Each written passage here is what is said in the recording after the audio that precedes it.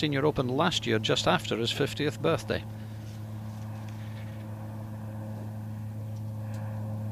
And had a very successful career on the regular tour, the PGA Tour.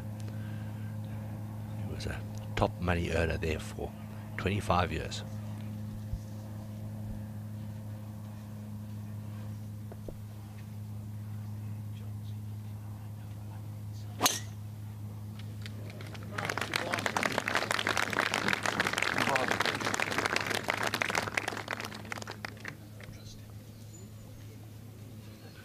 Oh, that's in position A. Argentina, Maurizio Molina.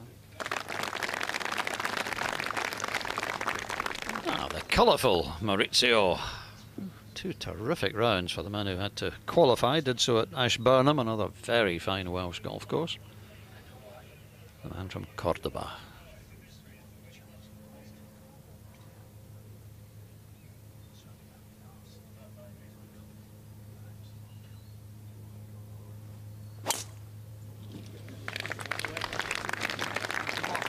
Once at a 59 back in Argentina, back in 1997, but he's won a number of tournaments, 21 in his career. Now that ball has run just a little bit too far, but looked like it might have gone down that pathway, so he may get lucky. And I think he's going to get a bit of a surprise when he gets down there and sees how far that ball has gone. Such a tough opening hole, Dale, particularly yesterday. I mean, some of the players said it was almost comical, the clubs that were hitting and the difficulty they had in making bogey, never mind par. Where's birdie now at the 10th hole to go to 4 under for the day. Safely in, beautifully done. And he had a good round going yesterday. Dropped a couple of shots coming in the really, really bad weather when it started to rain and it was cold and windy. So he was a little unfortunate yesterday. Steve Fleisch has made his par at the first, so he stays at 1 over par. Molina and Mayfair underway, and the final pair, Bernhard Langer and Tom Lehman. You think there'll be a few spectators following these two? Terrific pairing in this third round.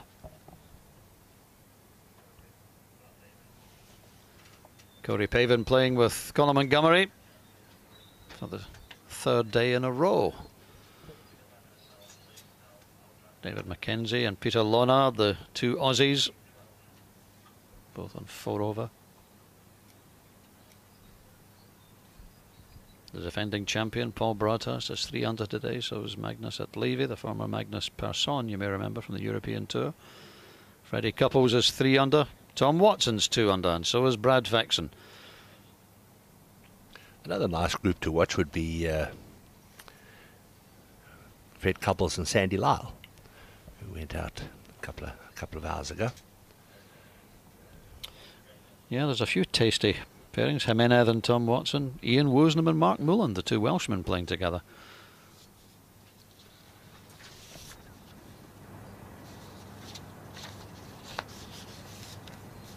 That is a look at this first hole. You see where Molina's ball just rolled down that pathway there. The second shot is played down the hill to a pin that is 24 on and 6 from the right hand side.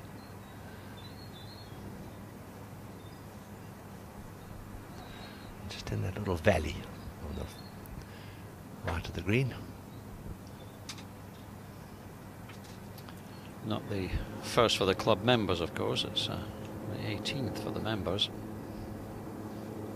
That's where the clubhouse is, down on the left as we look at it there from the fairway.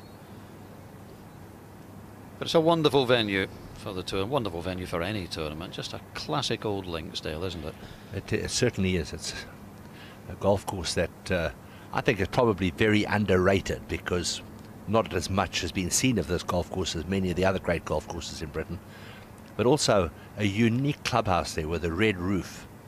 And I mean, what a position for a clubhouse. Have a look at that. Right, with the sea and the 18th green, the putting green. It really, isn't that beautiful?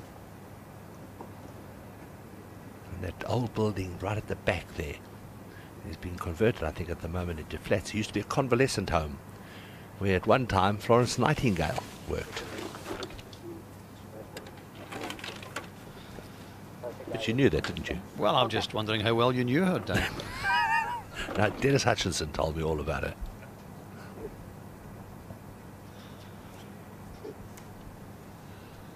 So second down the hill to the first green for Billy Mayfair.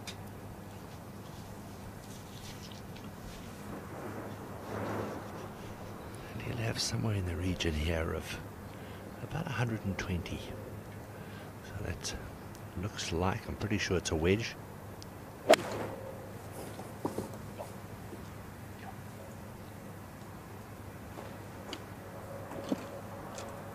This hole normally plays right into the prevailing wind, and it was howling yesterday, and the players were struggling to reach into.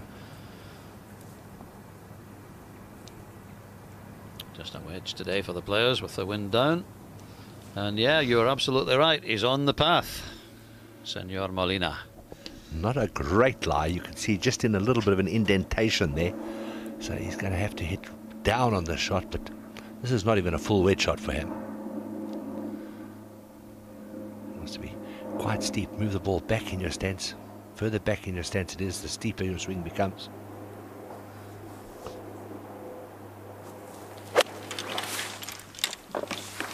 That was beautifully, cleanly taken off the top of the ground there. Lovely shot from that lie.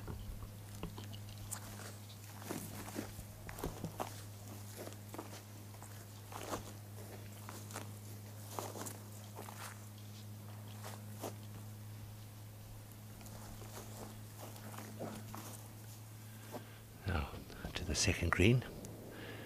Lonard for his birdie. And has he allowed enough? Yes, he has. Well holed. Making a pretty impressive start to his senior career. He only turned 50 12 days ago, and this is his very first tournament as a senior golfer, and it's a senior major, and he's on the leaderboard. Now Colin Montgomery. And he wants to make something happen. He'd really like to be in contention in that final round. And this could be the start of something right here. Beautiful shot into this par 5 green. Just stay there now. Don't run back off the green. Stay there.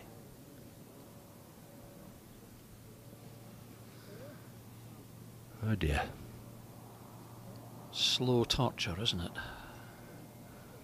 Is it going to hang on? Is it going to stop? And the answer in both cases, nope. Unlucky. Well, eventually. Yes.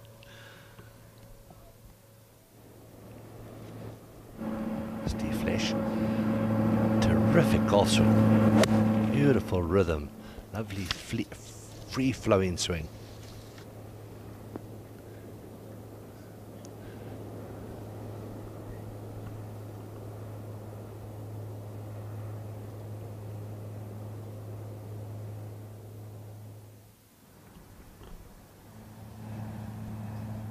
Pretty spectacular setting, isn't it? Come off the green, you turn right, walk back to the second tee, and then head right along the coastline for the second and the third, which is one of the great links holes, perched high up above the beach. And one of the great things, one of the many great things about Royal Porthcawl is that you can see the sea from every single hole on the course, which is amazing when you think back to Royal Birkdale, another of the great links courses last week. You can't see the sea from any hole on the course. And you're not far away there. No, absolutely, yeah, just over the dunes. Let's see if they can get off to a special start. It's a tough putt though. It's a double breaker.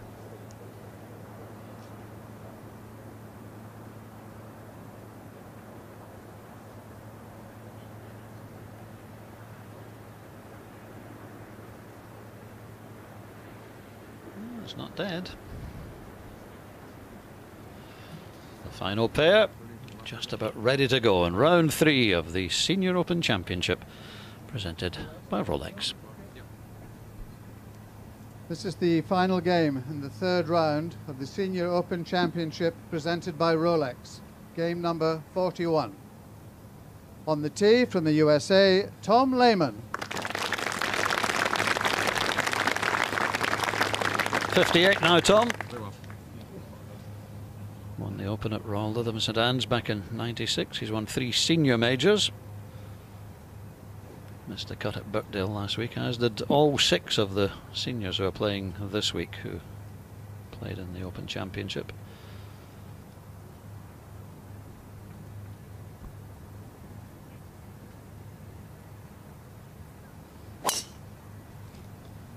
Played really well yesterday, Tom, in the tough conditions. Round in 72. On the tee from Germany, the senior PGA champion, Bernhard Langer. Yeah, been a pretty average season for Bernhard. Just 3 wins, 2 of them majors.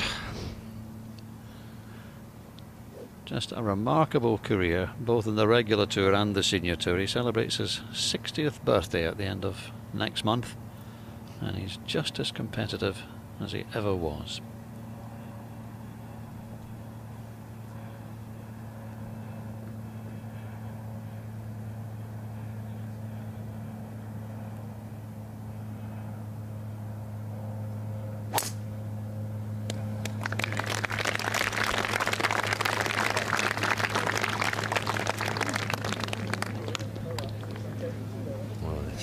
Position A.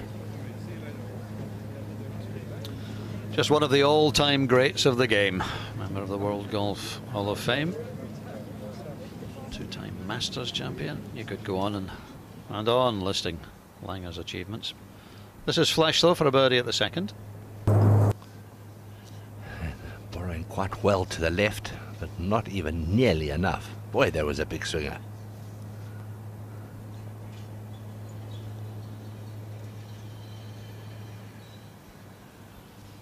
Now, here with that, his second shot to the par 4 11th hole.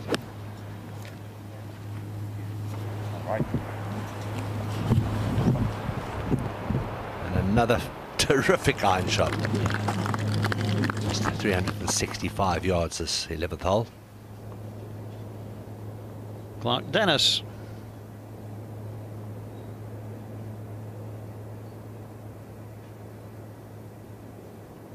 Son's caddying for him this week.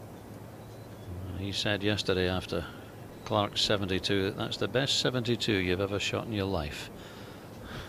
And it was 1 over par on a tough day.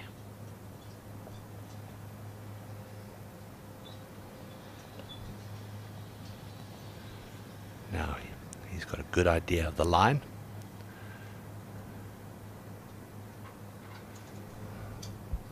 And also a bit firm, leaving himself a bit of work there for his par.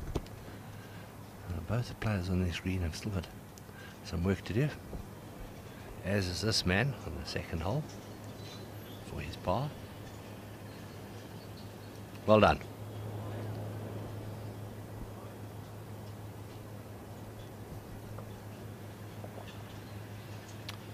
Qualified to play in the European Senior Tour at the end of last year, finished second in the Q School and having a pretty good debut season, lying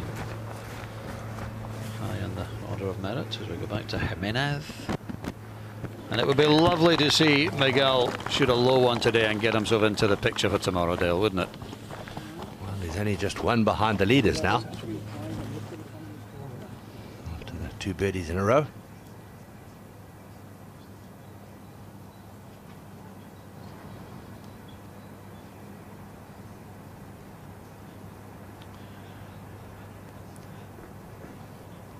Mayfair and Molina both made their pars on the first. Left themselves a little bit to do, but both managed to hold the putt. Now, Tom has strayed a little bit to the right on this opening hole. What kind of lie has he got? 39 plus 24? Yes. I'm sorry, 163. 163. 63 is correct. You know this lie with this grass behind it. There you go, from the horse's mouth, 163 yards. So quite a short tee shot. I would say yes. How far front? 39. 39. Like that one?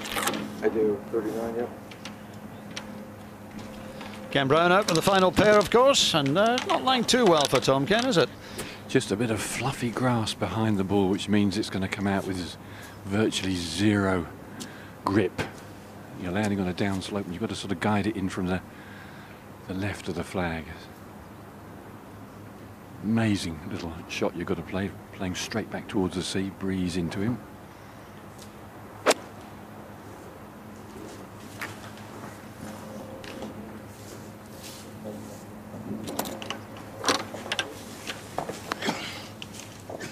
Just can't spin it out of that sort of light, it's bound to run out, but pretty well judged. Beyond the cup, you're putting up the hill.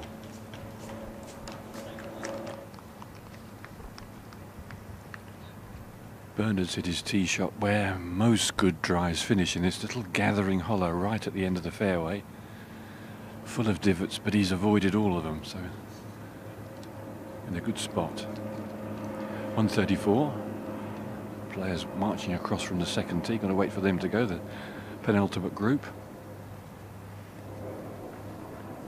When you drive down this right side, there's a hump in your way, so you can only see the top of the flag. So 1, 3, 4 into the breeze, but off the fairway, he'll be able to grip it a little.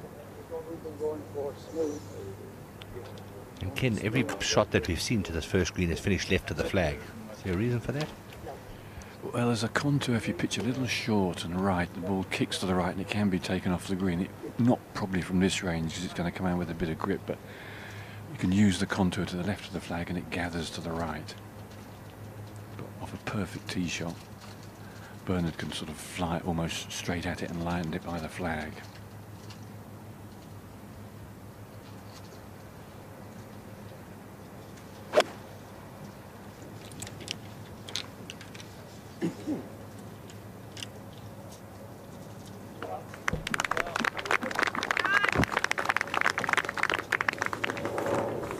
Makeable birdie putt for Langer on the first.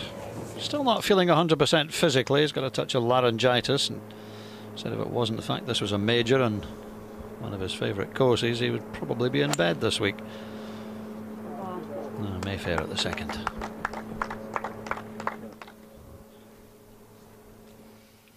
Oh, right down the middle of the fairway. Beautiful tee shot. I always want to say that his name is Shelley Mayfield. There was a Shelley Mayfield that played, I think, in the 40s. He might have won a major, in fact. They have two unusual names like that, so close together.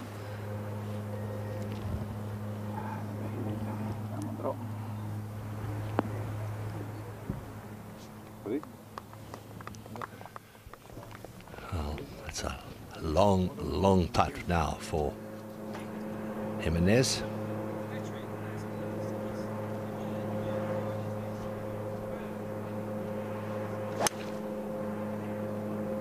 Such an inviting drive, the second. An elevated tee driving along the coastline.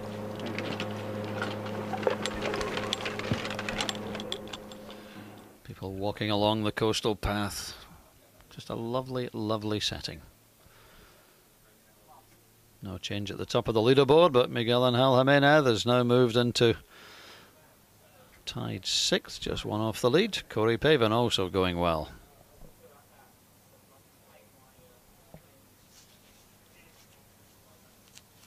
Magnus Levy played very well last year at Carnoustie.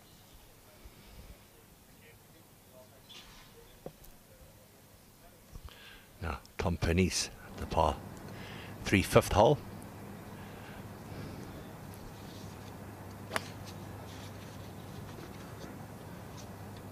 .222 yards today, and wow, nearly a hole in one.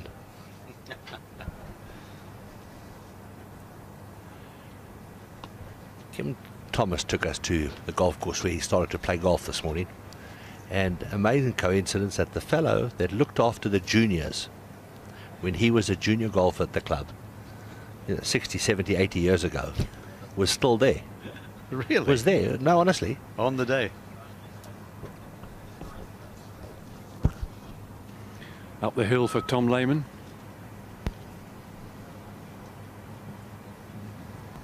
Gives that a good skid by a very unusual green. This slopes from front to back.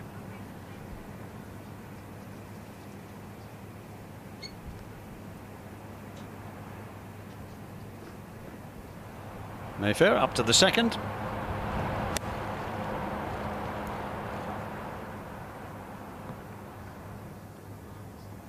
This opening stretch of holes down the hill to the first and then along the coast for the second and third were an absolute beast yesterday. Double bogeys and bogeys for just about everyone in the field. Thankfully they're much more straightforward today. Yes, the wind is, well, the flags are just about moving at the moment. It's dying a little bit. I hope that doesn't mean the rain's coming in. But this first hole, Berners played 5-5 in the opening 2 days and it was almost playing a par 5. But has this for a rare thing at number 1, a putt from inside 15 feet for a 3.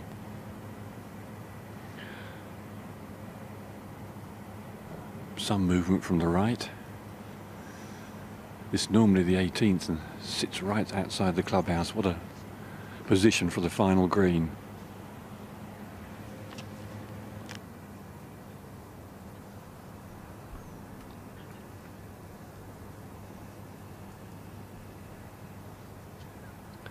Now Molina, his second shot to the second.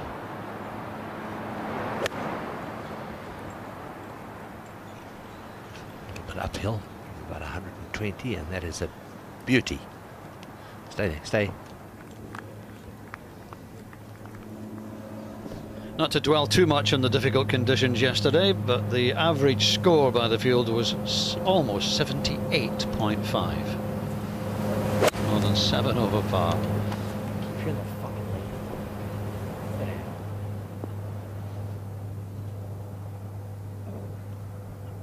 It's the flesh, that's not, he hasn't left himself in a good position. He's short-sighted himself there.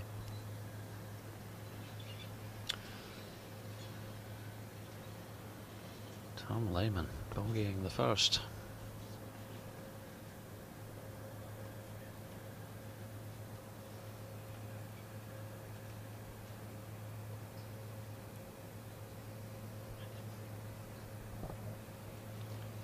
So he'll drop out of the 5-way tie at the top of the leaderboard.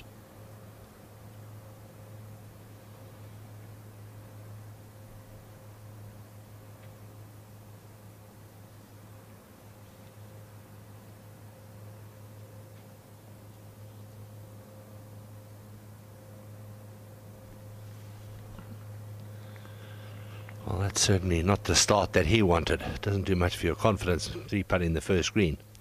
Jimenez now this long putt across the green at the par 3 12th.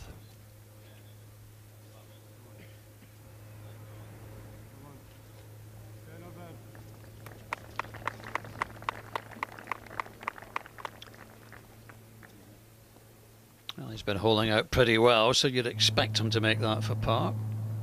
Back to Clark Dennis at 3.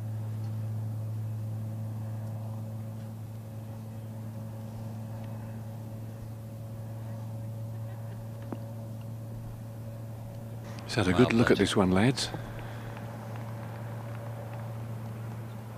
Just a little movement from his left, just enough to get your attention.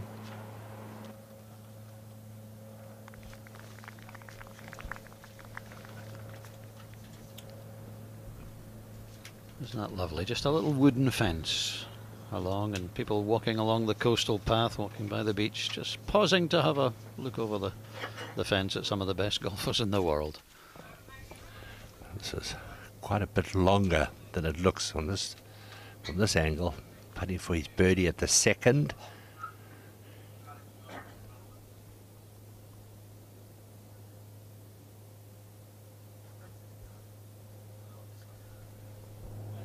Solid start.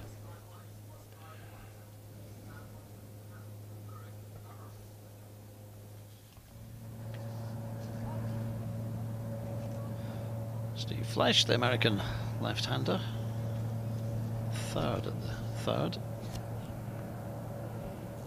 Bumping it into the bank and letting it run up. Very, very well played. A little bit unlucky not to hole it.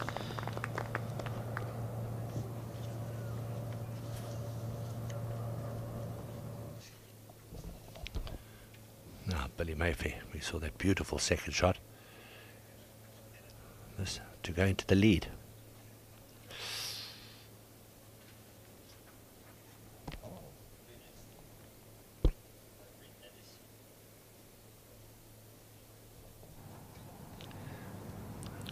Dennis now at the third for his birdie to join the group at 1 over. Well, can't quite believe it didn't turn. Some of these greens must be quite difficult because used to playing them with the crosswinds, and a lot of the putts probably aren't turning nearly as much. Par saving putt for Miguel here at 12. No problem. 5 birdies, 5 under par, and only 1 behind. Led going into the final round last year in the Senior Open at Carnoustie and did a very disappointing 75 in the final round as Paul Broadhurst came through to win. And that's the second tee alongside, in fact behind the clubhouse.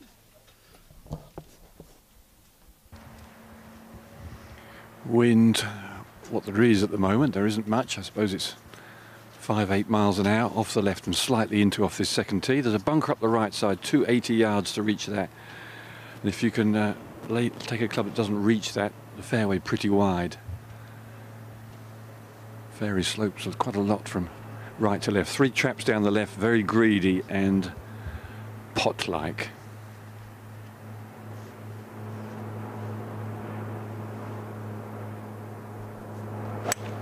Looks to be playing short of that bunker that Ken was talking about at 280.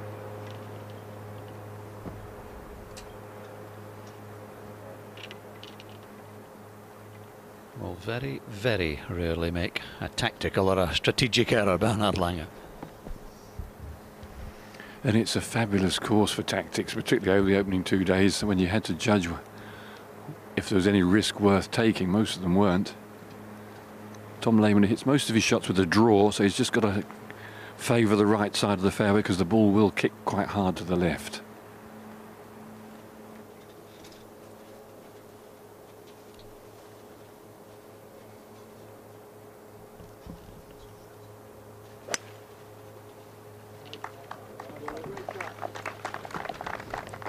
That is a beautiful tee shot by Lehman.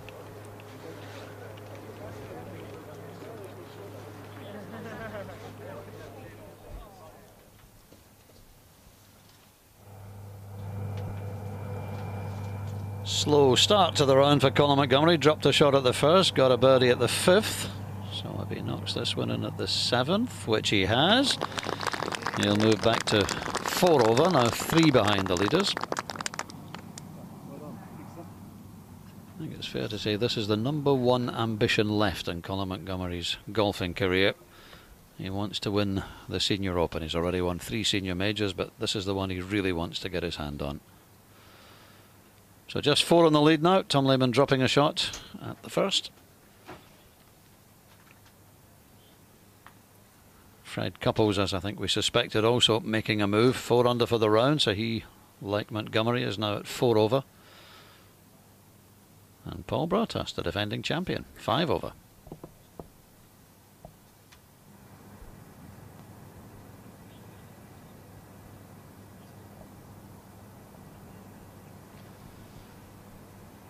Excellent 68 this morning from the other Daly in the field, Joe Daly. Spells it differently from the Wild Thing. Tom Watson's 1 under today. No move from Philip Price. That'll disappoint the locals, obviously. 65, equal best of the day from David Frost. There is John Daly. 68 today, so he's at 7 over. 67 from Mark McNulty. Still find it strange to see Ireland next to Mark's name. Changed his nationality a few years back from Zimbabwean. 69 from Toledo and Tinning, Old Corn, and Nick Faldo, who we all thought had missed the cut. In fact, he thought he'd missed the cut by a couple when he came in at lunchtime yesterday. But as the weather worsened and the cut line went up, suddenly 13 over was good enough. 13 over, that was the cut line. And down towards the back of the field. Unfortunately, not everyone playing better today. Anyway, time for a change in the commentary box. Time for Dale and I to take a break, and we'll welcome Dennis Hutchinson and firstly Kim Thomas. Thank you very much, Doogie. Sparkling summer day at last. Calm out there. Calmly done by Corey Pavin. View of the second hole. The first hole for the members and visitors that play here throughout the year alongside the shoreline. Langer and Lehman.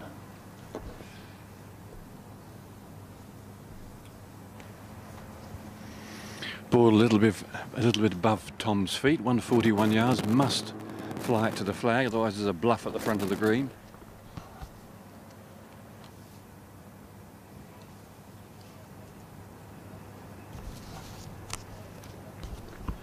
There's a cracker.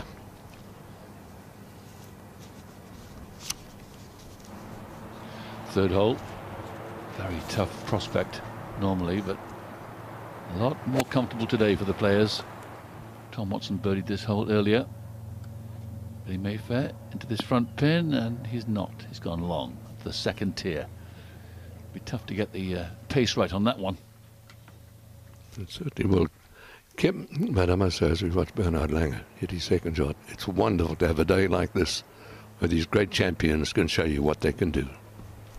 Driven down the left side here, and nice flat lie, good angle to the flag, just 120 yards left.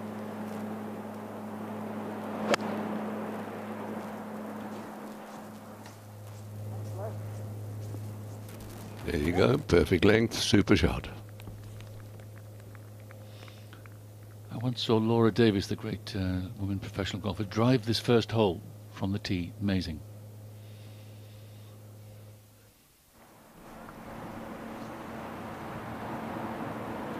This is Molina, his second to the third.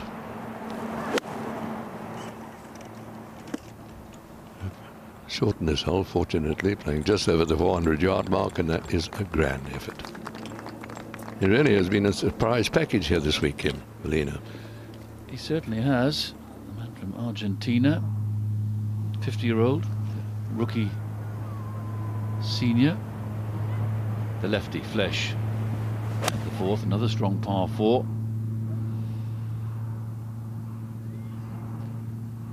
Oh, that's going to find the bunker.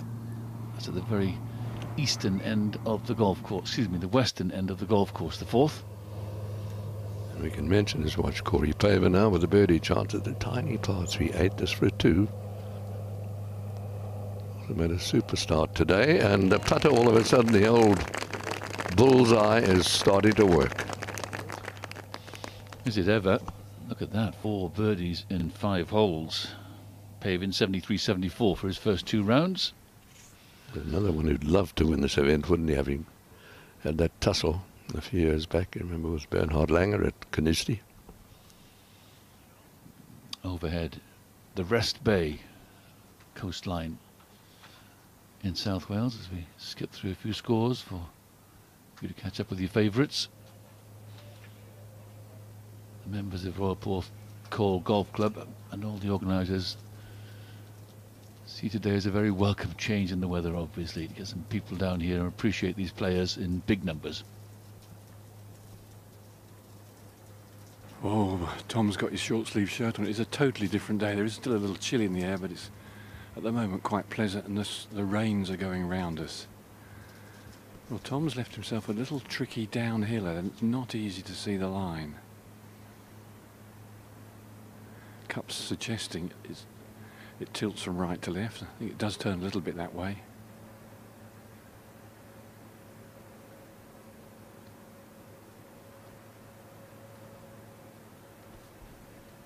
Well done.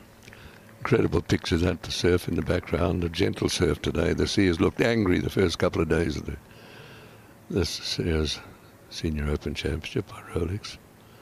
Lovely picture that, looking at the green and the sea, but on to Mayfair. Tough putt yet came down the hill there.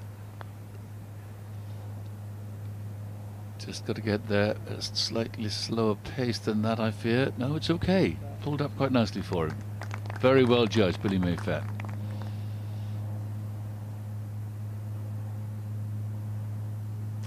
Billy Mayfair on +1. 2 pars so far.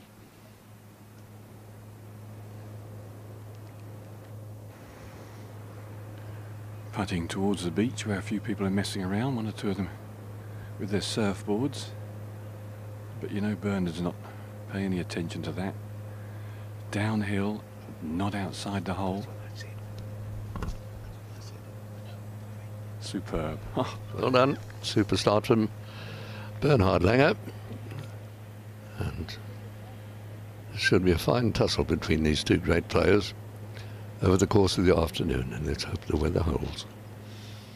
One of the few comparatively easier holes in calm conditions.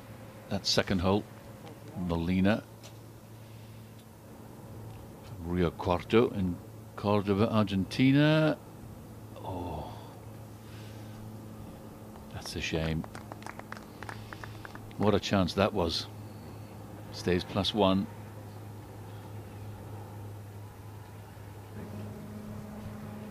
Well, we can hardly see Tom Watson at the par 5 13th. His second shot down there. Remember, it's a very steep uphill par 5, but at 67 years of age, he is still a most fantastic golfer. Come on, scamper up there. Now get in the hole.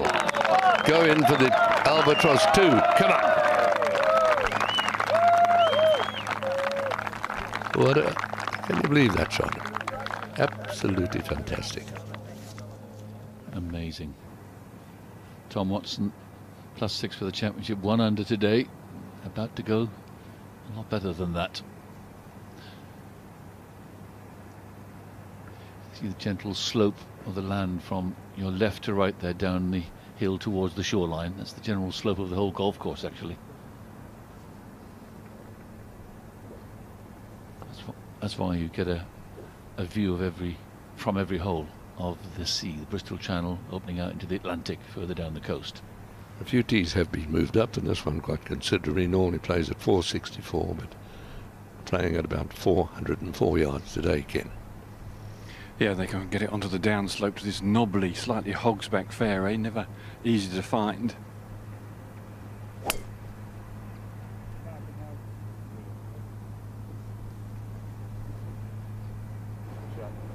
Yeah, that's a beauty.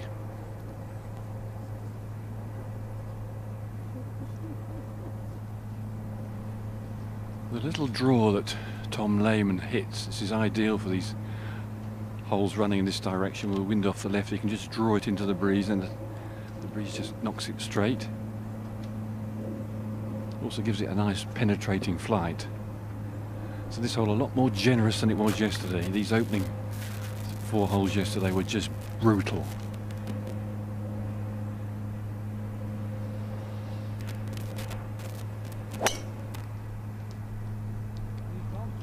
It's like an uppercut, isn't it? Good describe. Never thought of describing it like that, Kim, but I like it. But that swing hasn't changed since he came out as a young man to South Africa, late 80s, early 90s. Also fine, nicely on the fairway. Inside 100 yards from the green there, Lehman with his drive. That'll do nicely. Jimenez. +2. There's also for an eagle 3. Get in there. What a round he's putting together. Wow. Wonderful. Look at that card. Straight back to level par. Now in the lead, I think. No, he's level par with Langer. Now Langer, of course, his birdie took him to level par after a couple of holes. 5 birdies and an eagle. 7 under par for 13 holes. Worth another look. Yeah, this is a hole surely that Couples thought he'd won. We saw his second nearly go in for a 2, but all of a sudden he's just going to make a par. Watson he's playing with, and there the old dance. Fabulous cards. And how fantastic for the crowds not to watch these legends. As Watson, can he convert for his 3? He certainly can. The roars go up. This is more like it. Well, as I said earlier, thank goodness the weather has played its part and they've got a chance to show how good they honestly are, and it's fantastic. Look at the scores that are coming in today. 65 is the best round in, maybe bettered, because Miguel Angel Jimenez, if he pars from there, will be round in 64. Paul Streeter and David Frost have scored 65s today. Paul Streeter, the club professional from Lincoln Golf Centre, 50-year-old. Steve Flesh there, the left-hander, alongside Clark Dennis from the USA.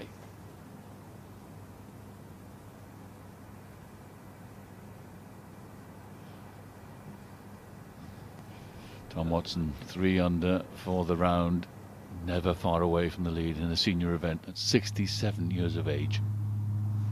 This is on the fourth hole now with Steve Flesh and struggling a bit. This is a longish putt for a par 4.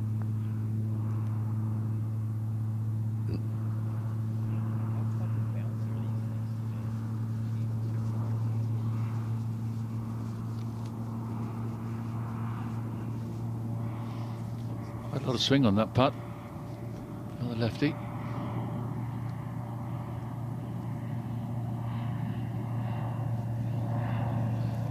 Steve Flesh, 50-year-old from Cincinnati, Ohio, 72-71. Oh my word! Remember, you missed a little one finishing off last night, Steve Flesh, and that really is sad to see. 3-putt at the final green to shoot 71, even par in the horrible weather. And now that's his first double bogey of the week, which you have to try and keep those off your card. I can see it. Look at the third hole, Lehman and Langer on board. Lehman in absolutely perfect position there on the fairway. Langer just off the first cut, I gather. Yeah, just into the fluffy fringe. It's not going to make a huge difference. The pin on the lower level. Don't want to let it slip to the right because there's a greedy pot bunker there. But just a little flip up from 116 yards. So different from yesterday.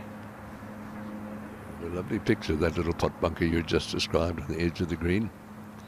The bunkers here are definitely hazards.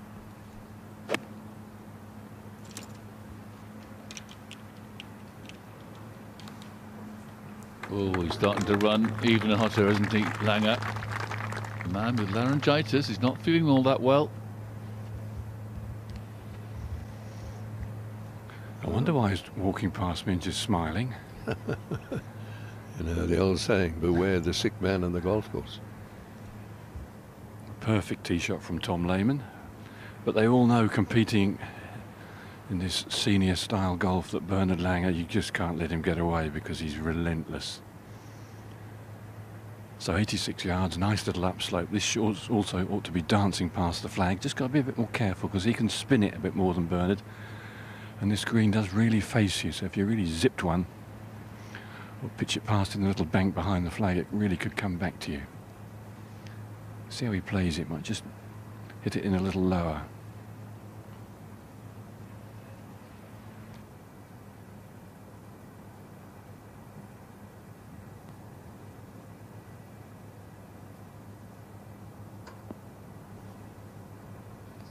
Yep, there she comes. Ken was talking about the extra spin, so pitched it long just over above the little bank, and he also has a chance for a birdie 3.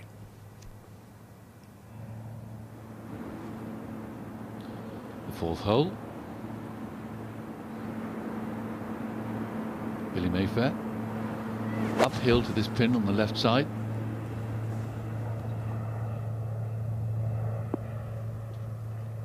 Oh, and it's amazing, all the rain we've had, Kim, there's still a lot of chase on the fairways, a lot of movement. The boys are getting a fair amount of run.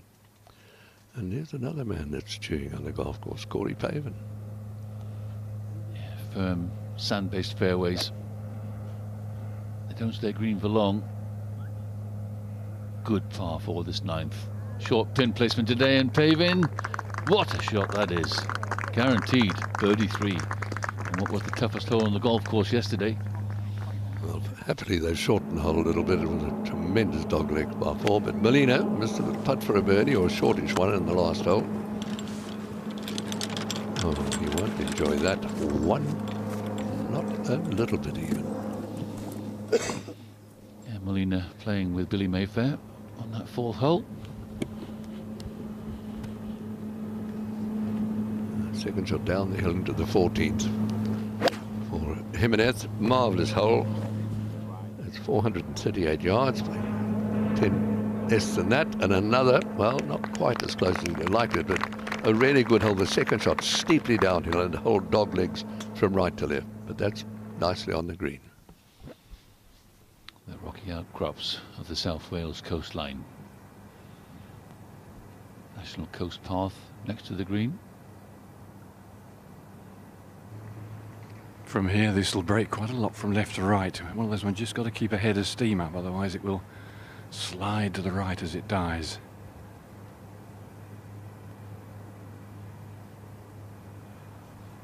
It had that head of speed you were talking about, and we've mentioned it several times already during the course of the week. On seaside greens, you have to have the ball going into the hole with a bit of speed, otherwise it can fall off the line. Beautifully holed, and Langer with a chance to take the lead just now is Paven. This could have gone in for the same price, don't you think? Yeah, very much so.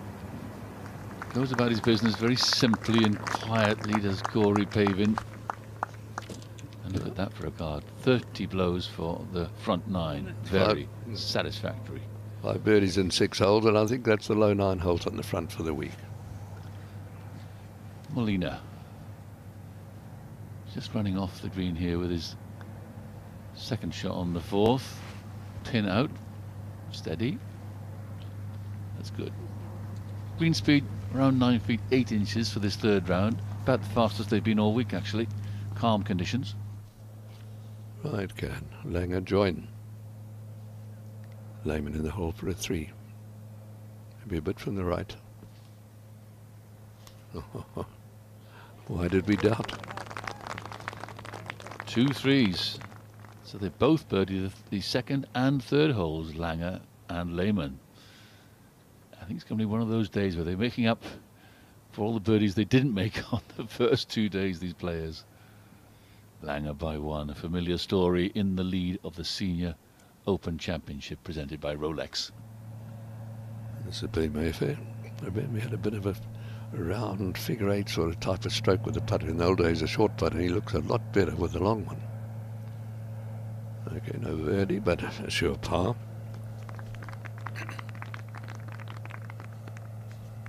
I think we must stress also it's no push over this golf course, even with just a mild little breeze we have at the moment. It's still, you've got to play beautifully.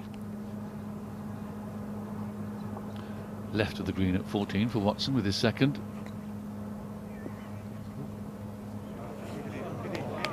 That's wonderful touch and skilling. Made it look very easy, but it isn't.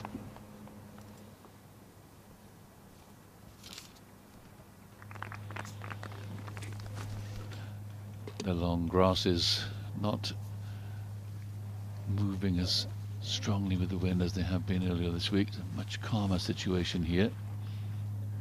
Crowds flocking in for this third day, looking forward to a big weekend. Local towns of Bridgend, Cardiff a bit further away, Swansea to the west. Plenty of golf courses in those areas, plenty of fans to come and see these great players, and they will today.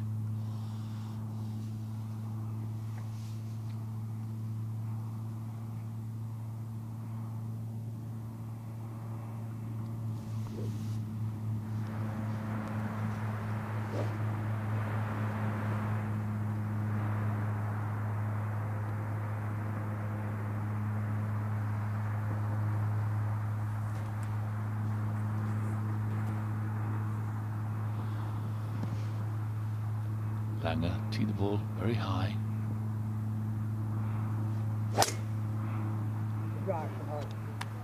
It's a very, very quick rhythm, but a rhythm nevertheless. Off the fairway. Could that have caught a bunker? No, there it is. Oh, we lost it for a little while, but look at it chasing on. Very pleasant conditions now. I don't know how long it's going to last. Hardly a breath of wind, I suppose. Half a club at most, off the left. And you hit over the crest of the hill there. Horrible pot on the right, which doesn't come into play. Certainly not today. And it bounds down the other side if you get a good one.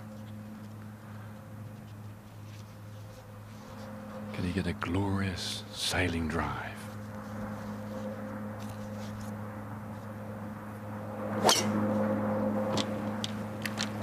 It makes one glad to be alive.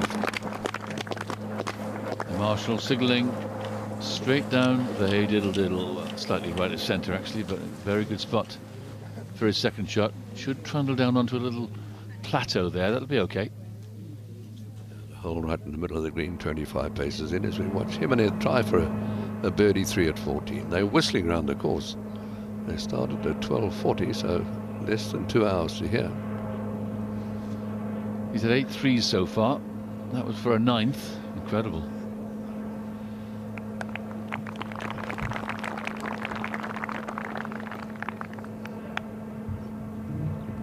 Well, bit of work left.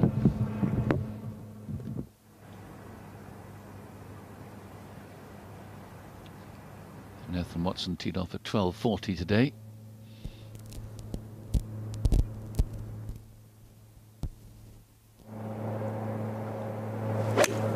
Fifth playing at 222 yards today. It's a long par 3, normally straight down the wind. Such a long green.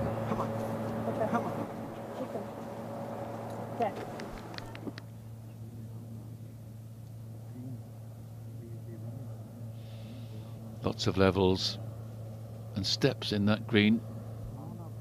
31 paces up on the putting surface today, eh? On that fifth. It is a very long green now. Now then, Jimmy. Miguel Angel. Yes, he's in the mood, big time. One of 7 professional golfing brothers in Spain. Former caddy from Malaga. Legend.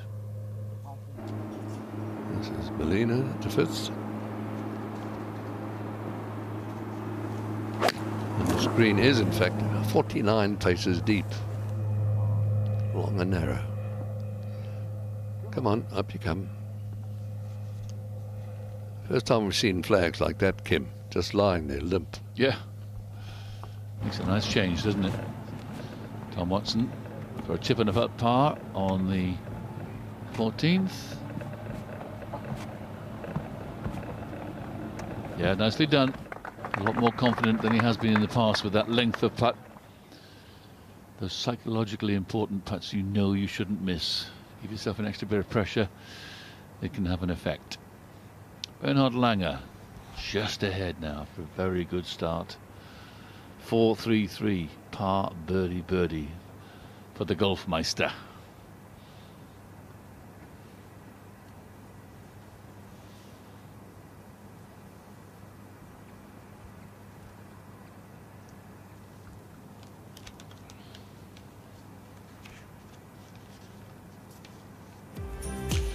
Second 7 crossing. You cross from England to Wales. And toll bridges are going to stop next year. The Principality Stadium, formerly called the Millennium Stadium. This is the scene around Cardiff Bay. Transformed over the years, both Cardiff Bay and Swansea. Marinas, apartments, waterside attractions. Talking of waterside attractions, lovely beaches as well.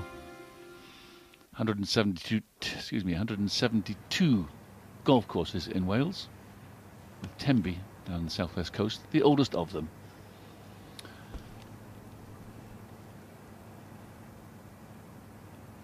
Last match on the course, Langer and Lehman.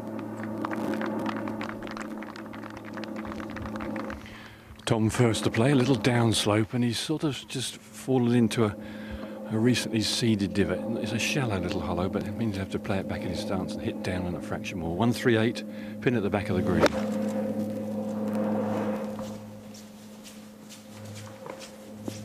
Oh, beautiful, beautiful shot.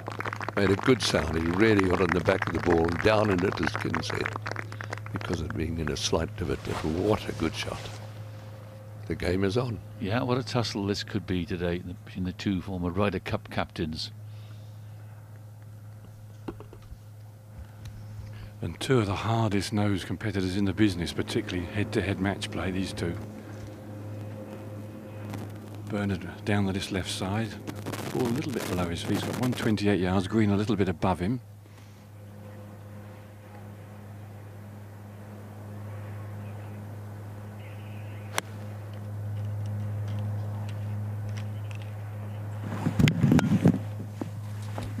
And take that.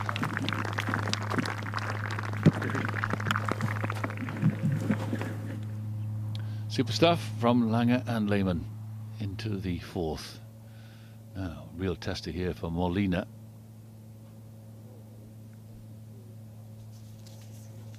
Test not quite passed. It was coming quite steeply uphill there. That fifth green is a long and narrow, but very much uphill. So it's got some work to do for a par 3. Shot 70 in round 1, Molina. First round leader. As you watch Pavin at the 10th from a very deep bunker. Well, they're all deep here, aren't they? Oh, there ever. Well, a chance to save par. Let's go back to Mayfair. This is for a 2 of the par 3 fifth. Playing today with all the 2s. 2, 2, 2, and a 2 would be nice. There have been a few already. Martin made one. And so did Tom Peniche Jr. Putter grip must not be touching your body. It's such a fine line. Billy Mayfair there, holding it away from his body just about. Go on. No. Just stopped turning, didn't it? It looked like it was coming, then almost went away again.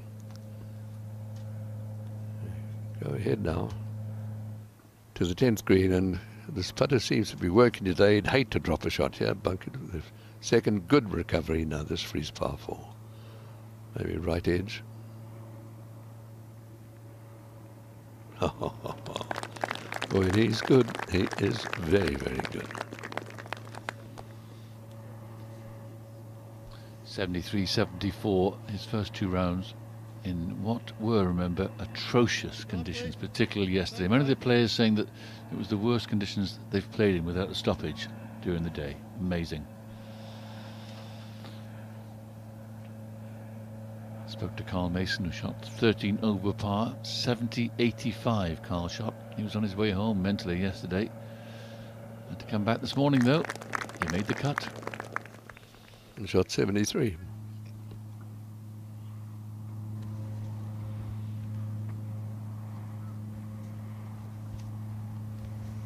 Yeah, the average score yesterday, I mean, must have been the best part of 80. It was a real tough whole day, but different stories so far today, and the forecast isn't for the winter. Really get up. And these two fellas seem on top of their games. It's going to be a punch and counter punch. So Bernard up the slope. Quite slow as well from his left. Oh, you tipped it right on the nose there. All for the sake of a piece of steak.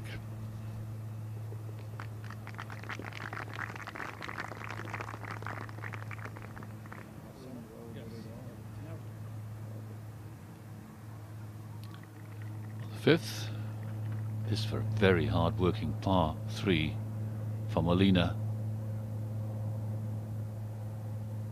He's got the pace, not quite the line.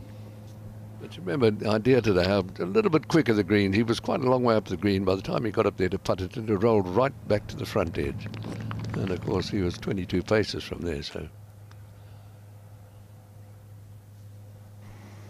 Well, this is a little sneaky one. He probably learned a bit from Byrne as it's slow. He's got a little bit of movement from his left and slightly down the hill. Testy.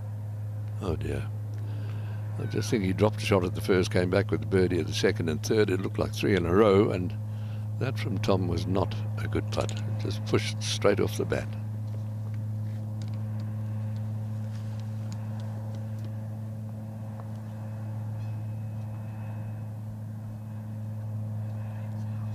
.53 was the average score on that troublesome day 2. This is no gimme either. A man who used a long putter for many, many years.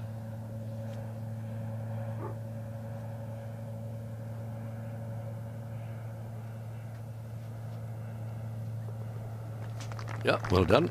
And he really did deserve a 3.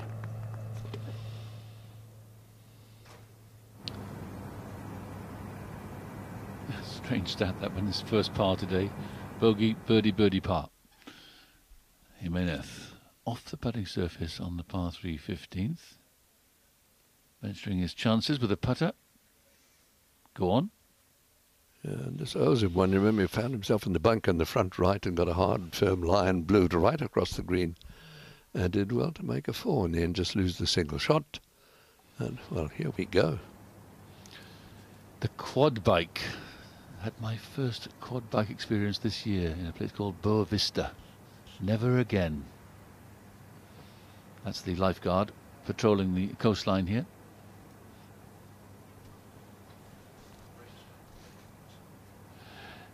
Exhilarating experience on one of those little beauties.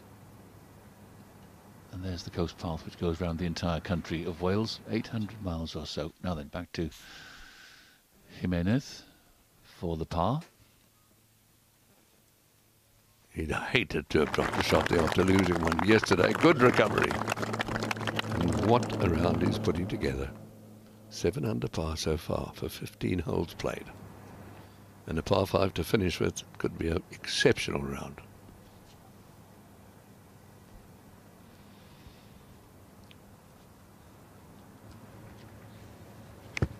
The longest of 4 really cracking par 3s on this golf course, and we'll see the 8th for the first time today, which is a little short one with a tiny figure of 8 green. 88. Breeze helping a little bit off the right for Bernard. I can see his daughter has got a silver foil sandwich pack after he hits his tee shot.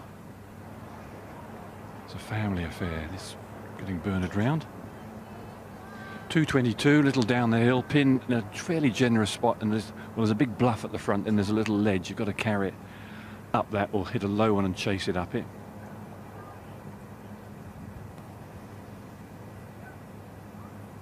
I think there's enough breeze, just enough breeze behind for Bernard to get there with an iron, but who knows, this little hybrid, he can pop it up in the air, might just choose to give a tickle with that. So out comes the steal. How's the wind strength, Ken? The wind is as light as it's been all week.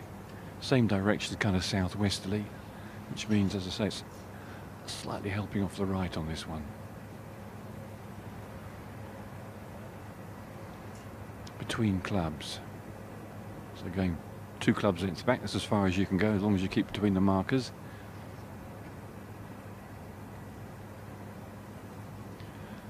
So depending on trajectory, you're probably trying to land this 8-10 yards short of the flag, and it should skid up with the breeze behind.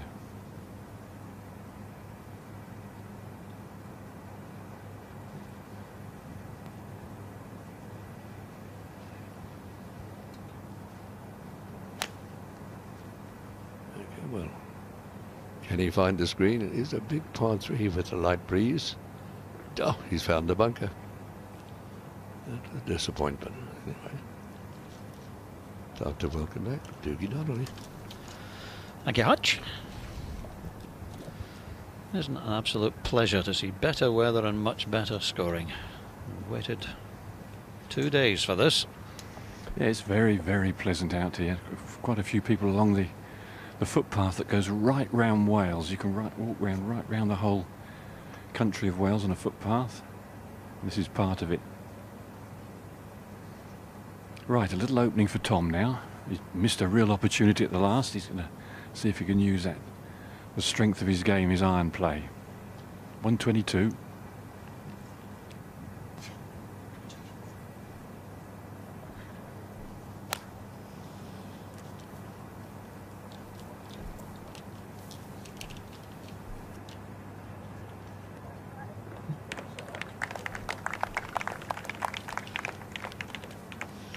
Just about hanging on to that level. That's okay.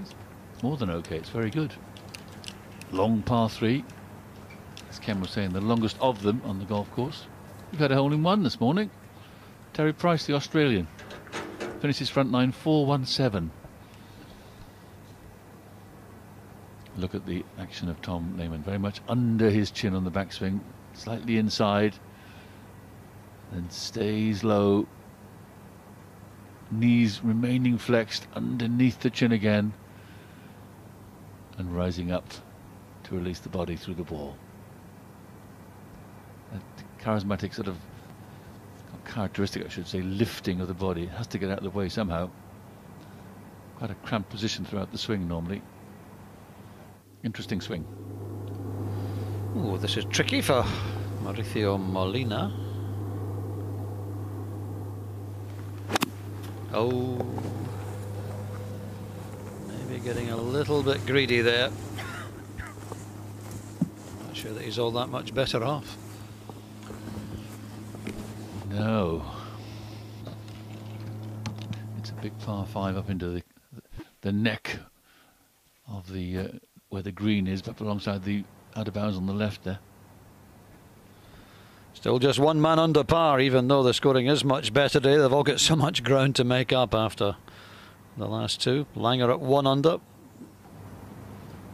Further down, defending champion Paul Broder, 67 to get into the clubhouse at 4 over for 54 holes. Good enough at the moment to be in the top 15. No move from Colin Montgomery today. He'll be disappointed about that. Only 1 over into the back 9. Only 5 behind, mind you. So still an awful lot of players with the chance to win this Senior Open Championship. Here is that second shot into the 6th. Out of bounds, tight left where the people are on the hill. And if you're short, it can come all the way back down some 80 yards. Mayfair, second shot. Well, he's not short. That's over the back. Ooh, nestled down as well. Slick chip shot to come.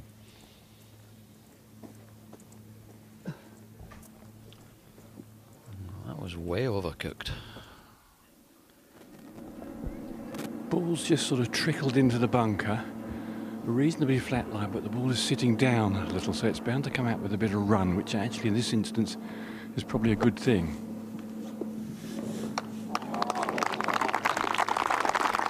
That's magical.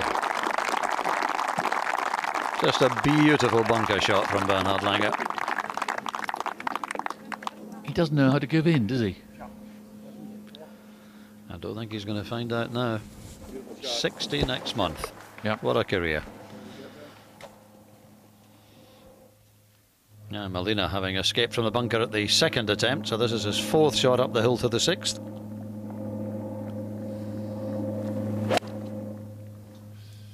That's nice rhythm. That first bunker shot we saw was very fast indeed. Pushed. Langer's tapped in for his 3 at 5, so he remains 1 under. Molina, though, struggling a little bit to make his par.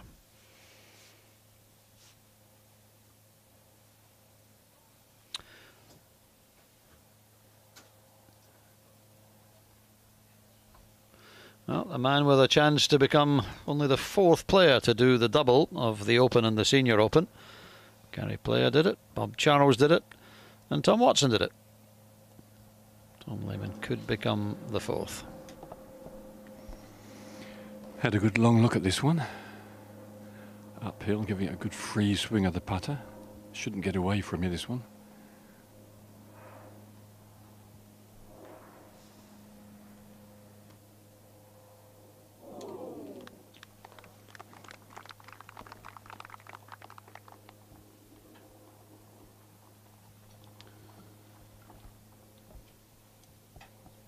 Time winner on the Champions Tour in the States, or the PGA Tour Champions, as we now have to call it. Won the Can't see, how far has he left this one? Because he missed it from a yard at the 1st, he missed it from just about a yard at the 4th. This one down the hill, but I can't see how far it is. Oh, it's about 15 inches, Ken.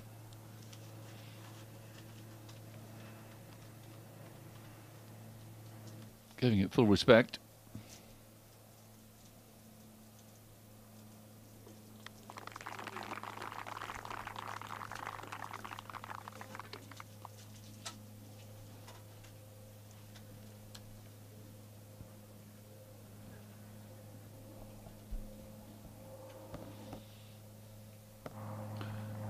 It looks so casual. Look at that left-hand grip, completely open to the hole for Corey Pavin. Thought he had it. You all know that feeling.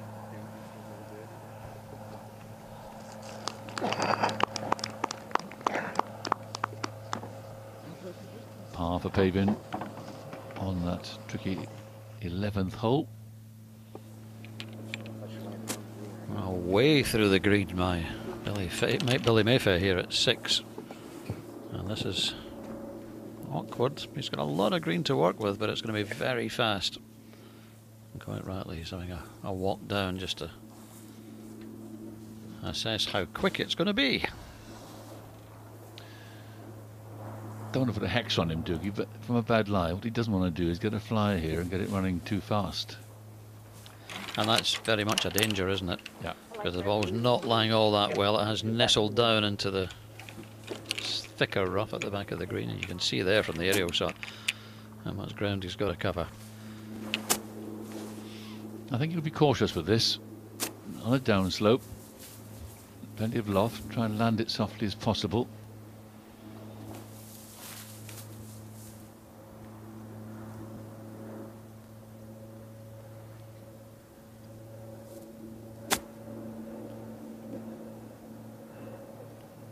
Barely lands it on the green, and that is a very well judged shot. That really is a great shot from Mayfair. You saw how close to the edge of the green he landed that, and it still ran past the flag. Yeah, that was class. That is a slippery green.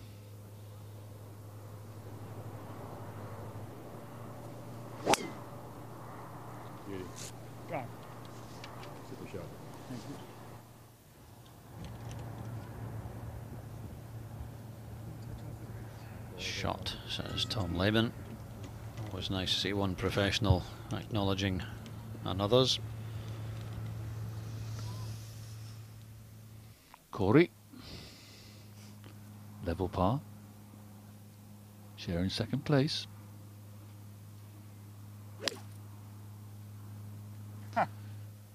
Little sardonic chuckle. Steady. That's good.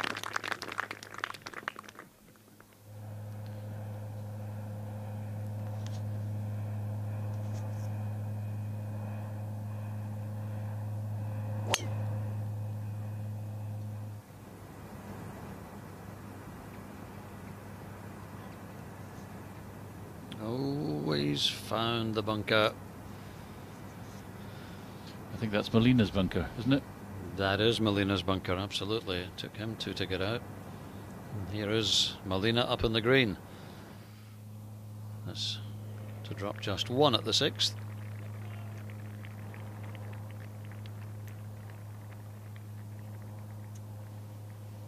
Oh no. Oh, that's a real punch in the stomach, isn't it?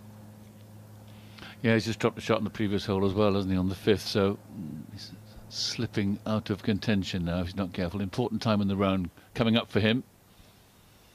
Freddie Couples looking to finish with a birdie. It's been a pretty good day for the 2012 champion.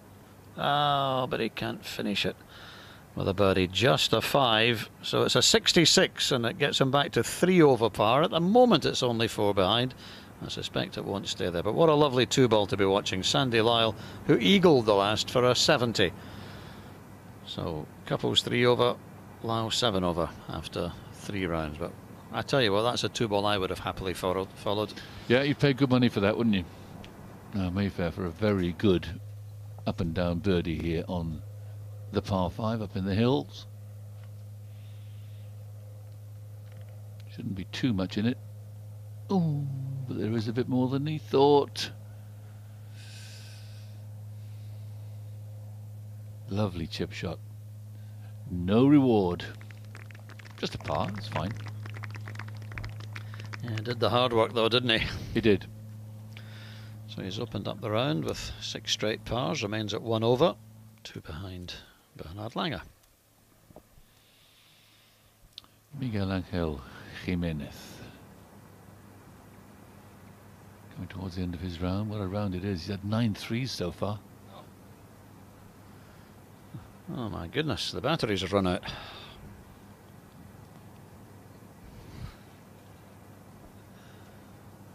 That was a very strange one. He's putted beautifully today, but just totally misjudged the strength of that one.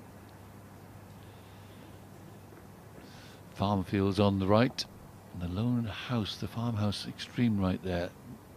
That's worth a few pounds when it's developed. Now, Mr. Watson. Is it elementary, this putt? Yes. He's a machine. The man's a machine. He's 67 years of age. Someone go out there and tell him this is difficult. A man who just loves playing golf, and as we were saying yesterday, he went up to the north of Scotland and played the great old links at Brora and at Nairn and finished up at Castle Stewart. Golf in the raw. He posted one wonderful picture on Twitter of himself carrying his own clubs, or he might have been pushing a trolley, I can't remember which, and the only spectator was a sheep. Just a lovely image of one of the all-time greats.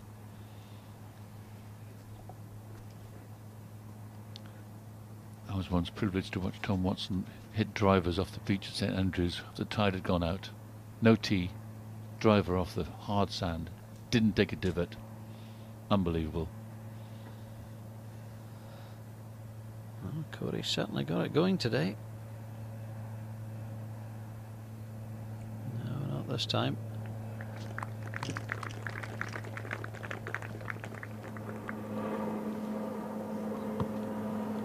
Well, Molina didn't get out. Lemon does. Can't be too ambitious, you saw that. I think that was Molina's problem. He just tried to get a bit too much out of the deepish fairway bunker. Lovely tempo on that shot though, deliberate, wasn't too flashy or quick. Just took his punishment, Kim, I suppose, really. Yeah. It's supposed to be a hazard, isn't it? Took his medicine. Now Jimenez. He's sore if he misses this one. Oh, well done. He's got his golfing hat on today, hasn't he? Big time. Look at that, level par. Battling back. He's right in it. I think we all thought he was a stick-on to win last year when he led by 4 going into the final round at Carnoustie. Shot 75 and eventually was only tied third. A really disappointing final round a year ago for Miguel. He might make up for it here. 229 left and a 26-feet elevation for Bernard Langer at 6. Not the widest of targets, out of bounds. It's quite a long way left, but just there. He needs the right bounce and it's perfect. Oh, nearly. He needs to carry another 5 yards. Catch it. See the body language after he hit it. It's always going a little bit right. You can never quite tell, mind you, with Langer. You can hit great shots that look awful when they hit them. Strange. Steve Flesh at this tiny little par 3, 107 yards. It's a lovely little hole, it really is. Oh, and it's a lovely shot too from the American. Hasn't made a birdie in this third round. Should do now though. Yeah, I didn't expect him to be over par today. He's had a double with that ugly 3 putt on the 4th. Yep.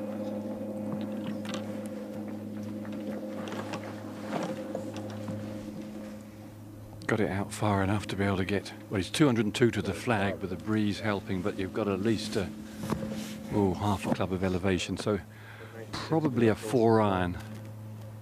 He's got to give it a good tonk. Can't be short here, Ken, can he? No real prizes for short, because you come down the bank at the front of the green. It can come wandering back, but you've got to be 8-10 yards short for that.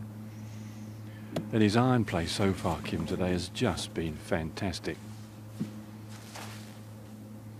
I mean, they've covered the flag all the way, but it's difficult to get everything just right.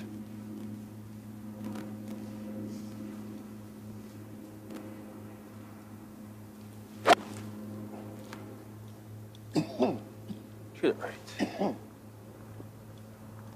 Oh, nice little members bounce as well. Stay there. Look at that. Just gives you an idea of the slope on this green. It's still moving. It's got to stop soon. Has it stopped? It has. How long can we hold our breath for then, Tuki? Yeah, you keep thinking it's going to stop now, it's going to stop, and it just doesn't. Links golf. Jimenez at the difficult 17th. Perfect drive. Kick left. Running it in classic link style. Land it short, run it up. Another splendid shot from Miguel Angel Jimenez. And a good birdie chance coming for the great Spaniard. Billy Mayfair has reached the 7th. This is the northern end of the golf course, the tip before we turn right for the next hole, the 8th. Pin perched on the left-hand side of the green today at 7. 25 yards up on the green, so plenty of green to work with. Bunker's not really a threat. Second hole in a row, he's knocked it over the green with his approach.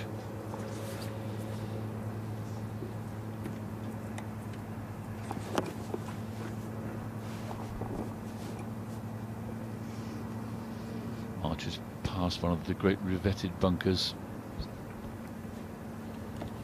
Tom Watson at 17. Run out of fairway.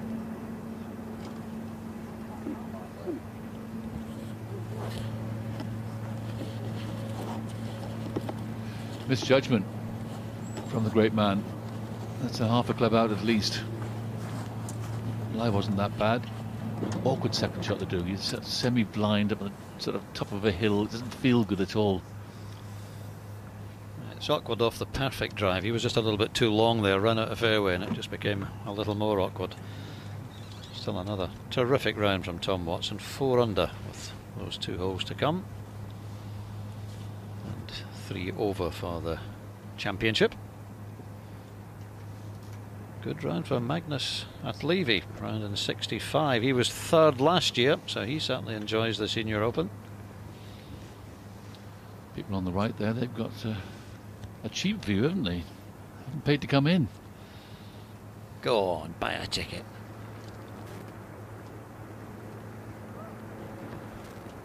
There are so many different ways of playing this shot. The ball's sat down a little bit, but the grass running with me. You could pop it in the air. You could kiss it off the bank on the right. You could use a bank beyond the flag to get the ball to run back. What's he going to go with? The floater.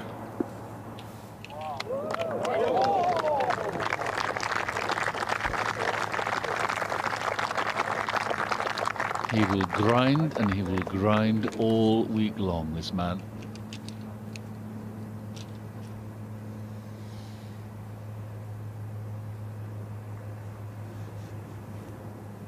Another look at it.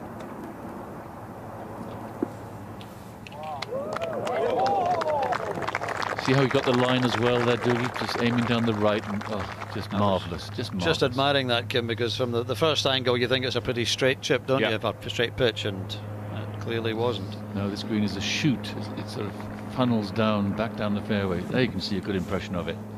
Tom Lehman's ball perched on the front edge.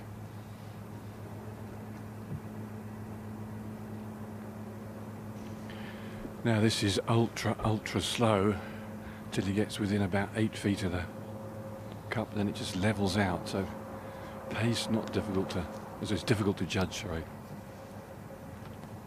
Is that a short pin or a tall man?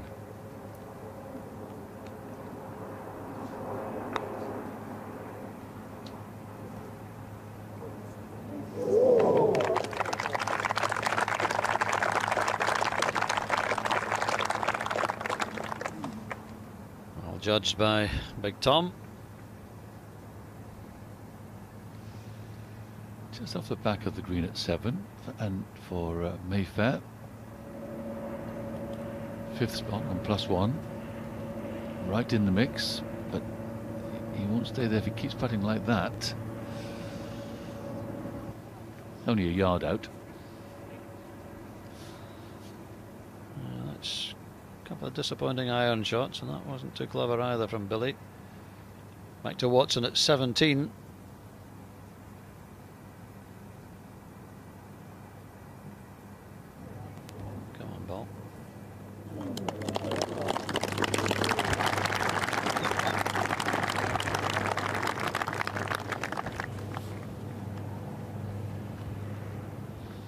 Should get his par then on that difficult 17th.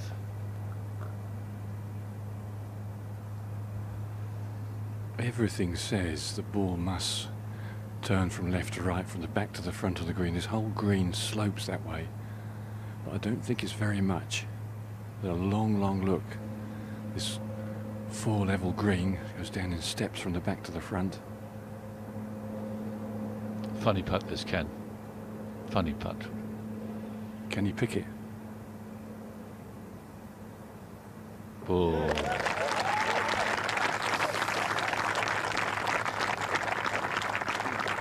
Good up and down. You used the word earlier on, Doogie, relentless.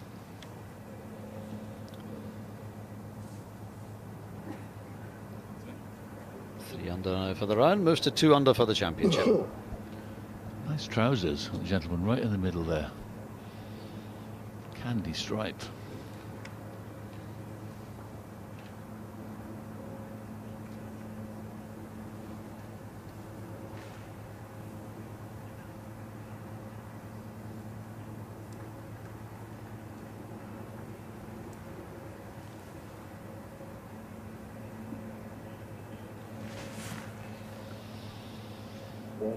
Taking his time here, Tom Lehman. It's for a par. Found the bunker from the tee. Doesn't look like he's looking forward to it much. No. Ooh, tried to drift to the right, but it's in. So both men safely in, but Lehman is for par after being bunkered off the tee. Langer makes his birdie. Ahead to Jimenez at 17. That's for another birdie. And his 10th 3 of the round. Oh, that was not one of his better reads. I think he just set that off completely in the wrong line.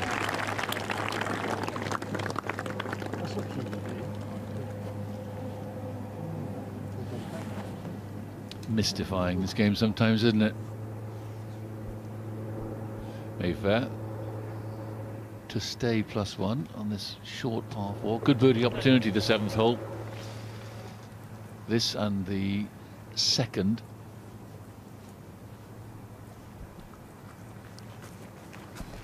Molina already in for the birdie on that hole. Well done to him. First birdie of the round for the left-handed American. So he moves to back to 2 over. There's how the leaderboard looks. Third round of the Senior Open Championship presented by Rolex. Bernhard Langer now with a 2-shot lead over Jimenez coming towards the end of his round. Corey Pavin and Tom Lehman as playing partner. Billy Mayfair still on 1 over. 65 from McLevy, 66 from Scott Dunlap, 66 from Fred Couples, all moving up the leaderboard, but maybe still a little too much to do. So 67 for Paul Broadhurst, the defending champion. Still no move from Montgomery. He'll be very disappointed. Only 1 over for his round, playing with Pavin, and Pavin's 5 under. Clark Dennis going backwards, I'm afraid, 2 over through 8. And no move from the Welsh hope Phil Price, who won just a couple of weeks ago in Germany on the European Senior Tour.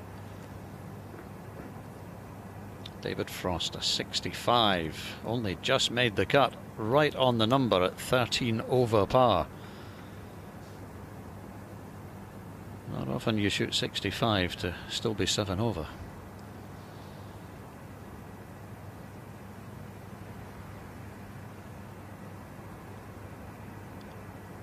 Andre Bossard, who's been having a pretty good couple of years on the European Senior Tour, 69 for 9 over for the Swiss.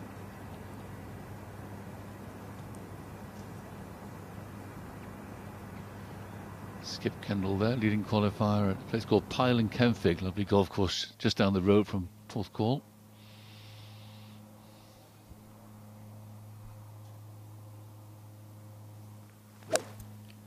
Just 107 yards, the 8th today, pin 13 on, right in the middle of the green for Billy Mayfair. But there's nowhere to miss it, and that is going to come back. It's a very much a birdie hole today, the 8th, not just because of its length, but because of the pin position. Now, final drive of the day. Who won? Miguel Angel, right down the middle. Yeah, they drive up the hill at the final hole, 17th hole for the members, right to left dogleg. And if you've just joined us for the first time at the Senior Open this year at Royal Porthcawl, you might be wondering why those scores are so high. That's because the weather wasn't like this in the first 2 days, particularly yesterday. It was just about as tough as you could ever get. Borderline unplayable at times was how a couple of the players described it to me. Roger Chapman said he had a 70-yard pitch left of the flag, caught the wind and missed the green right. It was that kind of day. 18. Lovely now. Please let it stay like this, and then some more of the same tomorrow, Kim, because it's such a great golf course, such a great championship, and you're a proud Welshman. You want to see the course and the country shown to its best effect, and it sadly hasn't happened so far. Yeah, you want the best advert for your home country, don't you? And today we're getting it at least. Lehman and Langer on this dogleg. Used to be a straight hole, this one. They just shaped it differently over the years. This 7th.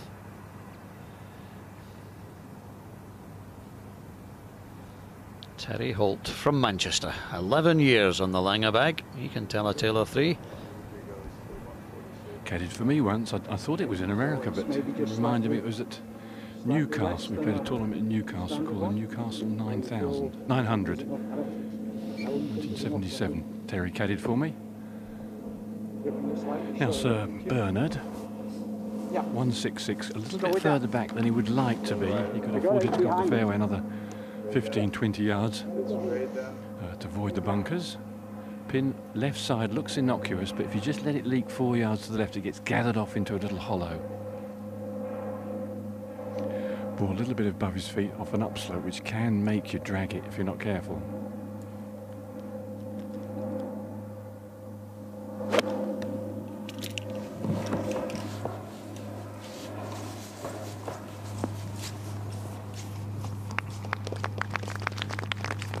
Gives you a clue, does he, as to where that shot's actually going to go. You can never quite tell with Bernard. I think he was just guarding against dragging it to the left, so that's a very commercial play, as you'd expect from him. Now, perfect tee shot from Tom Lehman down the left. He shortened the hole up, 136. Left pin with his little draw. You can just see him working it in. It's going to skid once down the breeze. This is a green light flag, lovely lie. These fairways are so perfect for nipping iron shots. Number 7. Yep.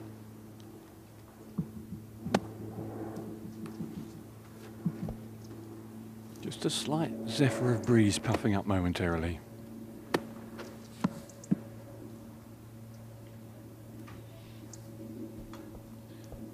You hear the caddy talking about aiming at the number 7, right of the pin.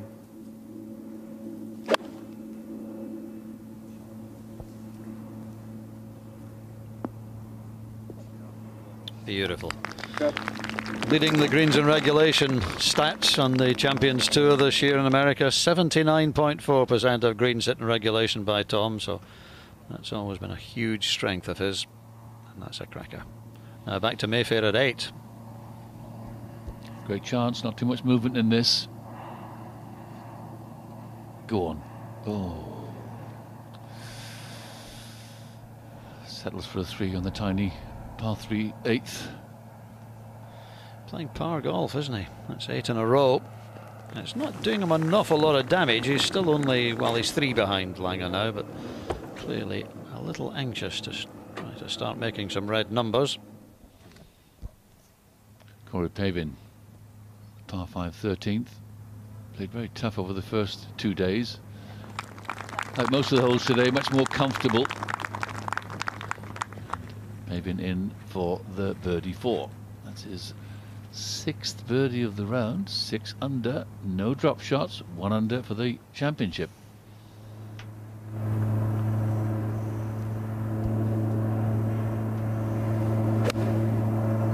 Tough hole, the 9th. Uphill, second shot. Steve Flesh. Oh, he's played this well. That's a lovely shot from the American. Just made his first birdie at 8. Chance to make a second at 9. Corey Pavin did exactly the same thing, didn't he? Knocked it stiff at 9. We saw him earlier on. Now, second shot for Jimenez. Can reach the green quite comfortably.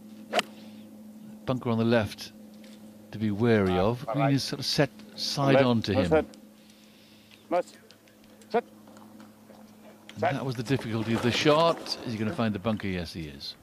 That could be awkward as well.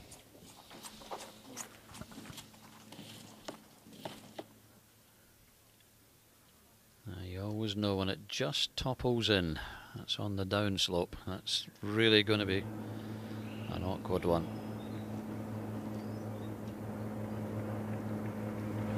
Tucked back in the corner near the houses. That's the nearest we get to a house on this golf course. The 9th tee. Oh, that's going to find the bunker too, isn't it? Yep. Error.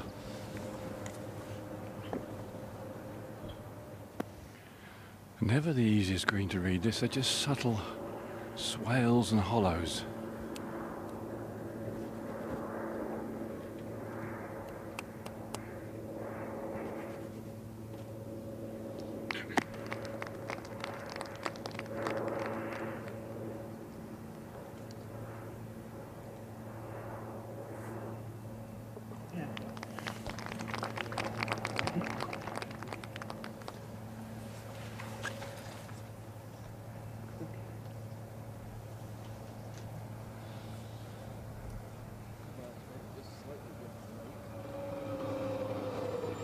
Steve Flesh for a tip-top birdie 3 here at the 9th. Teaser forward today on most of the holes, but even so, great 3. To +1, within 3 of the lead.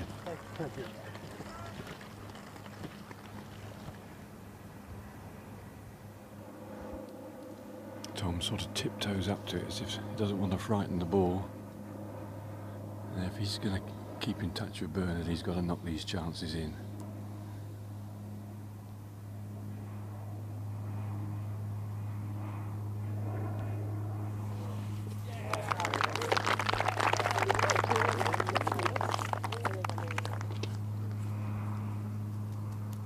Lovely birdie for Tom, so he moves into the red figures as well.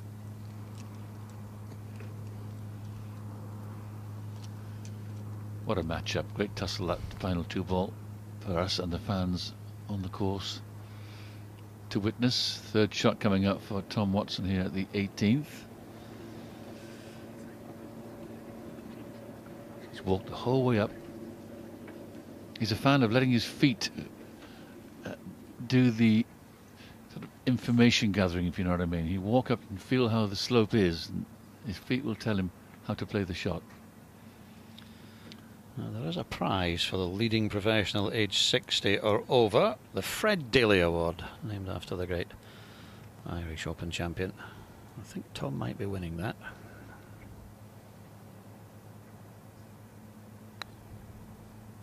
Firm clip. Steady.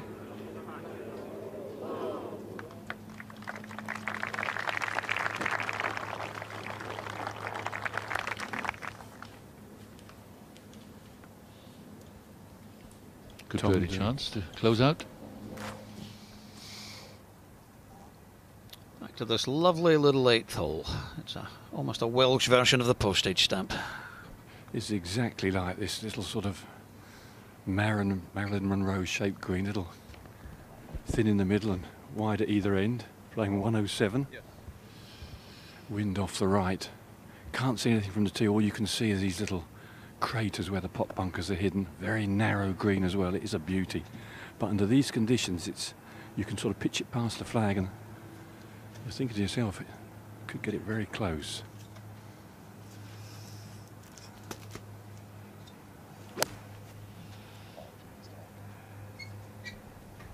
Looking a little concerned, and that's why. Oh, that's a poor shot from Tom. Pulling it into that bunker we did not expect. Yeah, it's a tiny pot bunker as well there. All the best, Tom.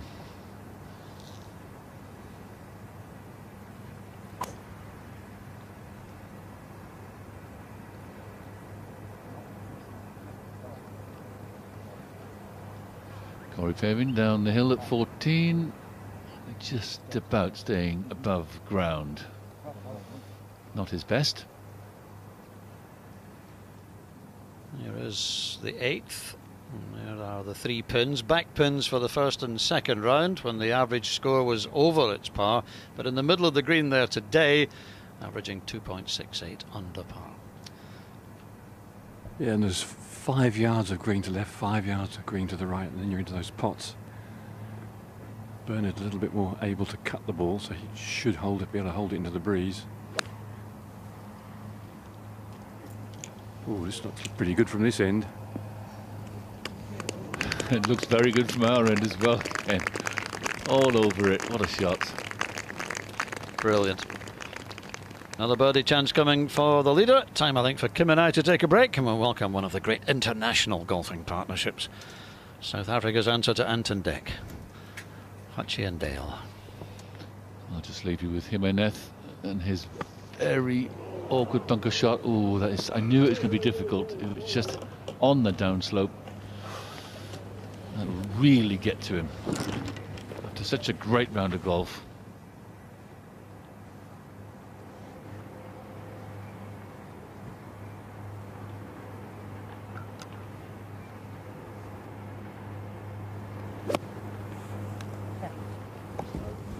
Well out.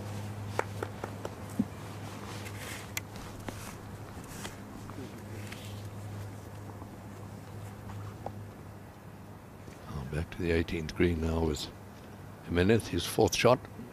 He needed birdie here for an unbelievable score, but this is asking for a lot. He has putted superbly just to get down in 2. But brilliant effort. Well done. We've been treated to some unbelievable golf this afternoon. We certainly have. As the weather's got better, so has the golf.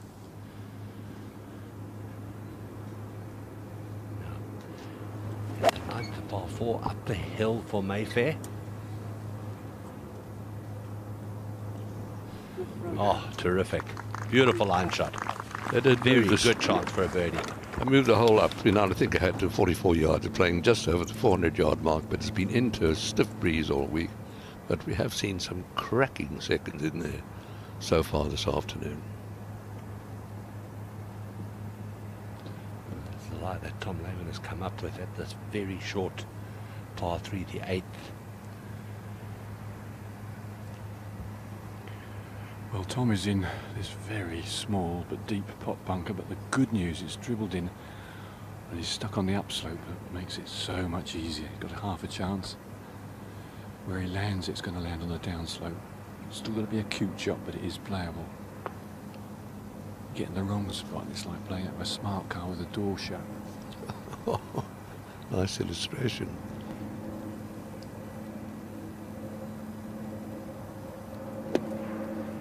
Uh-oh. Oh dear. I bet he's dumbstruck, he can't believe it. Again, just maybe hit a little too far behind that though. What do you think? He took miles too much sand. Hit way behind it, and often when you do that, you don't follow through, you don't get through the shot, and the ball just doesn't move.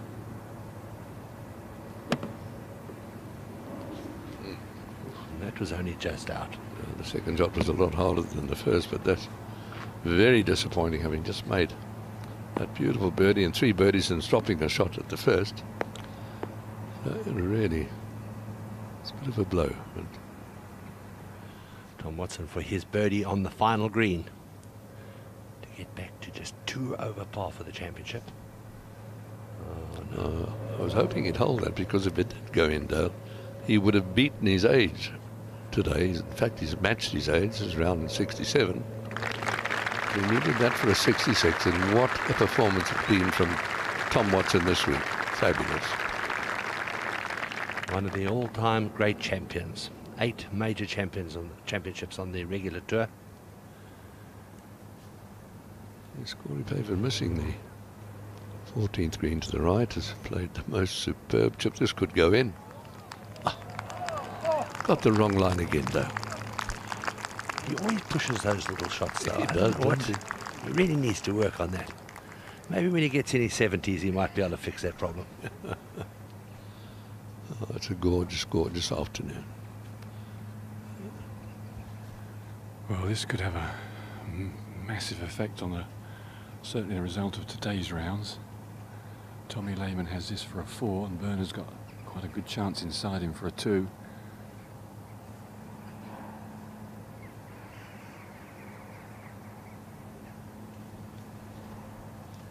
A horrible double bogey. So all the good work on this 9 undone. Is now level par for the 9. But actually what's crazy is the length of the hole. Now a par putt for Jimenez on this 18th, playing along with Tom Watson. No. No. Well, I never. Only drop shot of the day and come in the last hole, a par 5 that these players have been able to reach. It's a slight lapse in concentration, but what 2 wonderful rounds from 2 wonderful golfers. Steve Flesh at the par 4 10th. Top leg to the left. 401 yards. And this is magic. It is. You really don't want to take your eyes off the screen. There are good shots flying in from everywhere. Haven't seen much of his golf, but he has a beautiful swing. It's amazing thing about left-handers. They're either marvellous or not so good. You very seldom get a medium left-hander. They're either brilliant or ordinary. Langer for a 2.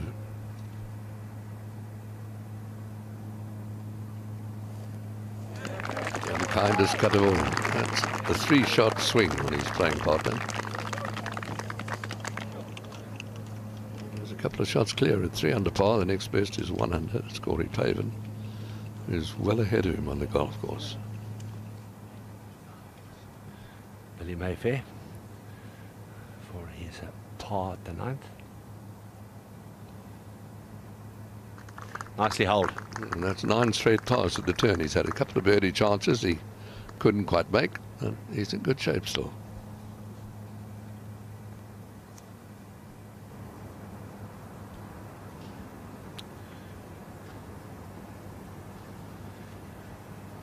The final par 3 on the golf course, the 15th hole, Corey Paver.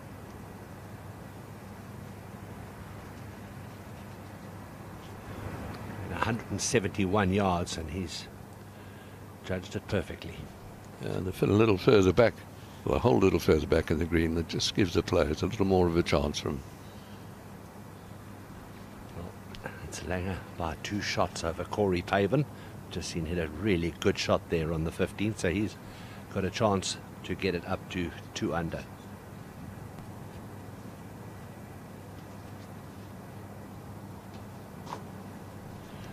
Oh, that's 65 by Jimenez.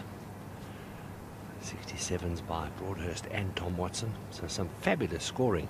And there's a 66 there from Scott Dunlap, who spent many years in South Africa and of course came second in the PGA Championship in America long time ago. But wonderful golf today, just given half a chance.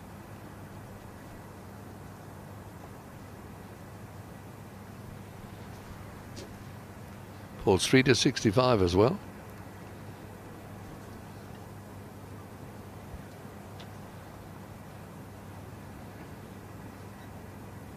Good to see John Daly. It was good to see him making the cut and then come out and shoot a 68. A lot of people come out to watch John Daly play. Also a good round for Sandy Lyle there. 1 under par 70. 67 for Mark McNulty. And look at all those rounds under par. And Dale, as you will know, often when you've had 2 really windy days and rainy days, when you come out the next day and it's calm, it's not easy to find your swing. It's not. It's difficult to read the greens too, because you're used to the greens. If you put it in the wind slow, downwind fast, crosswind turn in a lot more than normal.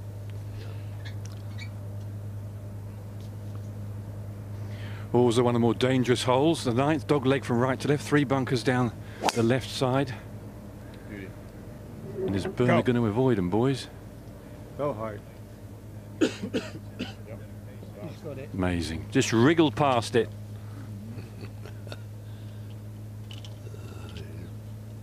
A master at work.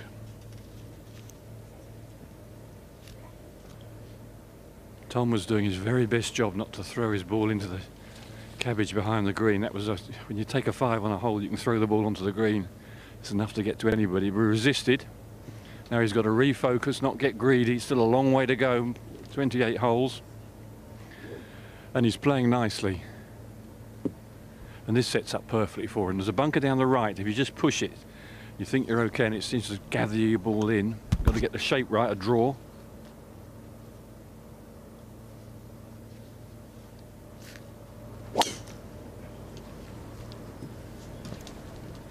Uh-oh.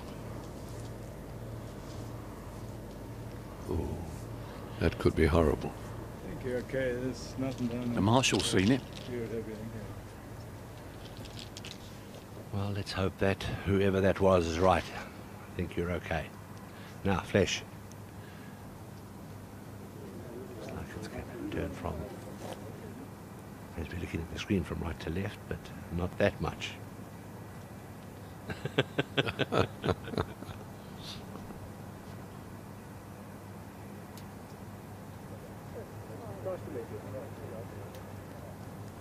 He's playing with Clark Dennis, who's having a little trouble today, over and a couple over par. So he needs a hot back 9. But here's the man that is also burning it up. Can he make a 2 here and get to within 1 of Bernhard Langer? Answer is, we've seen that happen to him more than once this week. At least 3 times yesterday. He had a couple of chances get away this time, but that really was cruel. So far 6 birdies on his card, no drop shots. So really putting together another very special round.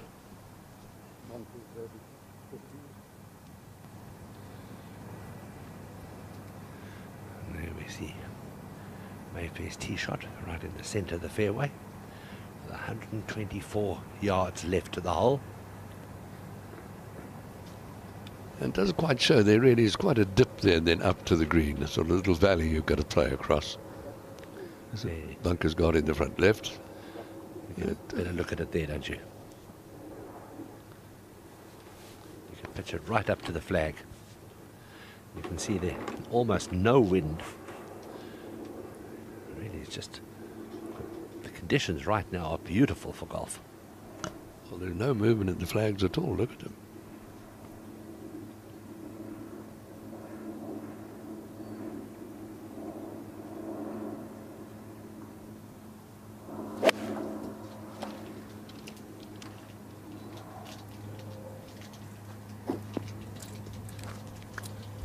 Stay. Go back into the valley below. There's a couple of real big tears in the screen, so a little disappointing for him. Wasn't a bad shot.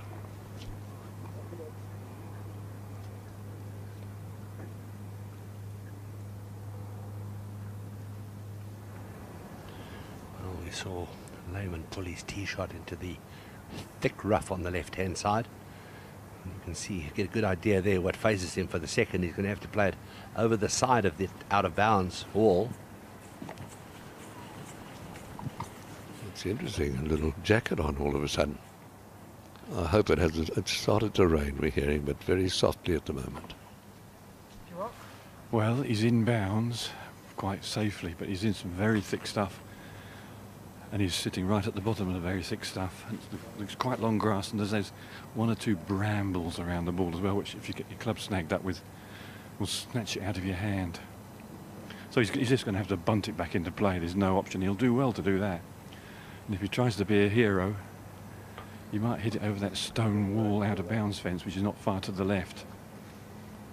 Ken, that's exactly what happens when you're playing out of that thick grass, is that it twists the club closed. And the ball often just goes straight left. Bernard in the perfect spot. He just tiptoed past the last trap on the left, and I mean just slid by it by a yard. Now in the mayor's office for the second shot here. I like it. 140 yards, wind off the right, and there is a bit of rain coming. It's fine drizzly rain, but it looks a little bit clearer on the horizon. Yes, you'd like it to stay reasonably fair for the players. And for you, of course, Ken. Yeah, yesterday was a bit of a battle. Slight downslope, wind off the right, so he's just got to hold the face open a little bit through impact so it doesn't turn it over.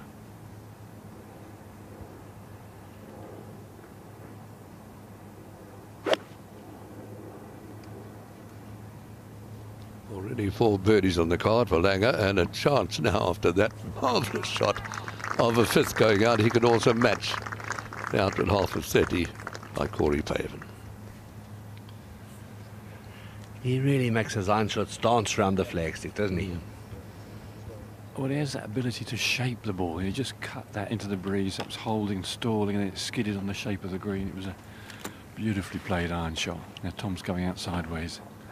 And to be fair, he better give this a heave-ho, otherwise it might not come out. Yeah, well, he's a very strong man. He should get it out, but he better not quit on it.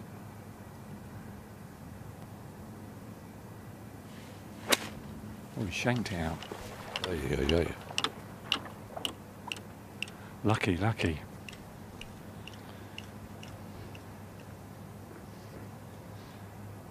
Billy Mayfair, his 10th hole for his birdie. We saw his ball spin back down that hill. It's going up there. It's going to turn to his left. And, a 10th straight par. I thought he'd broken his duck there. Good golf. He just hasn't managed to get any putts in. Maybe there are a few in the locker for him on the way home.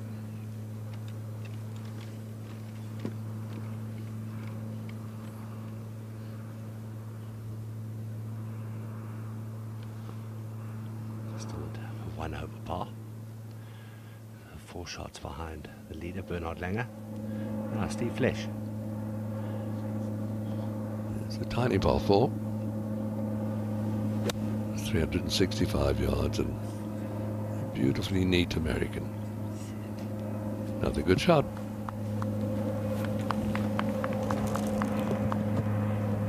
Six at the 4th, and he's had 2 birdies.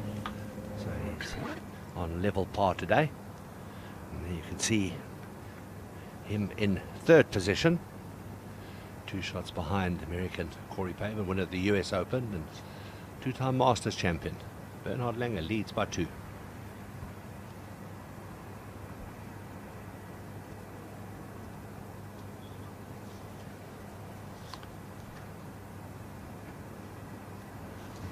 It's a 3rd shot of Tom Lehman out to semi-rough, and that's a good effort.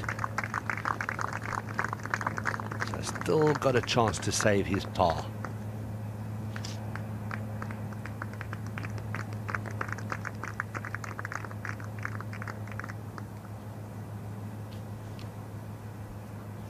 Go to the difficult par 4 16th hole.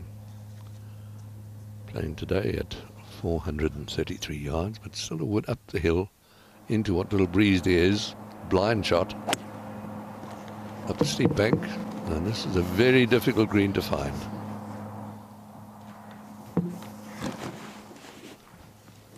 I'm afraid I couldn't follow that one. It wasn't his best effort. I think it went low and to the left. It was flirting with that bunker on the left-hand side. Not a good shot from Corey Paven. And a much longer tee shot by his playing partner. This is Clark Dennis. He's second to 11. Aha. There we go, a little late spin. And that's it. Every chance of a birdie. It's one of those should I or shouldn't I? Absolutely. The chap who came back down there. He dropped a couple of shots going out, so that will be a welcome birdie for Clark Dennis.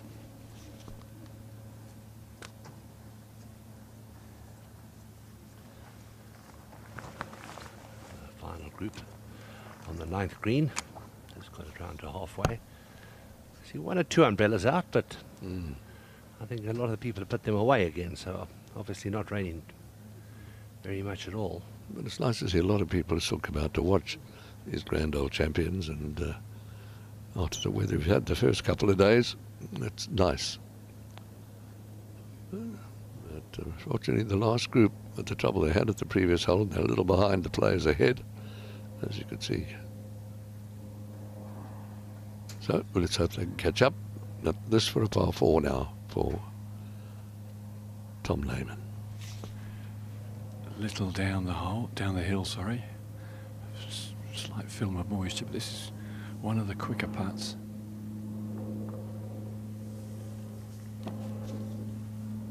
Sometimes the game can do you a favour. Well done, Tom. At the 5 at the previous hole behind him, the double drop, and that is a really working man's 4 now. That was a big putt for him, because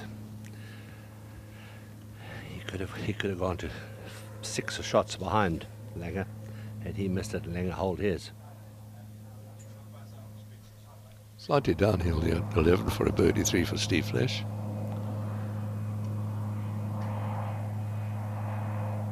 Go on. You just need a little pace to keep the ball on the line. We keep saying this, particularly on links greens. You need to get the ball into the hole with a little bit of speed.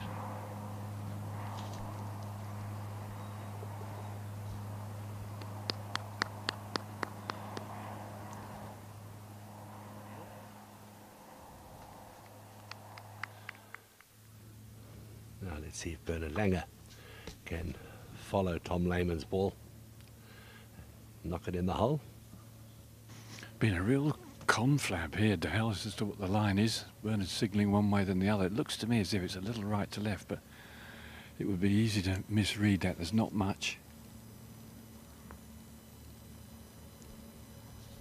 Intriguing grip in the right hand between the first and second fingers.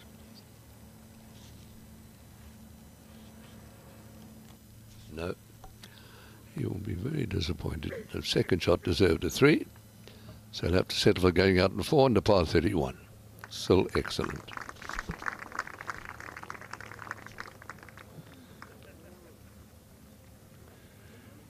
And what a neat scorecard. 4 birdies, 5 pars, 31.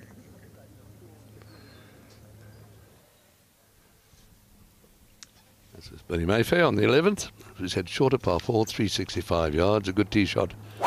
Going to leave you a tiny pitch. Our bunker's up the right to be avoided. The left-hand rough has been the popular spot here, but that's a cracker. Well done.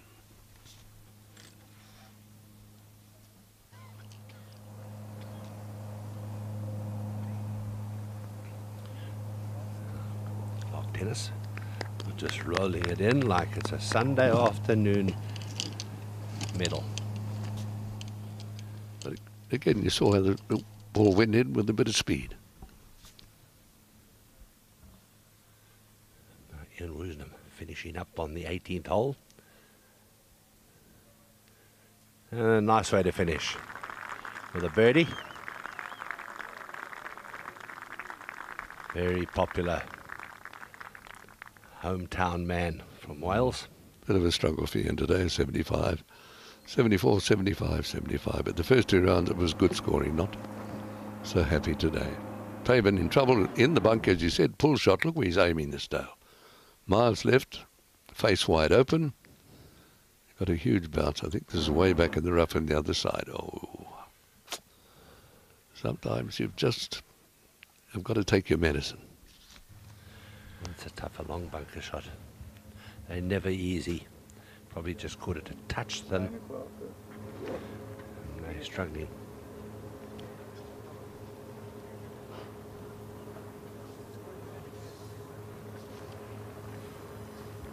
Bunker down the left, which is 290 to reach it, but if you get it about 270, it tends to gather the ball up, and Bernard won't take that on here. Certainly hasn't done all week. So knock it down there about 260 yards. Yeah, it looked like a 3-wood. Oh, that's a brave play. Bit of a twirl.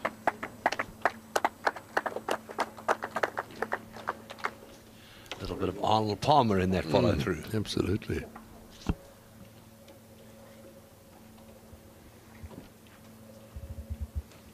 big slope on the fairway. The whole dog legs from right to left. There's a tilt on the fairway. It's quite harsh from right to left, particularly on that left quarter of it. So anything drifting down the left gets dragged into the left rough. Flag today probably in its easiest spot in the green, virtually centre on the little ledge in the middle. But that putt on the last, I think, will be looked back on as a very important moment for Tom Lehman this week. And he's also got the 3-wood.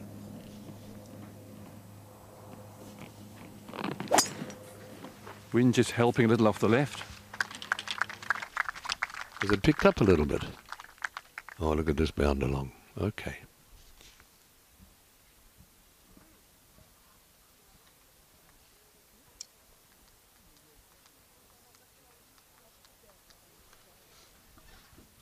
Now we saw Corey Pavin go over the back of the screen here. Ball went up against one of the television cables, which has been moved. Looks like they have a pretty good lie. Oh, that's a great recovery shot. Fantastic recovery shot from Pavin. The shots they play around the greens, you know, I mean, they're meant to be in some ways past it, but boy, oh boy, they played some beautiful shots. But Mayfair's second up the hill. You can actually see the bottom of the flagstick here at 11. That's how far the tee shot has gone. Looking for his first birdie. And maybe here.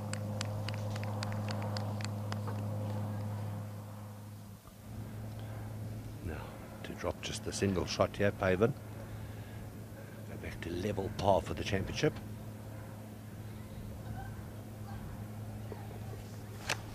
Well done.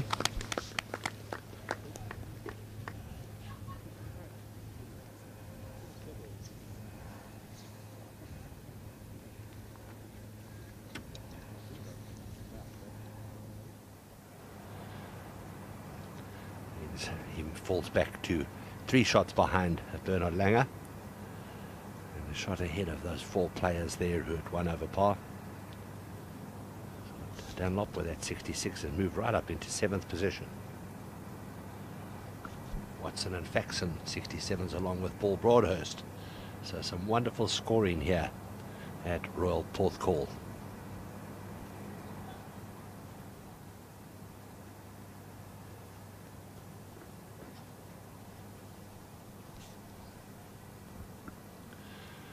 It really does show that you give the players a good course in good condition.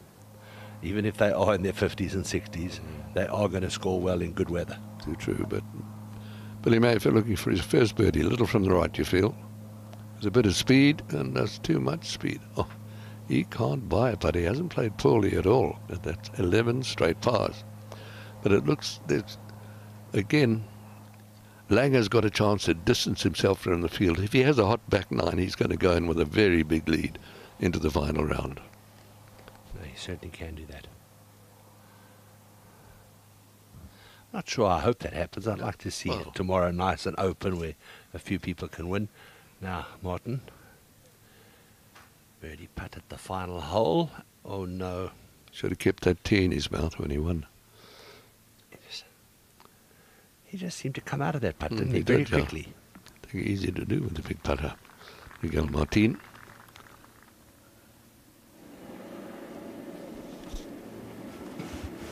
Lovely, crisp, tight lie, 138.9 iron. Breeze helping off the left. Ooh, this is hunting the pin. Come on, can't quite catch the slope to get back to the hole.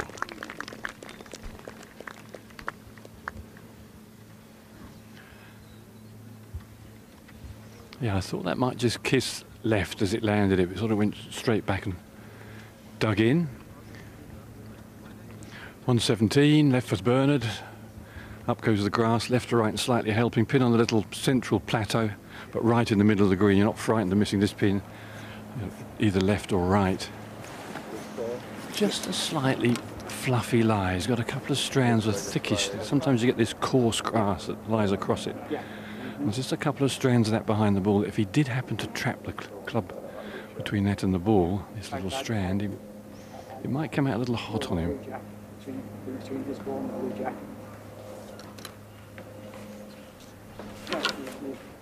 I'm not too sure that Langer allows the ball to miss by having him down. Looks like the ball just slightly above his feet, so it caused him to draw the ball just a touch. Quieter swing there from Langer for a change, and again with the grass he could not create the spin, and he's got an awkward little putt back over a big sort of mound in the green. A good call there from Ken Brown.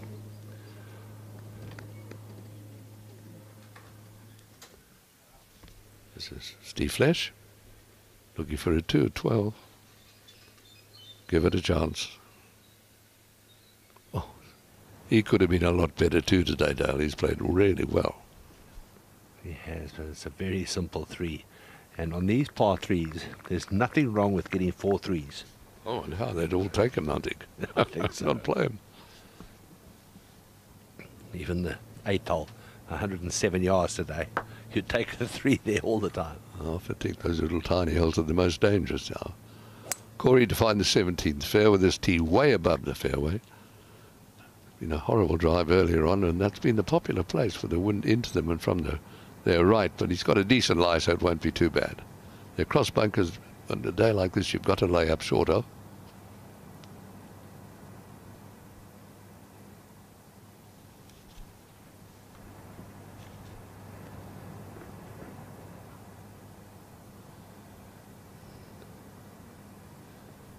We'll experience just a little bit of rain, but all in all, the playing conditions are very nice. Billy Mayfair now at the par 3 12th.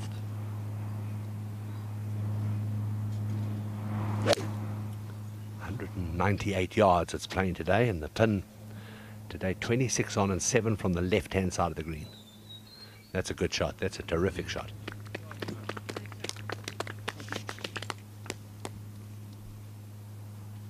He's also played very, very nicely, and just also can't buy a putt.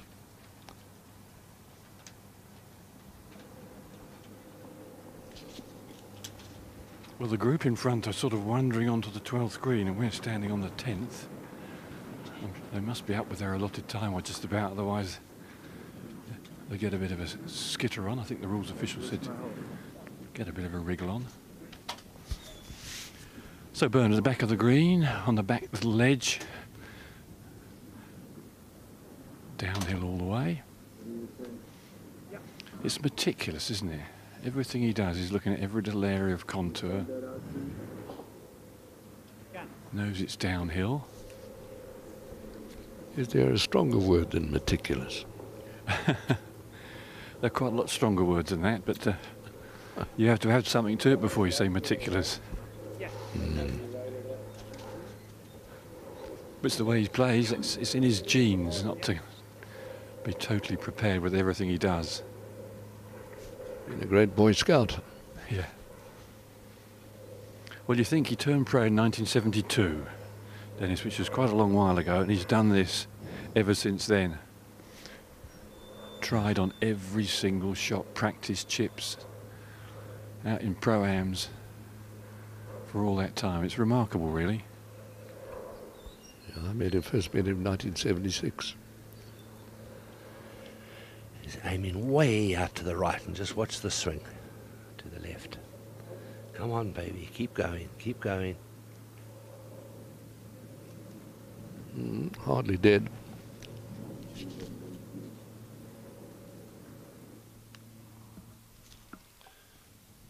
So Corey Pavin just pull his tee shot a little bit at 17, but he's come up with a perfect lie up the hill. Can't really see the bottom of the flag.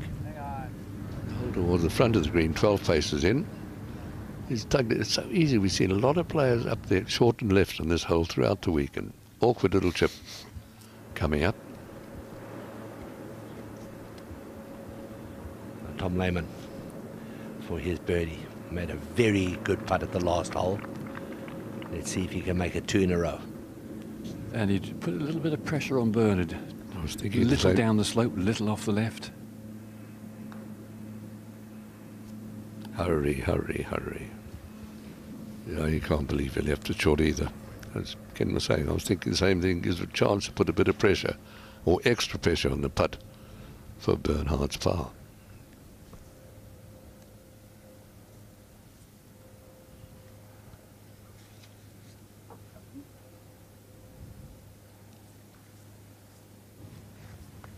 You've got two of the hardest competitors of my era, their era, these two. They really are tough, tough, tough. You always get one or two of these. Hale Irwin was tough. Ray Floyd could hang in there all the time. Yeah. Well, I've walked around a good few of Bernard's holes, and every time he's asked himself the question of this length, he's trundled it into the centre of the cup.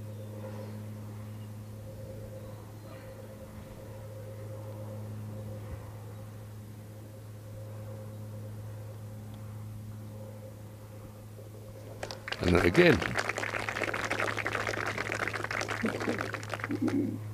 he will not be denied bad throat and all.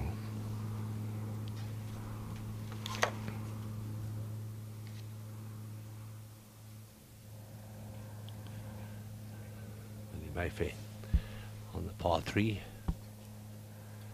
for a 2. Go on, go on. No, another par. So that's 12 pars in a row for Billy Mayfair.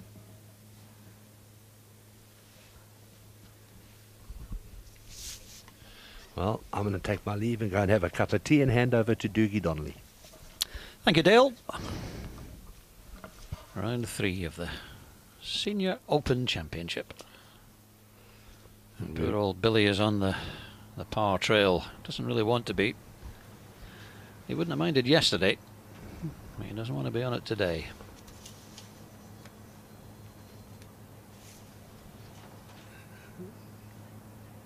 He was one of the best scores yesterday, 1 over par 72 in that foul weather, so he's obviously playing very, very nicely. As we were saying earlier, you know, horrid days like we had, difficult to bring your right game and have your swing. They've done very well today, some of them.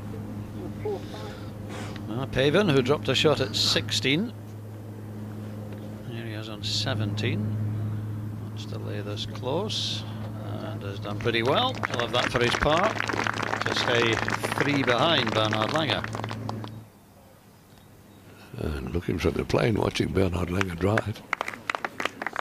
Up the 11th, you can get very close to the screen today now and leave a tiny pitch, and he's hit an absolute beauty. You can see the bottom of the hole from there. The bottom of the flagstick, I meant.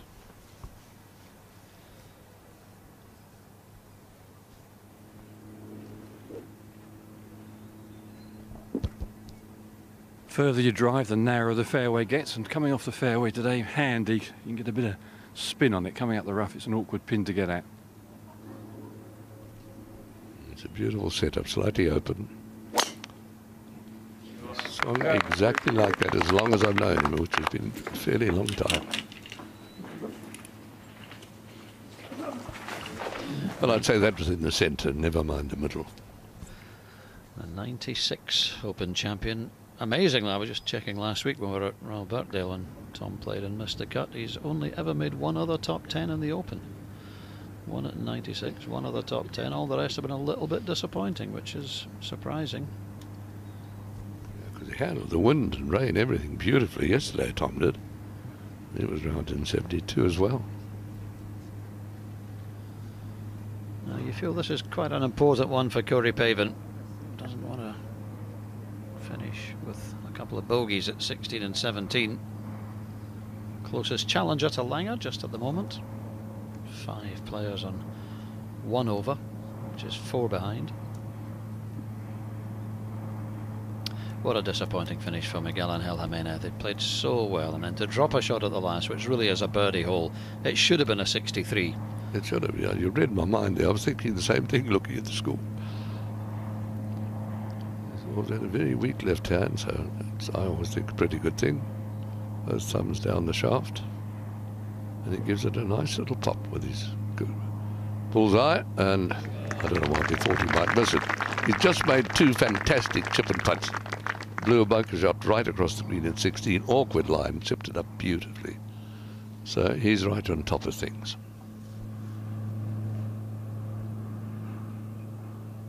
Par 5, 13th. Is this going to be Billy's chance to make his first birdie? Helps if you find the fairway, and I think he's done that. Yeah, that's beautiful, right in the middle. It's an awkward one. You can't really see the fairways from the tee. That couple of bunkers up the left you've got to avoid. And well, you can't quite reach the heavy gorse up the right. But this is a really good swing here. Steve Flesh, left-hander, pitch into the par 5, 13th.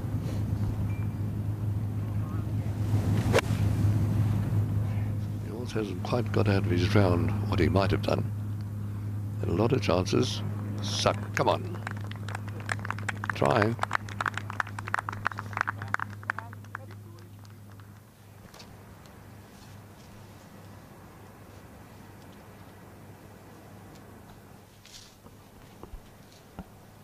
Bernhard Langer leads the Senior Open. He's the only man under par.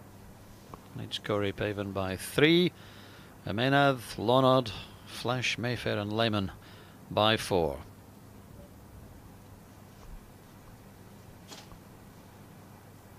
.65 for Atlevy and 66s for Dunlap and Couples.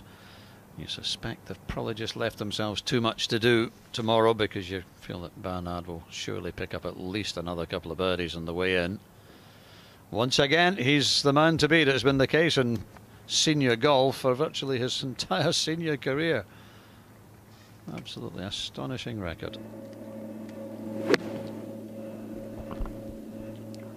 From 77. Oh, thought it was going in. Then the spin really hurt Bernhard there. Looks like a man who won't be denied.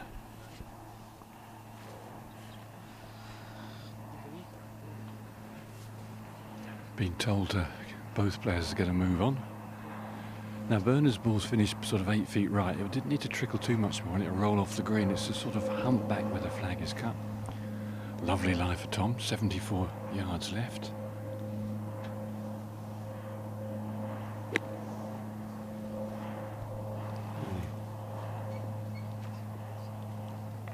Surprised that didn't spin back a little bit. He seemed to nip it beautifully, didn't he, off the turf? Yeah, good shot. Huge divot, Hutch, wasn't it? I thought that too. I thought this is going to spin back, but it sat down nicely for him.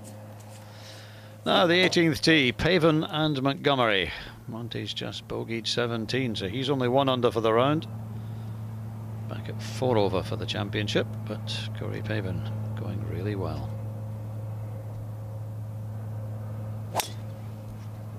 Draw. Doesn't like it. Yeah, you don't want to hit it in the rough coming up the hill here, because 2 good shots can get you home. It's playing at about just under 500 yards this afternoon. 3rd day in a row that Pavin and Montgomery have played together. Kind of appropriate in some ways, since they were the rival captains when the Ryder Cup was played here in 2010 along the coast at Celtic Manor.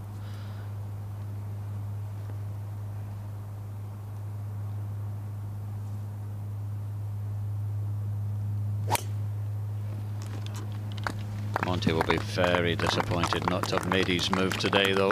He really so badly wants to win this Senior Open Championship. And it doesn't look as if he's going to make it this year.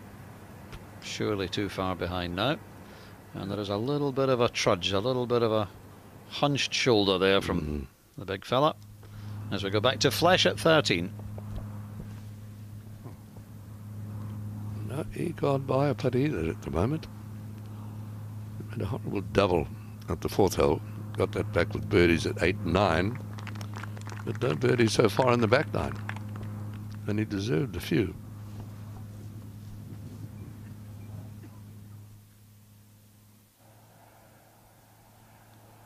For another birdie for the leader. Not this time though, Bernhard. Just looked for a little too much break.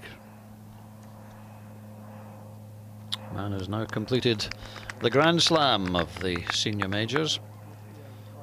Well, he won 2 this year, the Regents Tradition and the Senior PGA Championship. Now a total of 9 majors.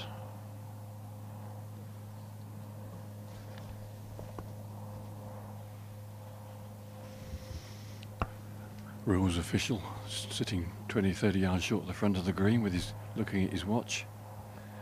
His ticker Timex. They're 4 minutes behind their times, but the group in front are way ahead of them, so they've got to get a move on. Down the slope. Tommy. Hold the line. Oh, not again, short. That's 2 weakish putts in a row from Tom.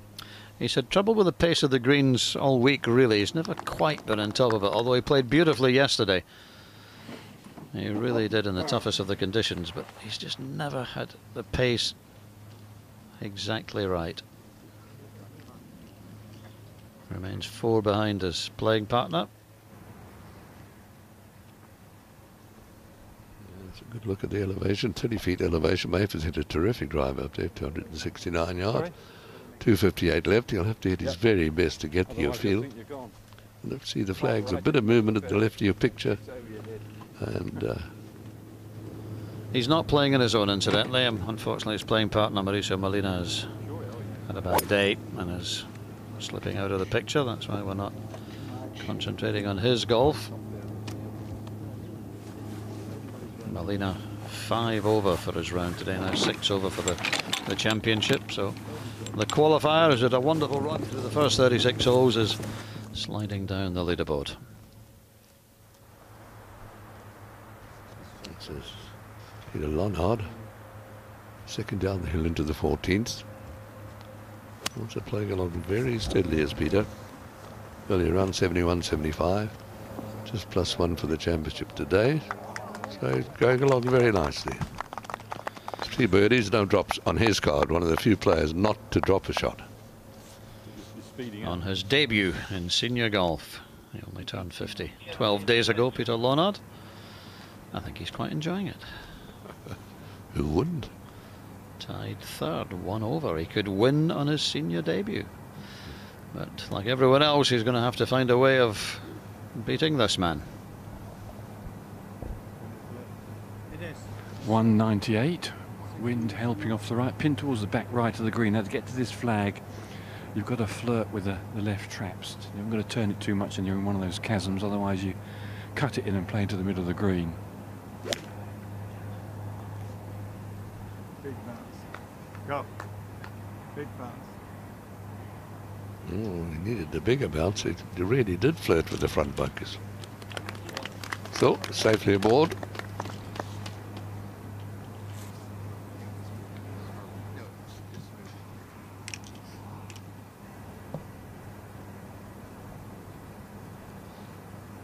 A little bit of cloud overhead.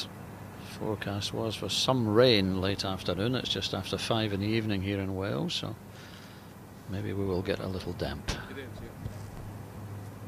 Left pins are always handy for Tom Lehman. He can aim it at the middle of the green and draw the ball in, use the breeze, but you've just got to be aware you don't want to overdo it. So he'll be aiming just right at the TV town, using the breeze to bring the ball to this left pin.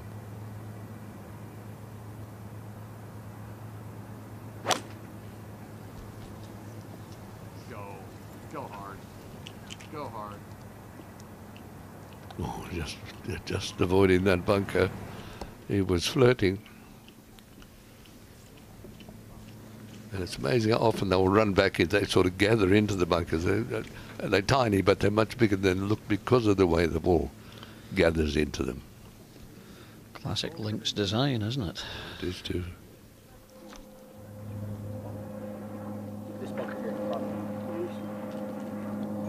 Billy Mayfair. Top 10 in one of the earlier majors this season, the region's tradition. 5-time winner on the PGA Tour in a long career, 761 starts in a 29-year career on the PGA Tour. Won 5 times, including the Tour Championship back in '95. So he's been a good player for a long time, has Billy. Knows a thing or two about links golf too. Finished tied for 3rd in the Open in 2001. Up at Lytham. It almost looks as if he's going to try and bump this in there, which I think is a pretty good idea. Use the slope. Maybe he's been threatened by, I think it's his wife that's carrying for him. If you don't make a birdie, I'm going to leave you to carry the bag yourself and I'll walk in. I doubt that, but put pressure on him. Little bump and run. Trying to use the slope, and I think he's done it superbly well. Okay, I'll keep carrying the bag. Little smile for Billy. First birdie coming. It was a beautifully controlled little pitch and run too. I mean, we saw Corey's drive coming up. He'll find the rough at 18, so he's probably got to lay up short of the bunkers that guard the screen and leave himself a pitch, which he normally does superbly. Ah, he's done well, very well. Great recovery. Par 5, the 18th here at Royal Porthcawl. Well, the hole we're playing is the 18th this week, normally the 17th for the members. As we go back to 14, Peter Lonard for a birdie, this to get to even par and into a tie for second with Pavan. Now just always drifting past right. The big Aussie. It's funny, he's a big chap too, but it's amazing sometimes TVs make guy look bigger and other times they make him look smaller. He doesn't really look his size there, does he, somehow? I don't know what it is, but guys photograph differently.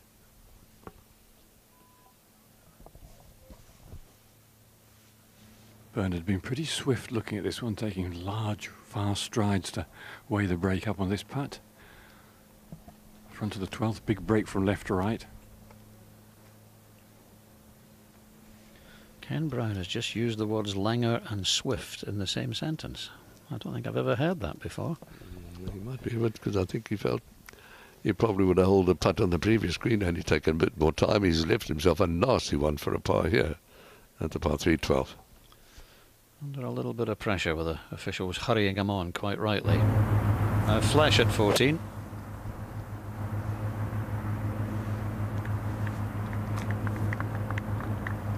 Oh, that's surely bunker bound.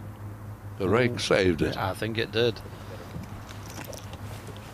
Should rakes be in bunkers or out of them, Hatchie? Me, I think out of them, but way out of them.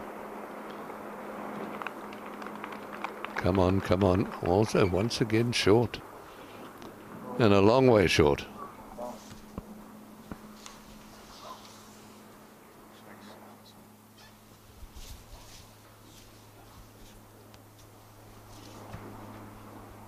Yeah, neither one of them would like to hit the short putts that they have. Well, not so short putts. They're for their pars too quickly. But Billy Mayfair, after a marvellous little run-up, has this for his first birdie of the day. 12 pars in a row. You almost feel sad to make the birdie when you've got all those pars running. You don't often hear of 18 straight pars. Amazing. Still known as doing a faldo after he did so in the Open back in '92 at Muirfield. 18 straight pars to win the Open. Anyway, Billy now moves to even par for the championship, so within 3 and tied for second. See what Lonard could do down the hill into the 15th, the par 3. 171 yards today, and not much breeze to help or affect it, and that is as good as we've seen. Beautiful.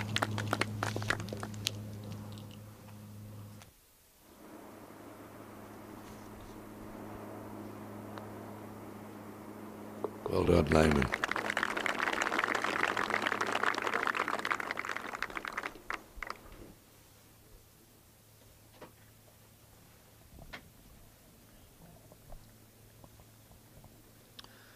Still 4 behind his playing partner for the moment anyway. Yeah, this is when you feel like someone's pushing you from behind when you've been a bit slow and now you've got to try and catch up. He's going to try and push the envelope as long as he can to line this up, but he doesn't want to take any more than, well, it's supposed to be 40 seconds. The clock is ticking. Now this is one he might sneak by, and it could change the whole tide of the final stages of this round.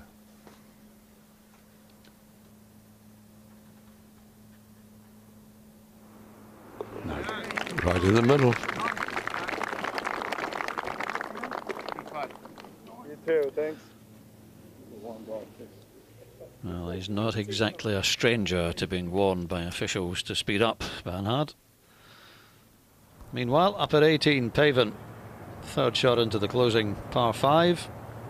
Pretty straightforward shot. Good recovery after missing the fairway with his drive. He should be able to knock this one on pretty close, and he has. He might hole it. Ah, well done, Corey Pavin. Well, that's going to be a closing birdie for the American.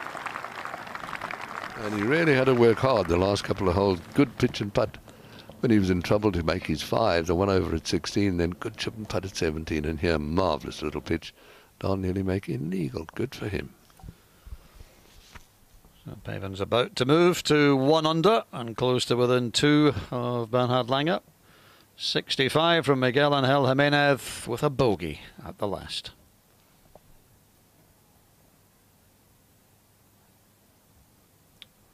Really good scoring today, and it's great to see after seeing so many blue figures on the leaderboard through yesterday. Plenty of red around today. The players getting a chance with the better weather to show their skills. Let's see if Flesh can take advantage of the good break. The rake stopping him, finishing in the bunker. Awkward little chip when she's played. Yeah, well, it just got away from him a bit at the last minute. It looked to do better than that. So a tough putt left for par.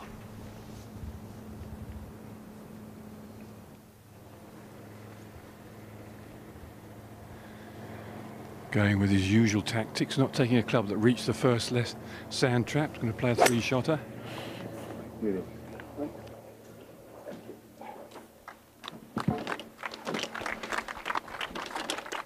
Much ahead of them, long gone from the 13th green.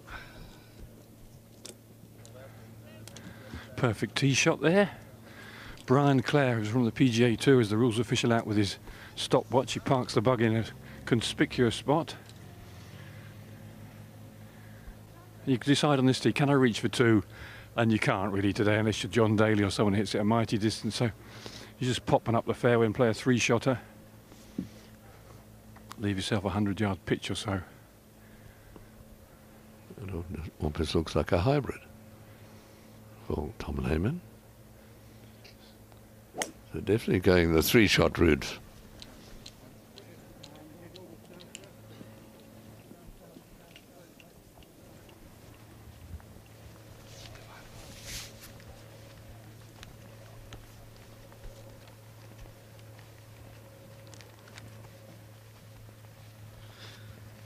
Colin Montgomery at the last for a birdie. There haven't really been enough today for Colin. He has had 3. This would be the 4th of the round. Doesn't look as if it's got the pace.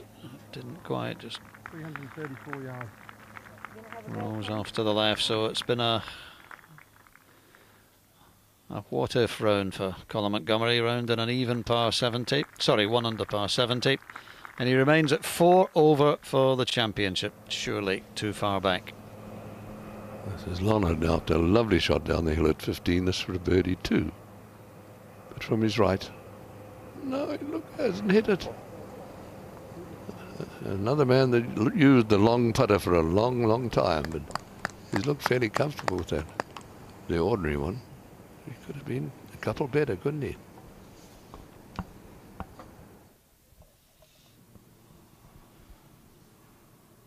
This should be a formality for Corey Pavin. Yep, 7 birdies today in the round. Just a 1-drop shot at 16. An excellent round from Corey Pavin. And he moves to 1 under par. And he's the closest challenger to Bernhard Langer. Only the second player under par after 54 holes. There's how it looks. Langer at 3 under. Pavin at 1 under. Billy Mayfair's on even. Jimenez in at 1 over. Leonard, Flesh and Lehman still with plenty of goals to play. Magnus at Levy, 3rd last year, 65 today to climb into the top 10. Tom Watson, 67, top 10 again. Brad Faxon, 67. Told me a lovely story out on the week of making his first visit on his bucket list to Machrihanish Links on the west coast of Scotland.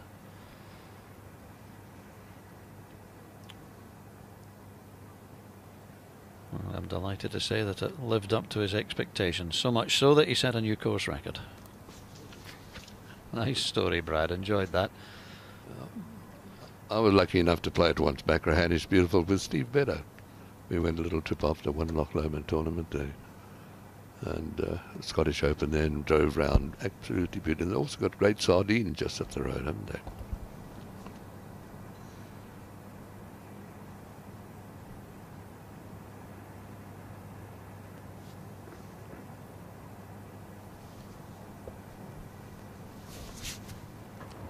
Just going to the crest of the hill to see where the line is. You can just about see the 13 on the behind the green where the TV tower is, and that's about the centre of the fairway from where he's coming from.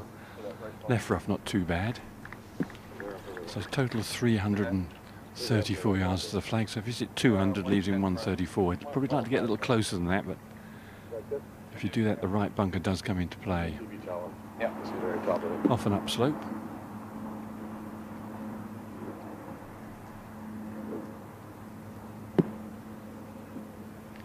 And the wind has been pretty stable all afternoon. It is off his right and slightly into him.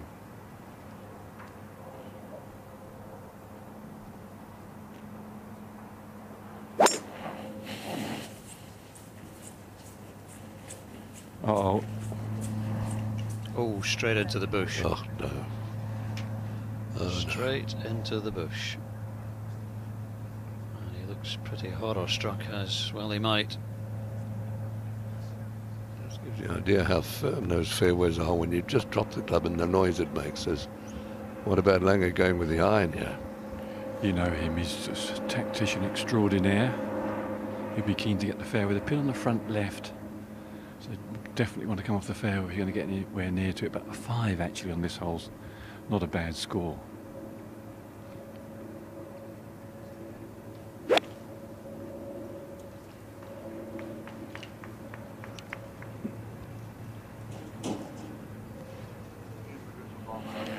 Perfectly safe.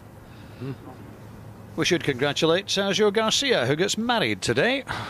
I wish all the very best to Sergio and Angela, who are getting married in Texas this afternoon. All the very best from all of us in the TV team here on the European Tour.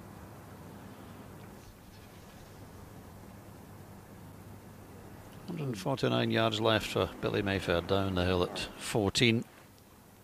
Lovely hole with the Bristol Channel as the backdrop. Look at that, isn't that lovely? Well, again, endorsing what they say, you can see the sea from every single hole on this wonderful links course. Can he get a birdie run going after creating the first one and the last? Another chance, certainly a chance. Good shot.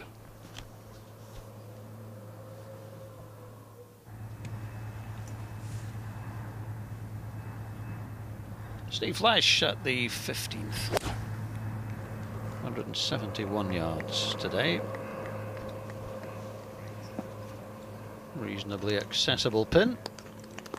A nice shot too. It's a long, narrow green, this one. It's a, when you stand in that tee, it's not much of a target, is it?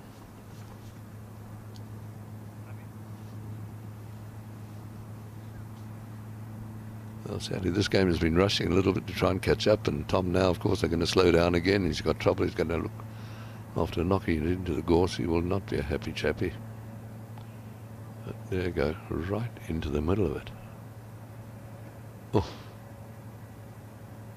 Couldn't go through, could it, by any chance, Doogie? I think if it had gone through, would have seen it come out. Actually, really would. It's straight into the middle of the gorse bush. It's so easy to pull the ball left coming on an uphill line like that. So easy to pull it.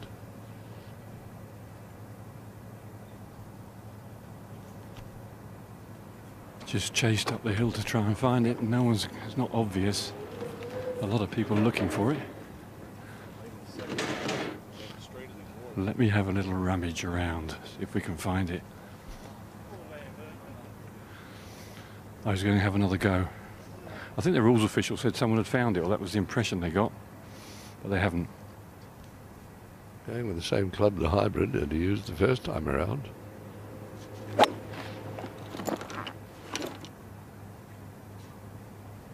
Someone thinks they found the ball, but just needs to be identified. Nonetheless, prudent to go and play another one. Yeah, Yeah, it does save some time if in the end he does decide to take the option of going back and playing from the original spot. Obviously that's going to eat up some time, so let's hope he does find it. But I would suspect that if it is, he'll still have to take an unplayable. I can't see any way we'd get a club on it, but you never know. Right. Looking for a 2 at the 15th flesh. Lovely tee shot. He needs to hold a couple of putts. He's got a chance if he's hit it. Oh, perfect line again, and he's also a bit of an ironic smile. He could have been very good today.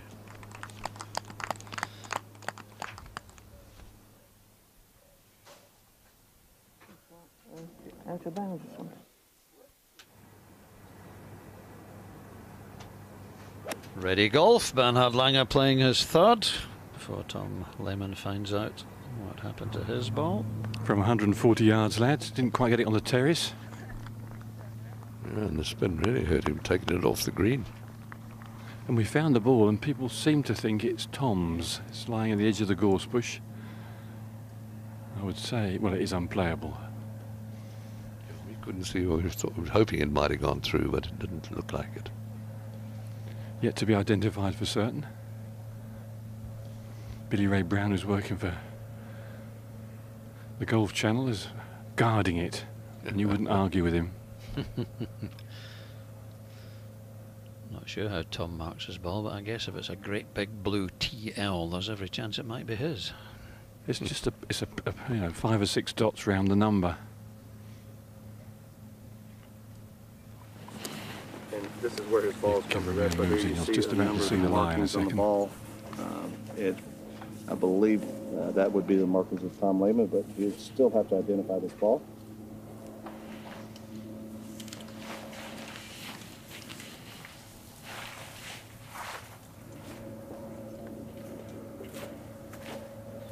Tom will go in and hopefully can give it the nod.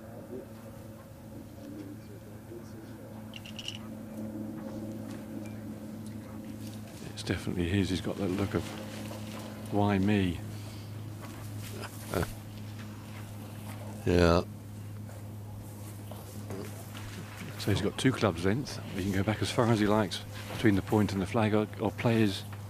Well, he's actually got to go and play that ball now, walk all the way back if he decides to play another. Is it longish grass that side of the golf ball shoe? Yes. Do you use the 2 clubs? Well, none of it's too pleasant.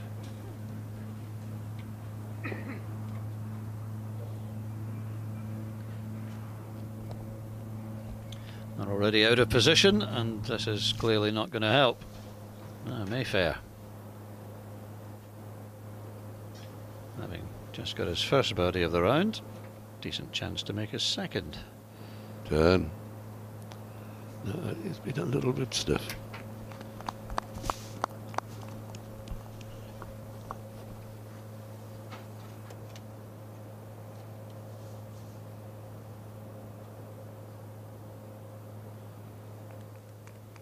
Mayfair remains at even par, 1 under today, and time to welcome back into the box Dale and Kim. Thank you, Doogie. Just faint mizzle in the air now. It's been outside for a little while and sampling the conditions. Lonard, Peter Lonard, powerfully built Aussie.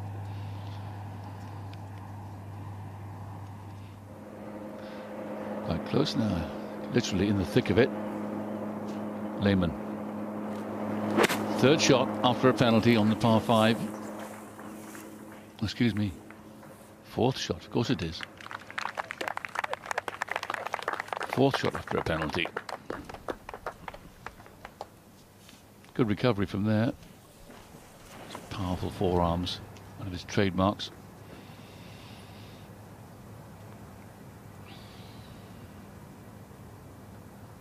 A rare error by Bernhard Langer, Dale Hayes. It was, yes, misjudged that a little bit and pitched on that front slope of the green and spun off. But he's not too far from the hole, probably 35 feet. The great thing about people like Bernhard Langer, he never makes 2 mistakes in a row, or very rarely does he make 2 mistakes in a row. He usually follows one with some sort of brilliant shot. Billy Mayfair now at the final par 3 on the golf course. The 15th. 171 yards it's playing today.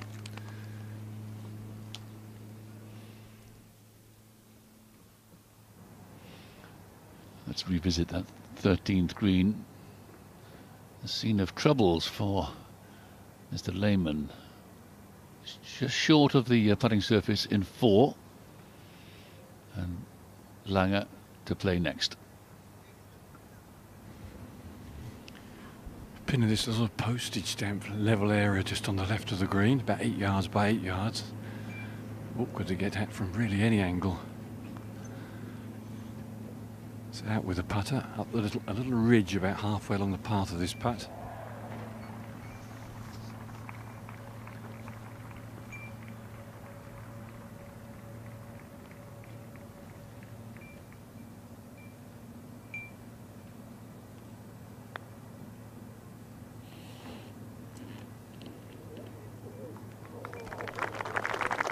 He's really got these greens sussed out perfectly, hasn't he? Certainly has. Near flawless golf today from the German legend. 4 under par for the round. Back to Lonard on 16.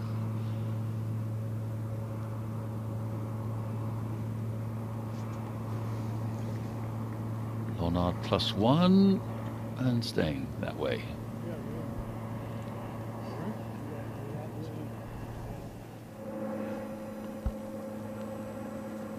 Tom did pretty well to get a drop where he could thrash it out to here. So this to save his par.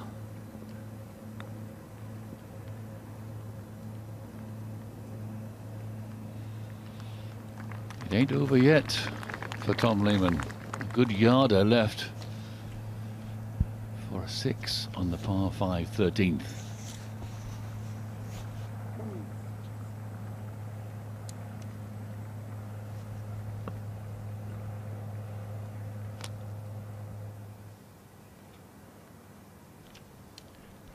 Now for a birdie on the last hole, Philip Price.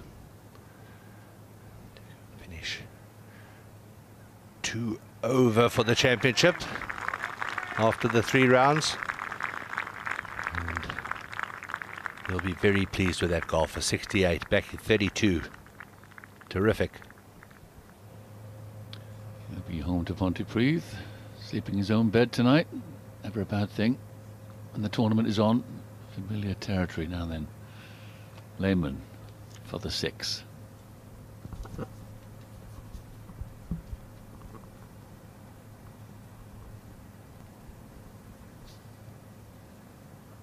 That's well hold for Tom Lehman. He wouldn't have enjoyed a double bogey there very much. So he moves out to 2 over par. Now 5 shots behind Bernard Langer. Who taps and moves on. 4 birdies in the front 9 out in 31. Yet to make a red figure on the back 9. You wouldn't bet against it. Throwing the ball away. I only used to throw the ball away when it didn't work properly. I don't think he was throwing it away. I think he gave it to a spectator. Billy Mayfair across 15th green. Oh, just catching a piece of it, but not enough of it, as they say.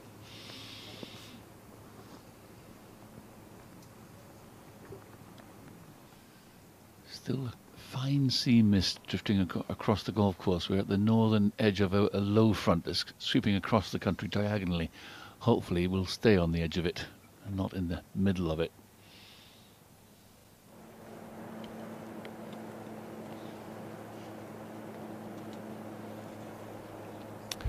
Steve Fletch.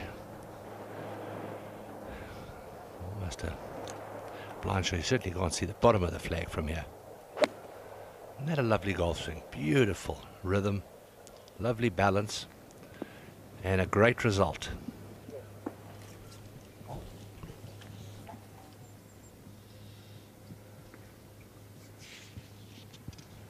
Steve Flesh +1 4 off the lead now. Looking forward to a great day tomorrow in the final round of this Senior Open Championship at Royal Porthcawl. Langer and Lehmann on board the tee at 14.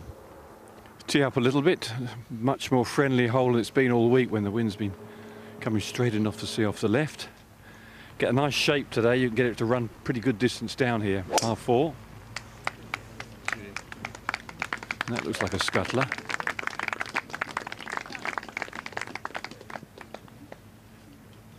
What a great drive, just skirting the left side of the fairway on the corner.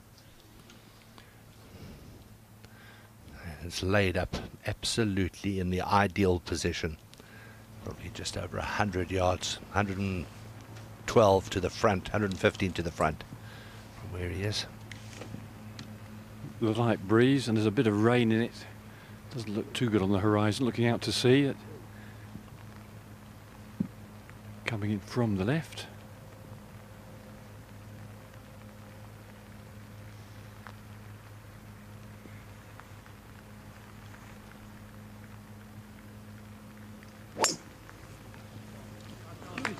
Perfect tee shot. You can see the umbrellas are up again. There's a little bit of rain falling here at Royal Porthcawl. Into the final few holes of the 3rd round of the Senior Open Championship. Par putt for Billy Mayfair. A bit longer than it looks. Giving it full attention. Claw grip with the right hand. Oh my word.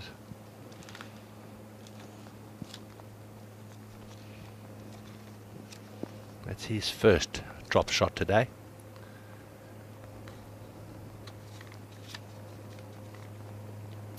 Birdied the 13th, now dropped the shot at 15, so level par for the day, 1 over par and 4 shots behind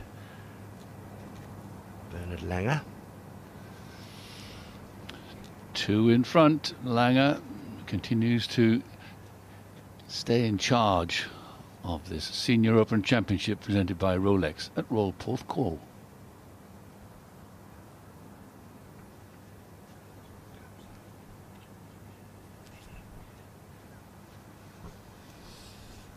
The rugged coastline of this Celtic country in the centre of Wales, Snowdonia. Castles abound, 400 of them in this land, 172 golf courses. View there of the Wye Valley. That's Port Merion, where the series The Prisoner was filmed. Abu Dhabi Golf Club right on the coast there.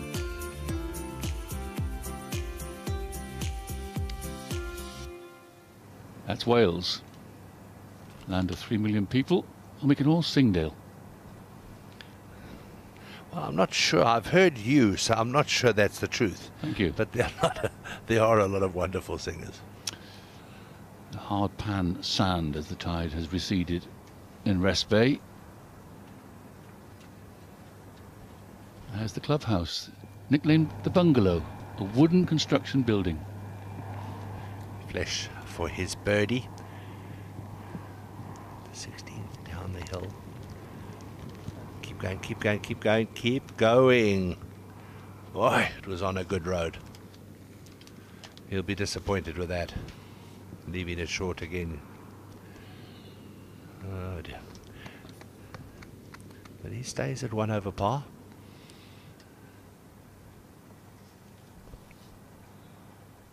And he's alongside this man, Peter Lonard. 50-year-old man from Sydney. His best finish, 11th in the US Open, in a major that is, in 2002. Three-time Australian Open champion, very experienced former PGA Tour player.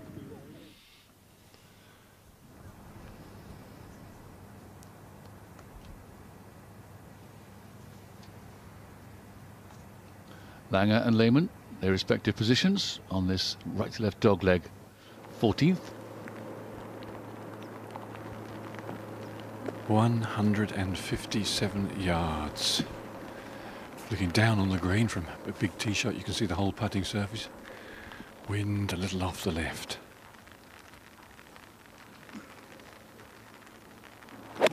Open setup, but also it's a little draw. Get back there. Battling hard to stay in touch with his playing partner. He's 5 back now.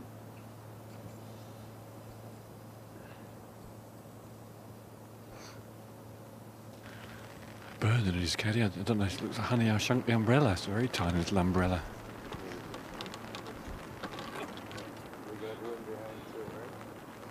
Yeah.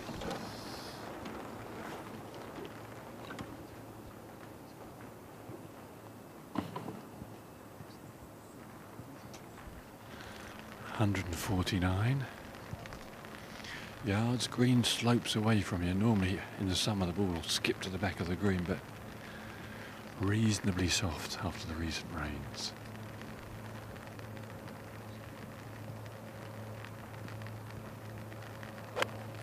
Hard 8-iron.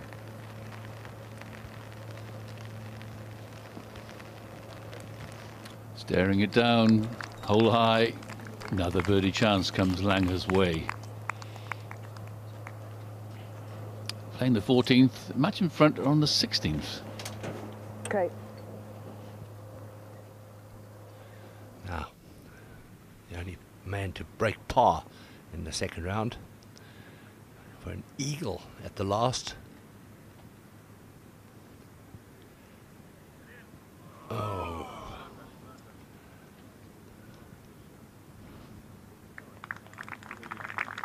So he finishes at 2 over par.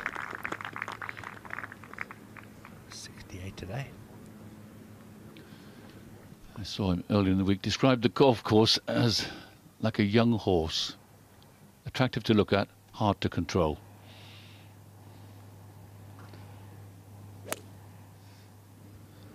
There's a swing that Dale Hayes likes. Flowing left-hander.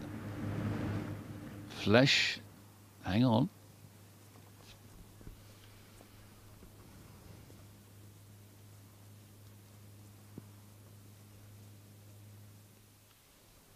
Now, this is the 16th hole. Mayfair just in the rough on the left-hand side, but he'll be in good shape there. Its first cut of semi-rough is not very long. You don't want to go into the long rough, though. Billy playing with the first round leader, Mauricio Molina, who's slipped away, unfortunately, today. He's +8 now, +7 for the round. Mayfair, by contrast, is level par for the round, +1 for the championship.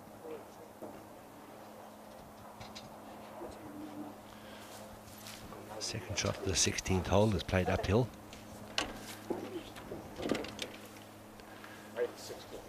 Two bunkers, one on the left-hand side of the green and one on the right-hand side of the green, both kind of forward. One on the right is in play today. Perhaps he wants to keep it just a touch left of the hole for the 6 in 16 is the line. There you can see 5-iron.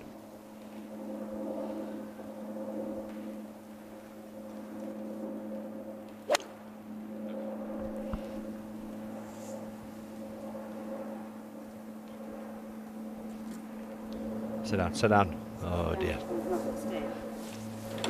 Just running off the back right part of the green. At one stage that must have looked like a good shot to him.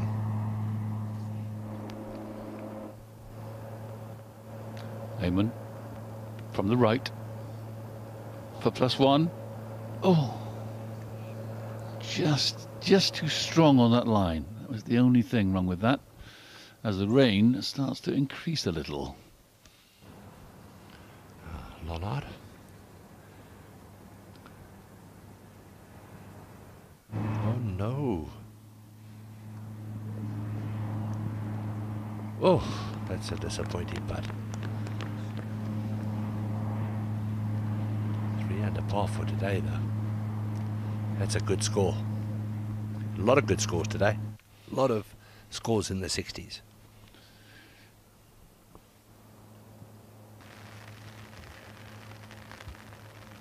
Across the slope here, Should have a bit of movement from his left to right.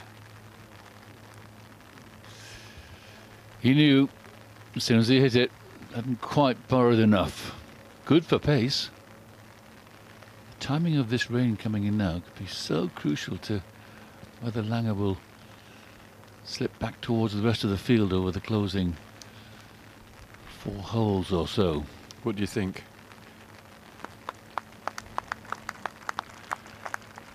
Some of the biggest names in golf teed it up here at Royal Porthcawl. Great Tom Watson and Freddie Couples. Jean van der Velde, he was in the field. Jose Maria Lotharbol. Iron from the tee from Steve Flesh, so it's quite a long way back here on 17. He can see the pin, strangely, more easily from here than if he was nearer. Gives him a better sighting of the shot. And he's not got it right. He's a club at least out there.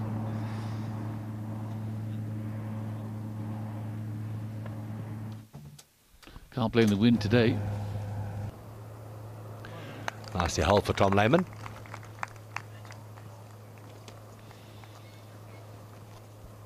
"82 players competing in the last 2 rounds after the cut fell yesterday at 13 over par on the Royal Porthcawl links.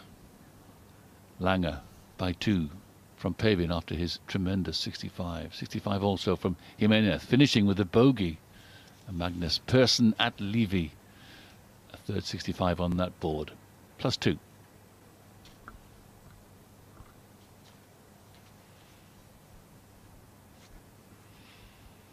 Phil Price leading the way for Wales at least. Tom Watson, 67 from the 67-year-old legend. Fantastic round of golf again. What a treat for the fans. And I still think that's one of the greatest feats you can achieve in golf, is to break your age. Willie Mayfair now, not a bad lie. Just pops it high up in the air, and that's a great recovery shot.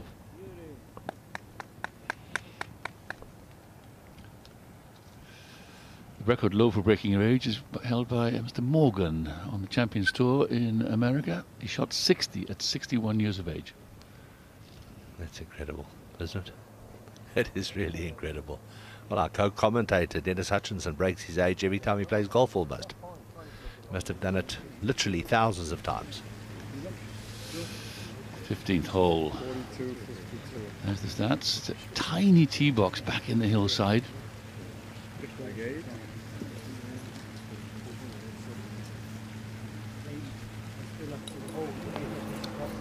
Pin in probably its easiest spot in the green, centralist, the widest area. He's got 171 yards, as long as it's played all week too, and the wind helping off the left. Previous stage has been virtually straight across.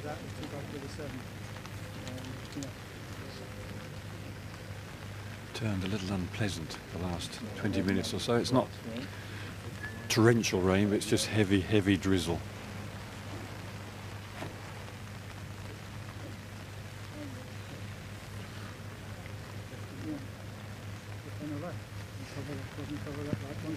Probably get there with a hard 8, might go with a little 7-iron. Just checking the flags on the grandstand that's just to the left of the tee.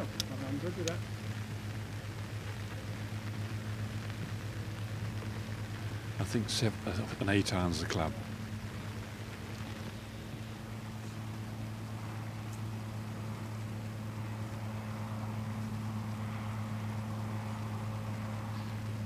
Easier pin placement than yesterday when it was on the front.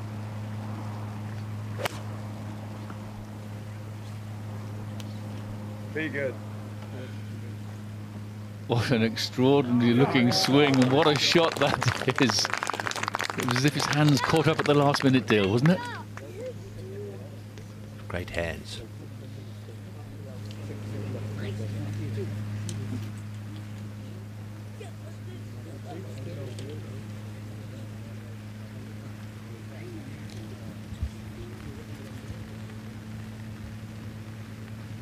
The only good news when it rains at this stage of the round, generally you think to yourself, at least I'm going to keep my grips dry until the closing stage. When it's hammering down first thing, everything's soaked before you start, which it was yesterday for some of the players. It's so unpleasant.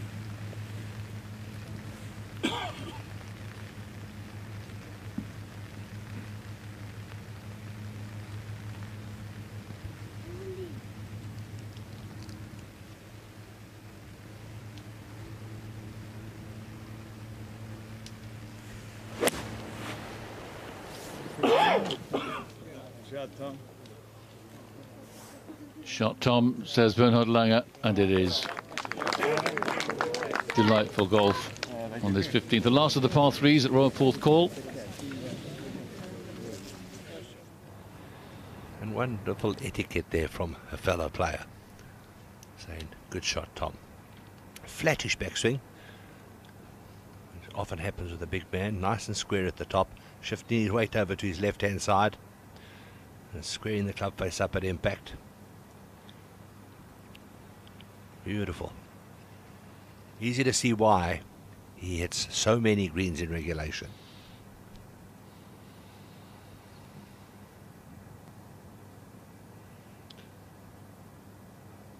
The left-hander, Steve Flesh. Misjudgment with his second shot. The contact looked okay. Chipping the putt for a 4. Oh, yes is the answer, but it should have been a 3.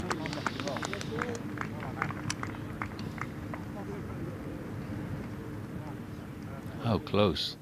That close. Just swung that teeny weeny bit there in that last half an inch.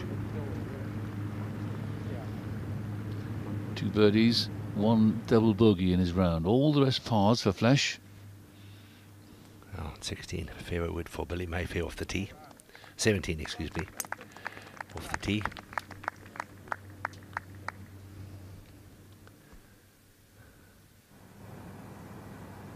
Oh, it's in good shape. Just have to lay it up short of that thick grass that crosses down the middle of the fairway. If you really get a good drive and you get a hard bounce, you can reach that.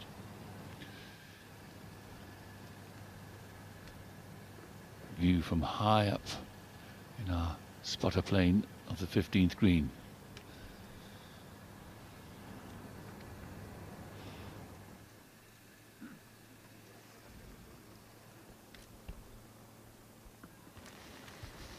But it's the type of rain that just puts a smudge of dew right across the green, so it's going to be, I think, running a foot less on the stimp meter as the things are at the moment. And some very durable spectators still out watching. One or two of them wielding a rather large glass of beer. It must be near the beer hut.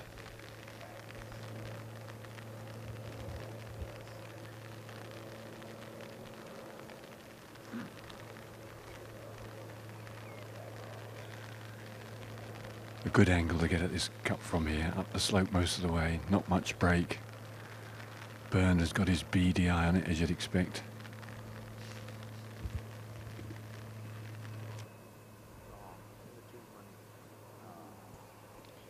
Oh, that's a weak putt. Just looked like he shoved it out to the right all the way.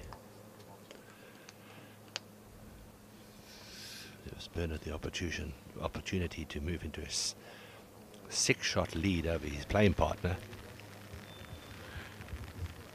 A little bit of Strictly Come Dancing here. Not sure what the dance is, but it's been performed quite regularly between Terry Holt the caddy and Bernard.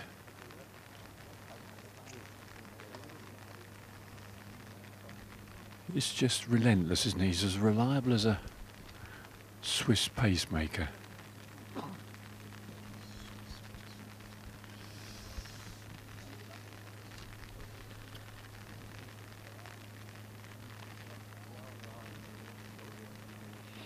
Team Langer. Yeah, they're really two ultimate pros. Right, an opening here to extend his lead.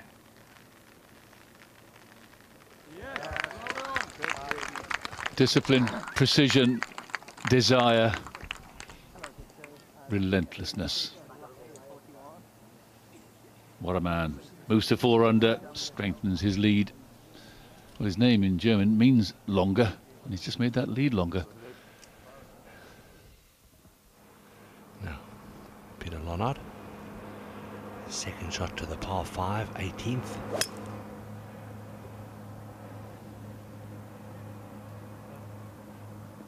Oh, that's a lovely shot. Sit down, baby, sit down. Oh, sit down. Good shot. Awkward shot across the corner there, side on green, very well played. The white horses continue to hustle into the shoreline here. 237 yards of a drive from Billy Mayfair. And this testing second shot, 186 yards he's got left. Directly.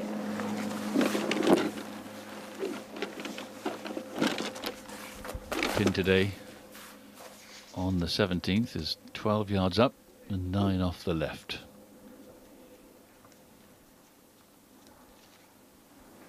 So about a third of the way up the green. Green is 33 paces in length. Good lie.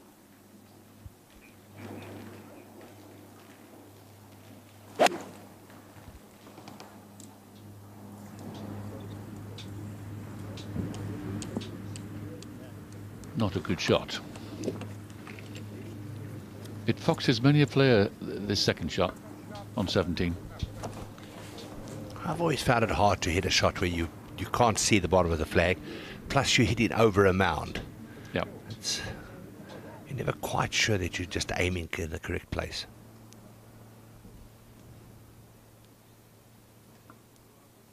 Three hours and 10 minutes the final match has been playing.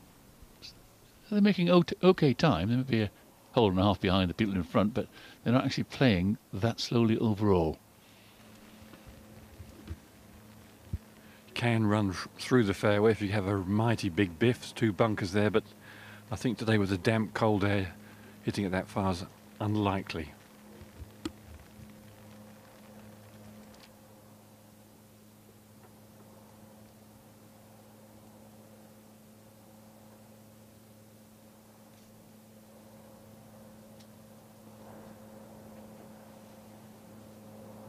Fairway metal, chosen by Bernhardt.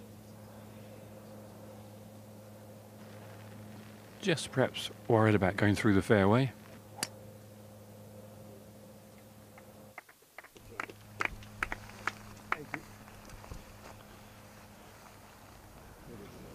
Perfect. Position A.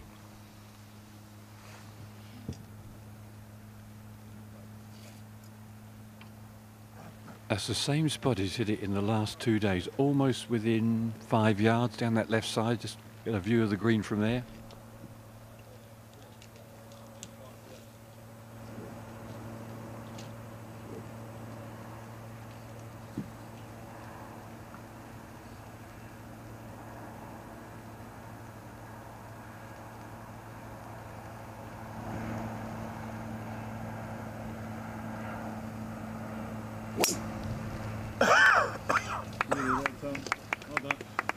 The ladies behind are indicating that that's down the fairway as well. Well, not quite. Not bad though, that's in pretty good shape.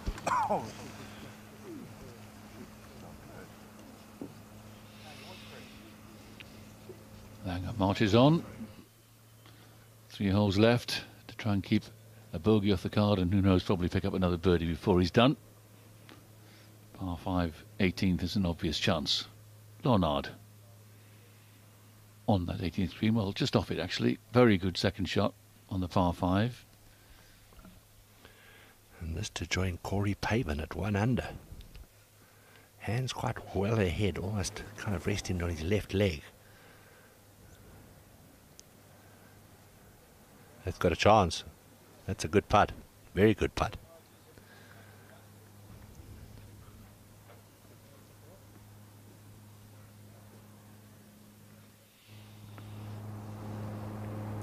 Back on the 18th tee. Can't see the fairway from here, that's for sure. 25 feet or so up to the fairway portion, over the rough, and flash into the rough on the left-hand side.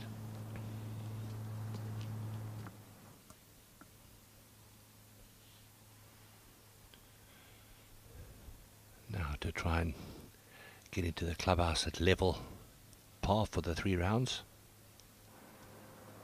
Leonard's birdie putt.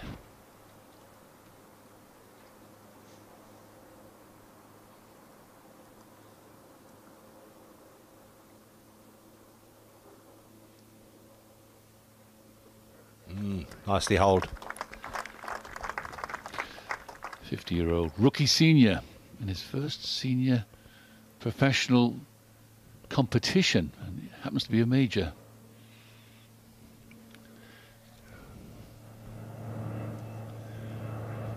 Now Billy Mayfair putting from a good 5 or 6 yards off the green, down through a little valley, up the hill, and he's judged it very well.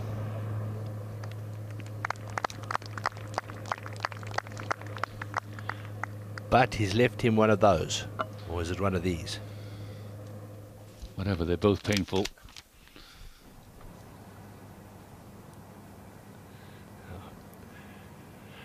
Fairway just a little lower than the tee. Lehman just in the edge of the rough. 184 yards is what's left for him. 168 for Bernard Langer. The pin today is up on the right-hand side of the green. Both driven down the left-hand side, and you get a good view of the putting surface from there. The right is a big hump and a bunker face in your way, so you can't see it. So couldn't it be placed at a better angle? Tom first to play just in the light rough, but it's a perfect lie. Second plays a little uphill, and the breeze, although the flag's not moving because it's a bit damp, is off his left.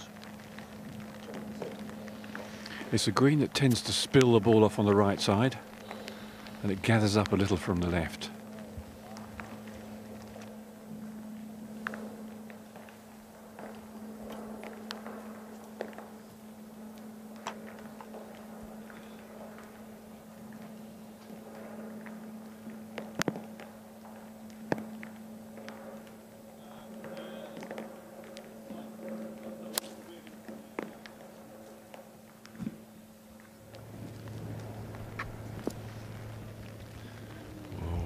Is that going to run back at the bunker? Yes, it is.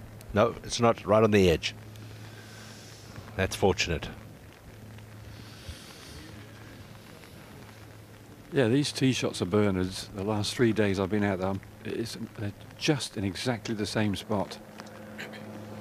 A little nearer than the previous 2 days. Got 168 yards.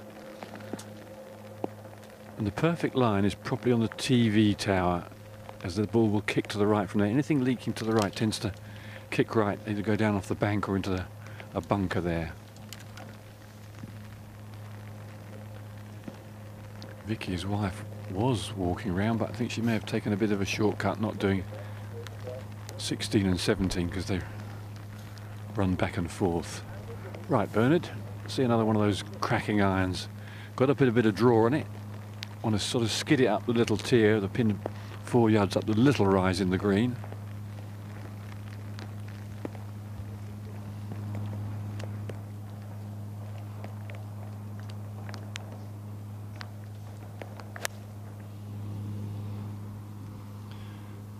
It leans like that, you're often misled into thinking he's hit it offline, but usually he hasn't, and it's another very good iron shot for Bernard Langer. 5 birdies and all the rest pars today. Just noticed the face of his iron club there, well worn in the middle. Billy Mayfair, claw grip with his right hand, just resting on the club. Let it swing, let it drop. Good up and down. Stays +1, 5 back now of Bernhard Langer.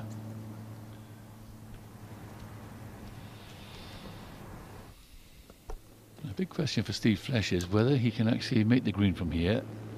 If the grass is lying with him, he's got a chance.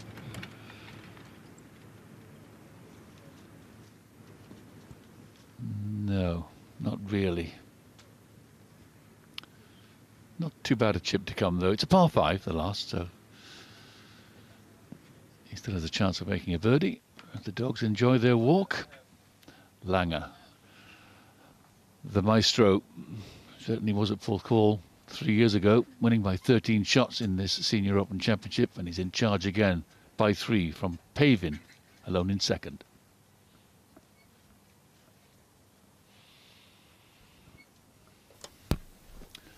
You can see by the scores in the right-hand column, the players really enjoying their time here today, much more than over the first 2 days when it was a grueling battle of attrition. on this golf course that was founded in 1891. Got the royal seal of approval in 1909 from the then Prince of Wales. The second royal course in Wales after Royal St David's in Harlech up on the west side. The 5 and 6 overs there. 68 from Joe Daly. Russ Cochran, former winner of this championship, +6. David Frost just going through there with a 65 today. Climbing up the leaderboard in no uncertain terms. And it's just seems to be brightening up a little bit more now as we get into the end of this final match.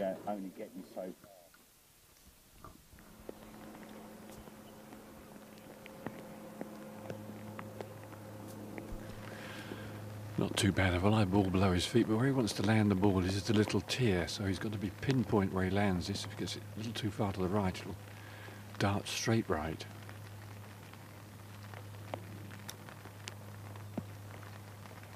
Ticklish one, come on. And alongside me, I'm joined once again by Dennis Hutchinson. And Dennis, shame about the rain late on. It is a pity, but let's go to Billy Mayford driving up the hill. Out to the final hole, he made a good chip and putt for a par 17, and he's played very well. Try and find this drive, you can't see the fairway, it's straight up the hill. And players are getting fairly close to it in 2 shots. Some of them knocked it over, but you've got to hit it on the fairway when he's just about made it. He's played well today and hold very few putts, Kim. Yeah, maybe his turn will come tomorrow. The final round on the Sunday. Flesh, 3rd shot on the par 5 18th. This hole definitely doesn't suit his eye. Kim, you remember yesterday it was coming up in the left-hand rough too, and knocked it through, and sadly took 3 putts.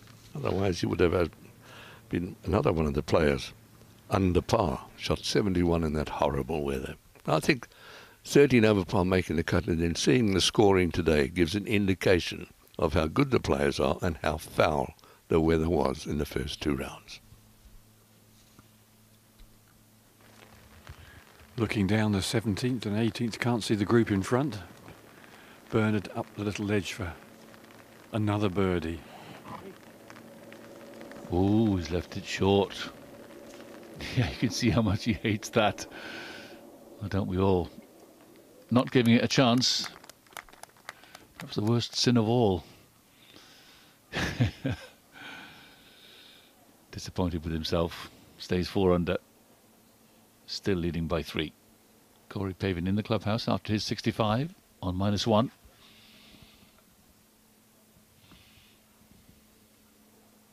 Tester here for Lehman. Certainly is. Slightly downhill.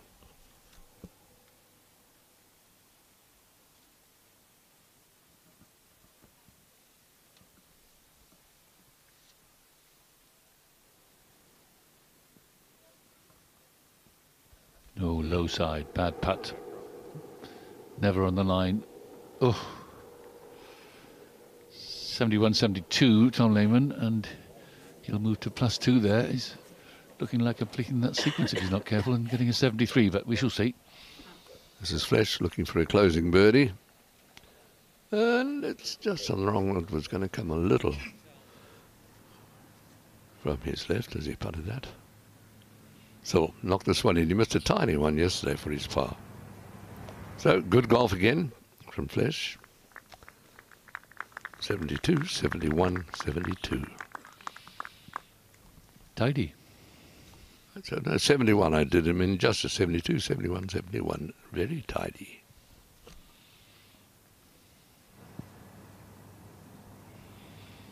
Langer by 3. 2 holes left. And 2 chances of a birdie. Well, 17 is a toughie, but 18 certainly is very inviting. Pavin alone in second. Lonard, 67 in his first senior event. Miguel Angel Jimenez, winner on both sides of the Atlantic in senior events, right there. Lonard has looked very good, hasn't he, today? He missed a few putts he might have got in. So he might really be right into the action tomorrow. Average 4.19. This 17th, 4 birdies, 17 bogeys. And you don't want to run it through if you hit it too far down this hole. You can run into cross bunkers, but that's quite a long way down, about 260 odd. Try and leave it short of that, then it's a blindy second up and over the hill to the green. I first saw this man in 1976 when he came to my golf club and asked if he could use the practice ground. And he came 3 or 4 days, very politely every day. May I use the practice ground? Yes, you can, Bernard. And very polite, disciplined man he was then, and he's never changed. Well, funny, that's the first year that I met him as well. I'd come over, got a ride with him, organised by Tini Brits, one of the South African golfers, from Germany to Holland. He'd missed the cut in Holland, and so had I. He picked me up in a little Alfa Romeo, got in the front, and there was the wooden steering wheel. So I put the seatbelt on. He did drive very quickly. He was very young then, as you can imagine. Every time I see him, I say, how's the wooden steering wheel? And he just smiles. 3 wood.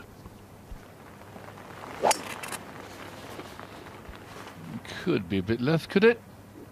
It's a bit narrow on the follow through. Left-ish. On the upslope, it's not bad.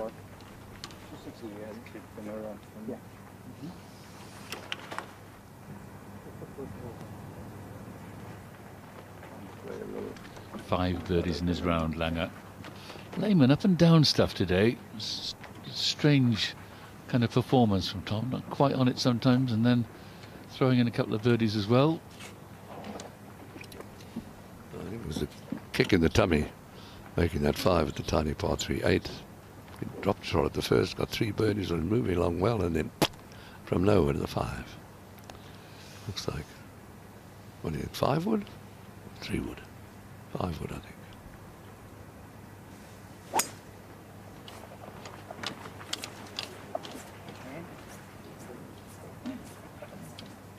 Similarly left, just in the second cut, but sitting up nicely. So Lehman and Langer pretty well placed down the left side of 17. Hole and a bit to go for the final group on this third day.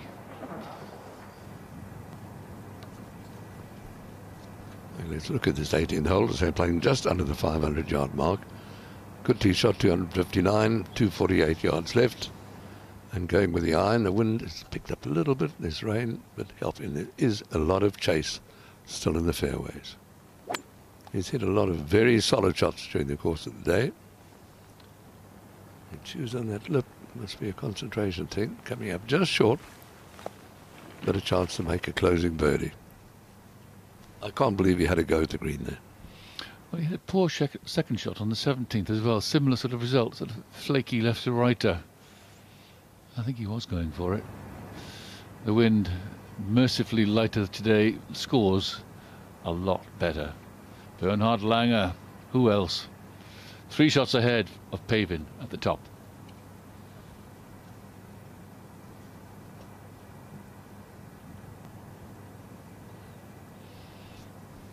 Looking further down, Fred Couples in with a splendid 66 today. Clickety click, as they say in the bingo halls. Tom Watson, 67, matching his age. Fabulous. Miguel Angel Martin doing well with the 68. Paul Streeter, joint best score of the day, 65, and the man from the Lincoln Golf Centre over there on the eastern side of the UK, eastern side of England. Jeff Sluman. Some great names from the PGA Tour and European Tour over the years. John Daly, another major man, 68. Good to see Sandy Lyle under par at 70 today. Another wonderful look at this fabulous links course, both in the semi-rough. I think Langer's got a fine lie. A little more wispy stuff, with 218 yards left for Lehman and only 186 for Bernhard Langer.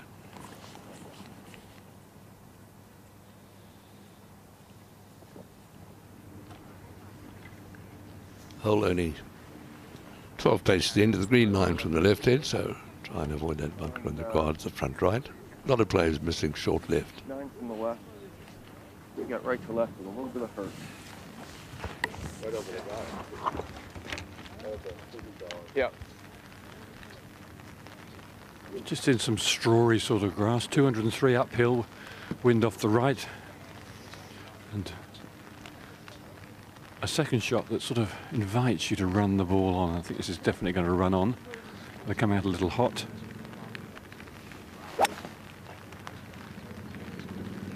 Easy. Easy. Oh, nicely done. Fine there. Might get a bit of relief. He could be standing in sprinkler heads there to make his putt, but a very good shot from where he was. 77, right?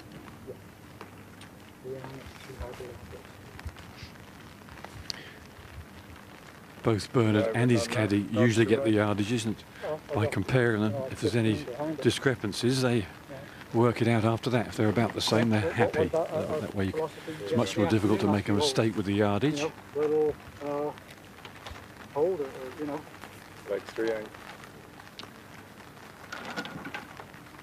And below the green, you're coming from quite well below. The ball always comes out a little bit flatter. And this is a long iron anyway. Ball a little bit above his feet. 186 yards. He did say 3 iron to his caddy and pulled that, I think. It's kind of just, you can see he's just going a little down the shaft. He can get to the front of the green with a 4 iron, just short, but a 3 iron, he can rip it in low, turn it a little bit, it can chase onto the green. That when it picked up, you can see the flags moving a bit. A little. It's been very similar all afternoon, same direction, just a bit damp now, drizzly.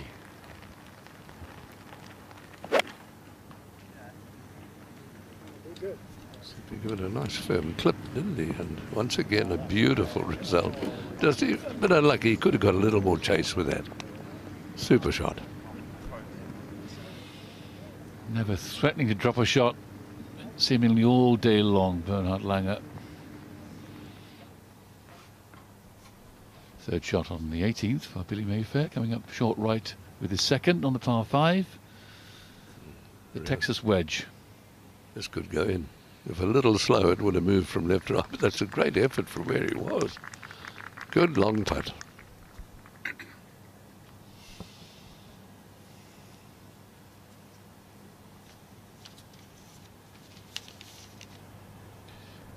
He likes to chew that lip, doesn't he? Umbrellas much in evidence now. We're getting towards, what, 6:15 p.m. local time. 3.5 hours after these last match started. Now, Billy Mayfair for a closing birdie. This should come from right to left if what we've seen previously is correct. He's got to aim it just outside the right edge and give it a chance. No, he never did. No, he did putt very weakly all day, I'm afraid. He gave himself a lot of opportunities and hardly took any. I think he made just a single birdie today. Billy Mayfair, that came at 13 and dropped that shot at the 15th. Disappointing because it was a really good approach, but there's a fair amount of swing and he just never got it off the putter. The 50-year-old from Phoenix, Arizona, with 5 PGA Tour wins on his CV.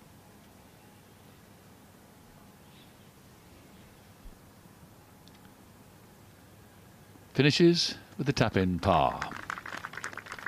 And a very solid round of even par 71.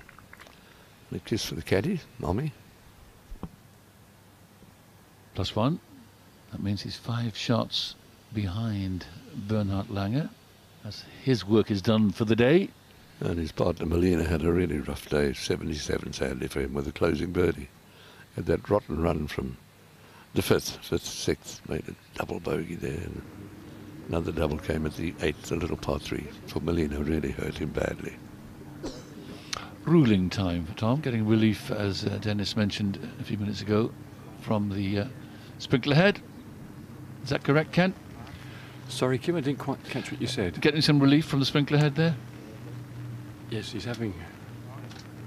You have a look, I'm just at the back of the green. I wasn't paying a lot of attention, to be frank. Yeah, yes, relief from a sprinkler head.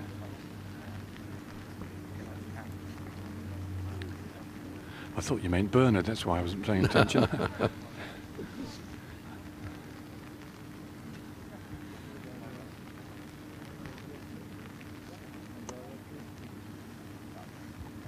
Well, Bernard having a good look round. I hope he hits it before the onset of winter.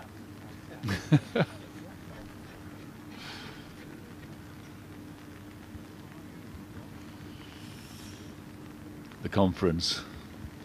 It's slow. It's a slow putt, and the flag has been on this line on the green all week. It's furthest forward. A couple of the first 2 days were further back, but there's this little ridge, this little spine that runs from back to front on the sort of left half of the green. Slow, and I think as it dies, it should move to his right.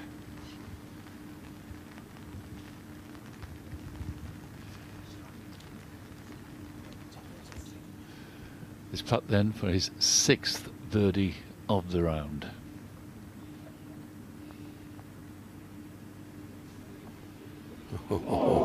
Just a touch too much speed. Hooking out of the hole. He could have been a few better, there's no doubt about that, Bernard. He has played superbly well. It's right in there, wasn't it? If it had square in the back of the hole, that might have stopped it. Just got sort of left edge, back left edge.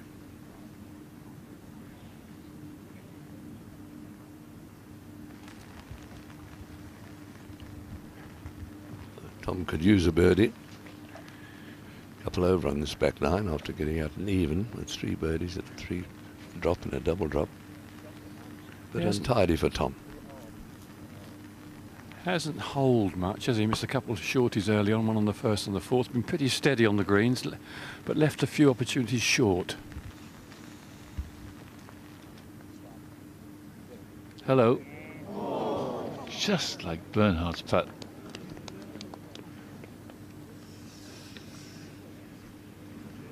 This hole must be half an inch too small, I reckon.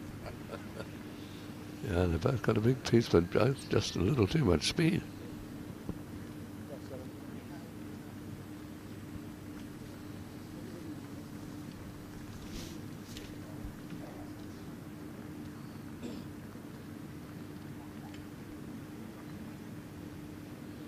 And they both left themselves nasty little ones. They're never easy, these, especially with the rain coming down on the back of your neck and everything. But let's hope they both hold them.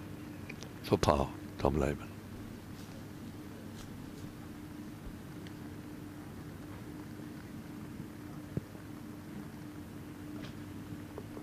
Yeah, good solid putt.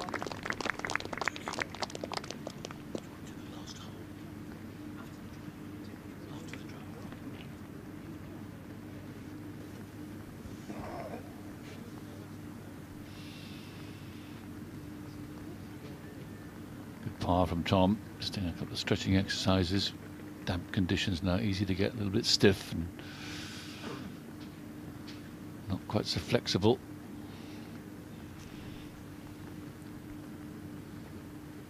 Langer turns 60 next month in August.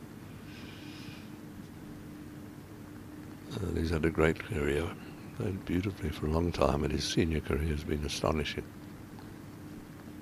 One of just 5 players to win on 6 continents in official professional tournaments. Amazing. Is there a continent that he hasn't won on?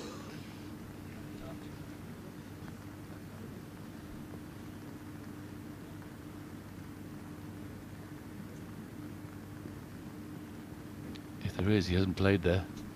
In it goes. Another par on the card. Another step closer. 5 beautiful birdies. He needs a par up the last for 66. He'll be doing his level best to make the birdie, to make it 65. 504 yards up the hill, a bit of rain. Can't see the fairway from the tee. And lovely, this virtual line. I think you can see it's sort of a double dog leg. Yeah, a bit of a wiggly worm of a hole, isn't it? The tee is down on the side of the hill, rises up to around, I don't know, 25 feet or so to the top of the crown of the fairway there. Second shot, ideally coming in from the right half of the fairway for this side-on green. Bunker on the left-hand side to catch anything that's a bit shy. And that little bunker on the right is a sneaky one. It's caught a few players out. Yeah, there are 3 bunkers around the green. No, it's not an easy green to hit into, but it's possible. Flags still as a deer in the woods.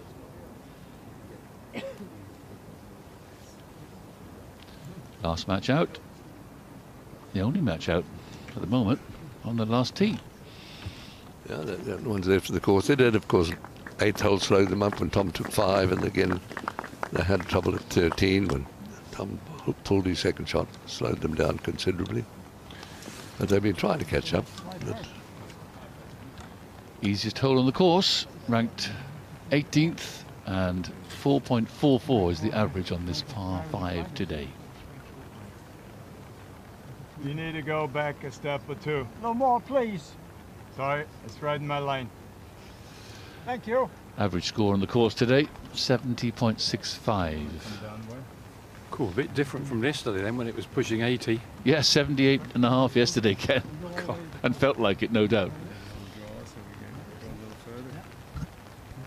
Bernard just moving a few people back on the right because the wind is off the right, and he has to hit it. If he's going to reach damp air, he's got to hit his Sunday best with a perfect shape from right to left and run it down the fairway. He doesn't want it to scuttle in the rough. It was easily reachable yesterday with the warmer conditions and the drier conditions. Yeah, slightly left for him. I say drier, the fairways were a bit drier. See a closed stance. He'll launch it down the right edge of the fairway, which he can't see the perimeters from this tee that lies below the green. yeah, he's done exactly as he asked. Went straight over where that cameraman was standing. It would have gone right over his head. Close. Just catching the line semi on the left, but in good shape. Yeah, the semi might do him a favour, actually, if he can get a wood on it and sort of trap a bit of grass between the club and the ball and a bit of moisture, get a low runner. True. And your point of seeing Tom Lehman doing a bit of stretching, it's been a long old day out here, damp, cold, not terribly pleasant. Sits back on his heels a little bit, keeps the knees flexed, and then up through the impact. Nutting it by the look of it. Yeah, that's perfect too. Lower than Langer's and finding the fairway. Well, it's time for me to find a laurel to rest on, and I'll let Dougie Donnelly take him home. Yes, you can collect your medal on the way out, Kim. Thank you for splendid efforts today. Bernard Langer with a 3-shot lead, playing the last in the 3rd round of the Senior Open, presented by Rolex. Corey Pavin, his closest challenger after a 65, jointly the best round of the day. Peter Lonard in 3rd place in his first ever senior event, only just turned 50. Some excellent scoring, much better weather today, although it's turning into a rather damp evening here in Wales.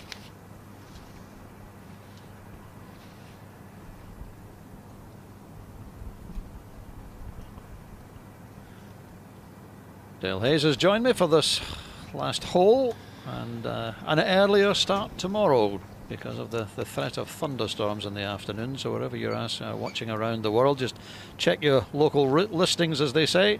But we will be on 4 hours earlier than scheduled, and that makes good sense, doesn't it, Dale? It certainly does. Lots of incredibly good scores today, especially after the day they had yesterday. The players really struggled out there in the wind and the rain and the cold. Carlos Franco, John Daly, Greg Turner, all shooting scores in the 70s. Mark McNulty, 67. Andre Bossart, who originally comes from Johannesburg, now lives in Switzerland, 69. Larry Myers won the Masters. An incredible chip in the playoff on the 11th hole. Another man that broke Grant Norman's heart. There have been a few of them, hasn't there? Yes, Sir Nick Faldo broke his heart. Yeah. Nobody did it better than he did. 69 today for Nick. It's a terrific round of golf. Todd Hamilton won the Open Championship. 72 today. Woozy will be inducted into the World Golf Hall of Fame deservedly in September. Sadly not challenging for the Senior Open in his home country. Good round today from Phil Price. Shot 68, so he's inside the top 8. He's at 2 over, and he'll certainly feel that he still has a sniff of a chance tomorrow. And it's interesting that Tom Lehman is in the USA rain jacket, and that's the one that they were issued in 2006 when Tom was the captain at the K Club. It's lasted well. I was just thinking Good that he quality. obviously doesn't play much in the rain. It's good quality. Made in Wales. Actually, the Americans have not had a great deal of success here in Wales over the last 20 years or so. The Walker Cup was played here at Royal Porthcawl. Tiger Woods in the US team famously lost to Gary Wolstenholme, and GB and I won that one. Of course, the Ryder Cup went Europe's way in 2010 along the coast at Celtic Manor, and then Bernard Langer won the Senior Open here 3 years ago. So we're going to get an American winner tomorrow. 240 yards, pin in the easiest spot on the green, right side, and there's a sort of ridge that runs across the green that gathers the ball towards it.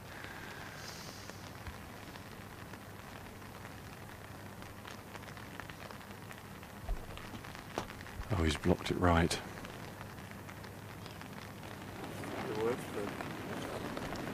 Oh, that's way right. See, they just dropped it on the inside as he started his downswing, and he's left himself an awkward chip shot over the bunker. Yeah, it just looks a little, well, leg weary, is it any wonder?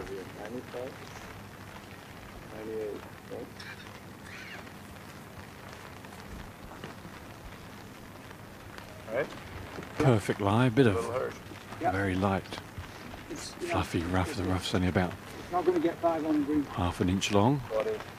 Bernard's got 232.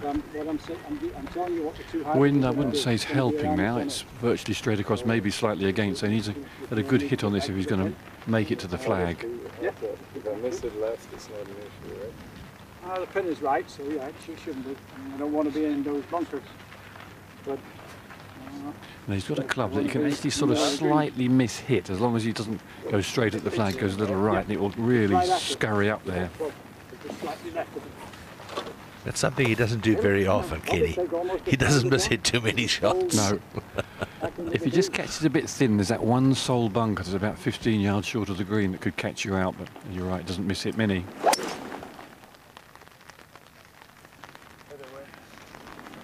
Stop.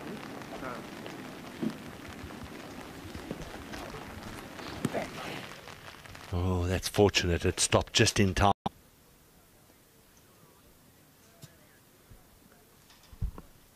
Well, he's certainly not going to shoot 18 under as he did in 2014. He's certainly not going to win by 13. I would think so, yeah. I can't imagine anyone that would have beaten it, and I think he'll probably go on beating it for a while. All I try and do now is break my weight. Just watching what you were saying there about Bernard's head hardly moving. Do you remember when we were all youngsters and the most important coaching advice you ever got was don't move your head? And it was so wrong, really, wasn't it? It was. No, a lot of great players move their head around, but if you do move your head, you've got to move it in the right way. Yeah. I think that's... Arnold Palmer had I remember, a very, very steady head through the ball, hardly moved at all. He's just a phenomenal athlete, phenomenal golfer, Bernhard Langer. #1 senior, both here and in the US, where he's lived for a long time. And he's going to take a lot of beating tomorrow. Dookie, I'd like to go a little further. He's a phenomenal human being. Yes, he is. I've known him since I think in the middle 70s, and he's one of the nicest men you could ever meet. Absolutely, I'd endorse that. Always greets you very warmly by name, and I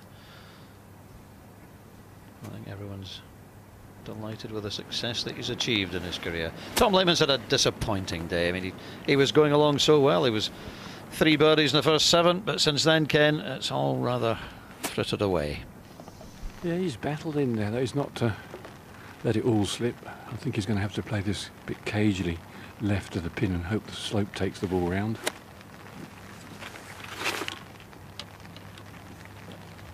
He's done it, come on. Oh, I don't believe it stopped there. Still got a very good chance of making his birdie. The bunker shouldn't worry Bernard at all. No. Well, it's not in his way, but to get it, if he wants to go straight at the pin, then he has to sort of clamber along the tightrope, but he can afford to go a little bit left, and the contour should gather it up. Or he could play a big floater and just flip it over the whole lot. He quite often plays that. Nice little lie, bit of grass under the ball.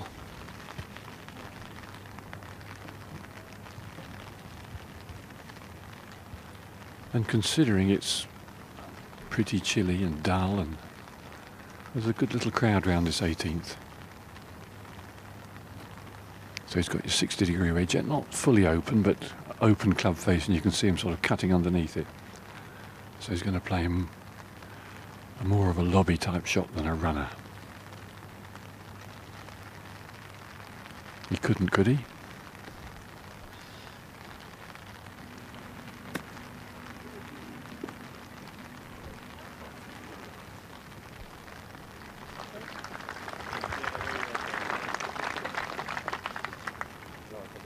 So that left for a closing birdie to move to 5 under par.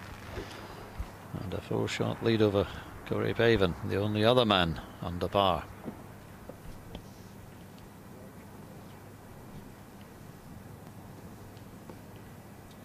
Steve Flesh will be delighted to have finished a little while ago. He was talking yesterday about he absolutely hates playing golf in the rain.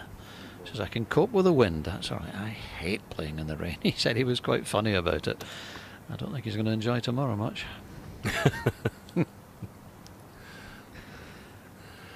Let's see if Tom Lehman can finish here with a birdie.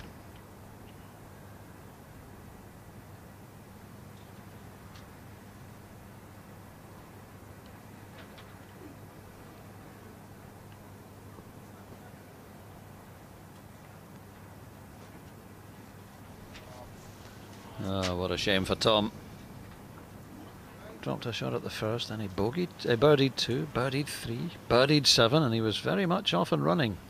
But then I think it all went wrong with that tee shot pulled into the pot bunker at the tiny par 3/8. It cost him a double. And he's dropped another couple on the way in. Not out of it, but a day that started so well has ended very disappointingly for Tom. Bernard would have got some help there from Tom Lehman's putt. You can see he really focuses and concentrates so hard around the golf course. He must, by the time he gets into the clubhouse after a round of golf, he must be absolutely finished mentally. And you know that the final round 3 years ago, Dale, when he won by 13, it was exactly the same. He was still giving every shot absolutely 100%. And it really was a case of, come on, Bernard, does it really matter if you win by 13 or 12? To him it did. It does. And, you know, he's had a couple of big wins. He won many years ago, and I want to say it was the Casherell under 25 tournament. I think he won by 11 shots.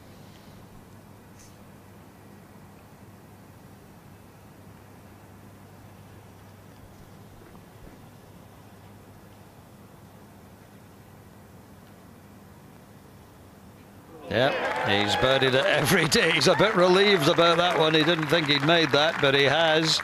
And it's a 65 without a bogey on the card. And Bernhard Langer certainly looks to be heading for another Senior Open title. He's going to take some catching tomorrow. And all that while not feeling physically 100%. He'd been struggling with laryngitis all week, and he certainly was croaking early on. Tom Lehman for a par.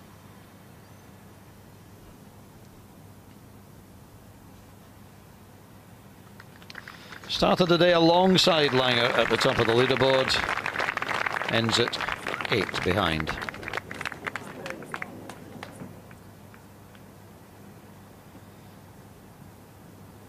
Well, it's been a much more enjoyable day for everyone, not least the players. The weather's been kind to us for all but the last 45 minutes or so. And we've seen a lot of good golf, Dale. We have seen a lot of wonderful golf. You look at the leaderboard, and you just see mainly red numbers. So many scores in the 60s, and that also is a tribute to the condition of the golf course. And it's just a wonderful golf course. It's a golf course that is a great test of golf, but it's a golf course also that if you play really good golf, you can make birdies and score well. Just look at those there, 65, 66, 67s. Terrific scoring. You're quite right, Dale. Actually, we haven't really given Ian Kinley, the course manager here, and his very hard-working team due credit for what has been a very difficult week for them. The course was in wonderful condition at the start of the week in the sunshine, and then they were hit with this awful weather, particularly yesterday, and they really have done a fabulous job. Well done, Ian, and all the greenskeeping team here at Royal Porthcawl. So many wonderful rounds, but we must keep mentioning Tom Watson, 67 at the age of 67. Has to be one of the great rounds of golf in recent times. Three-time winner of this title, Bernhard Langer, could join him tomorrow. He's won it twice. And it looks as if Tom Lehman's opportunity to join that elite club of players who have won both the Claret Jug and the Senior Claret Jug is probably gone. Gary Player did it, Bob Charles did it, and Tom Watson's done it. It's highly unlikely that Tom Lehman can add his name to the list. 67 for Olin Brown today from the US. He was out early this morning. There's John Daly, finished with a 68. Was in danger of missing the cut yesterday until the bad weather, or the really bad weather, came in, and the cut mark went up and up and up, and eventually fell at 13 over par. And he made eagle on the last hole too. That's right. But also a terrific round of golf there, 70 for Sandy Lyle. So Nick Faldo, 69. Jose Maria Lafabal, 70. Some of the biggest names in the world of golf are here at Royal Porthcawl. Towards the back of the field, Jarmo Sandelin, now a senior golfer. Had his 50th birthday earlier this year. Todd Hamilton, who won the Open at Royal Troon in 2004. Tavon Virachant, the great Thai player. What a fantastic record of success he has had, mainly on the Asian tour, but around the world. Gary Wolstenholme for many years was the leading amateur here in Britain. And right at the back of the field, I'm afraid, my old buddy Steve McAllister, who did well to qualify for the event, made the cut, but I'm afraid a 78 today for Stevie, just one worse than James Kingston. Let's look back over the story of Bernhard Langer's day. It didn't take long for the first birdie. Dale came at the second. It certainly didn't. He started off with a flourish. Third hole, just in the very edge of the rough on the right hand side, and another fabulous iron shot. It's been the story of the week for Bernhard Langer. So 2 under after 3. His pars at 4 and 5, and then this the par 5 6th.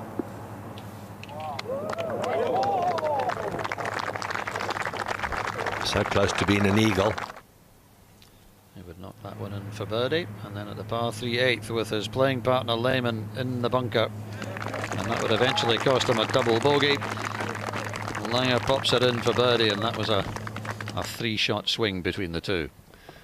In the final par 3 on the golf course, the 15th hole. Although it looks a little bit unorthodox, the result was fantastic. And that would be his 5th birdie of the day. And of course there was still one more to come. I love his reaction here when this one does drop. He didn't think it had. That's about as much emotion as you get out of Bernhard. Not a bogey on the cards. 4 birdies on the way out, 2 on the way back. 65. And at 5 under par, he takes a 4-shot lead into the final round, looking to repeat his win here in 2014. So there we are. It's been a much better day, but Still just 2 players under par, Langer and Pavin. Peter Lonard in his first tournament as a senior golfer shot 67. He's at even par, and he's certainly got a chance tomorrow. And Miguel Angel Jimenez, what a shame that Miguel somehow contrived to bogey the last. It would have been a fabulous round of golf, could easily have been a 63. But he's certainly got a chance as well, as does Steve Flesh and Billy Mayfair. They're all on 1 over par. So there it is. If you've been with us during the week, you'll know that it's been a tough week on this beautiful links. It's been much nicer today, but we are on earlier tomorrow. Make sure you don't miss it. The final round of the Senior Open. Bye-bye from Porthcawl.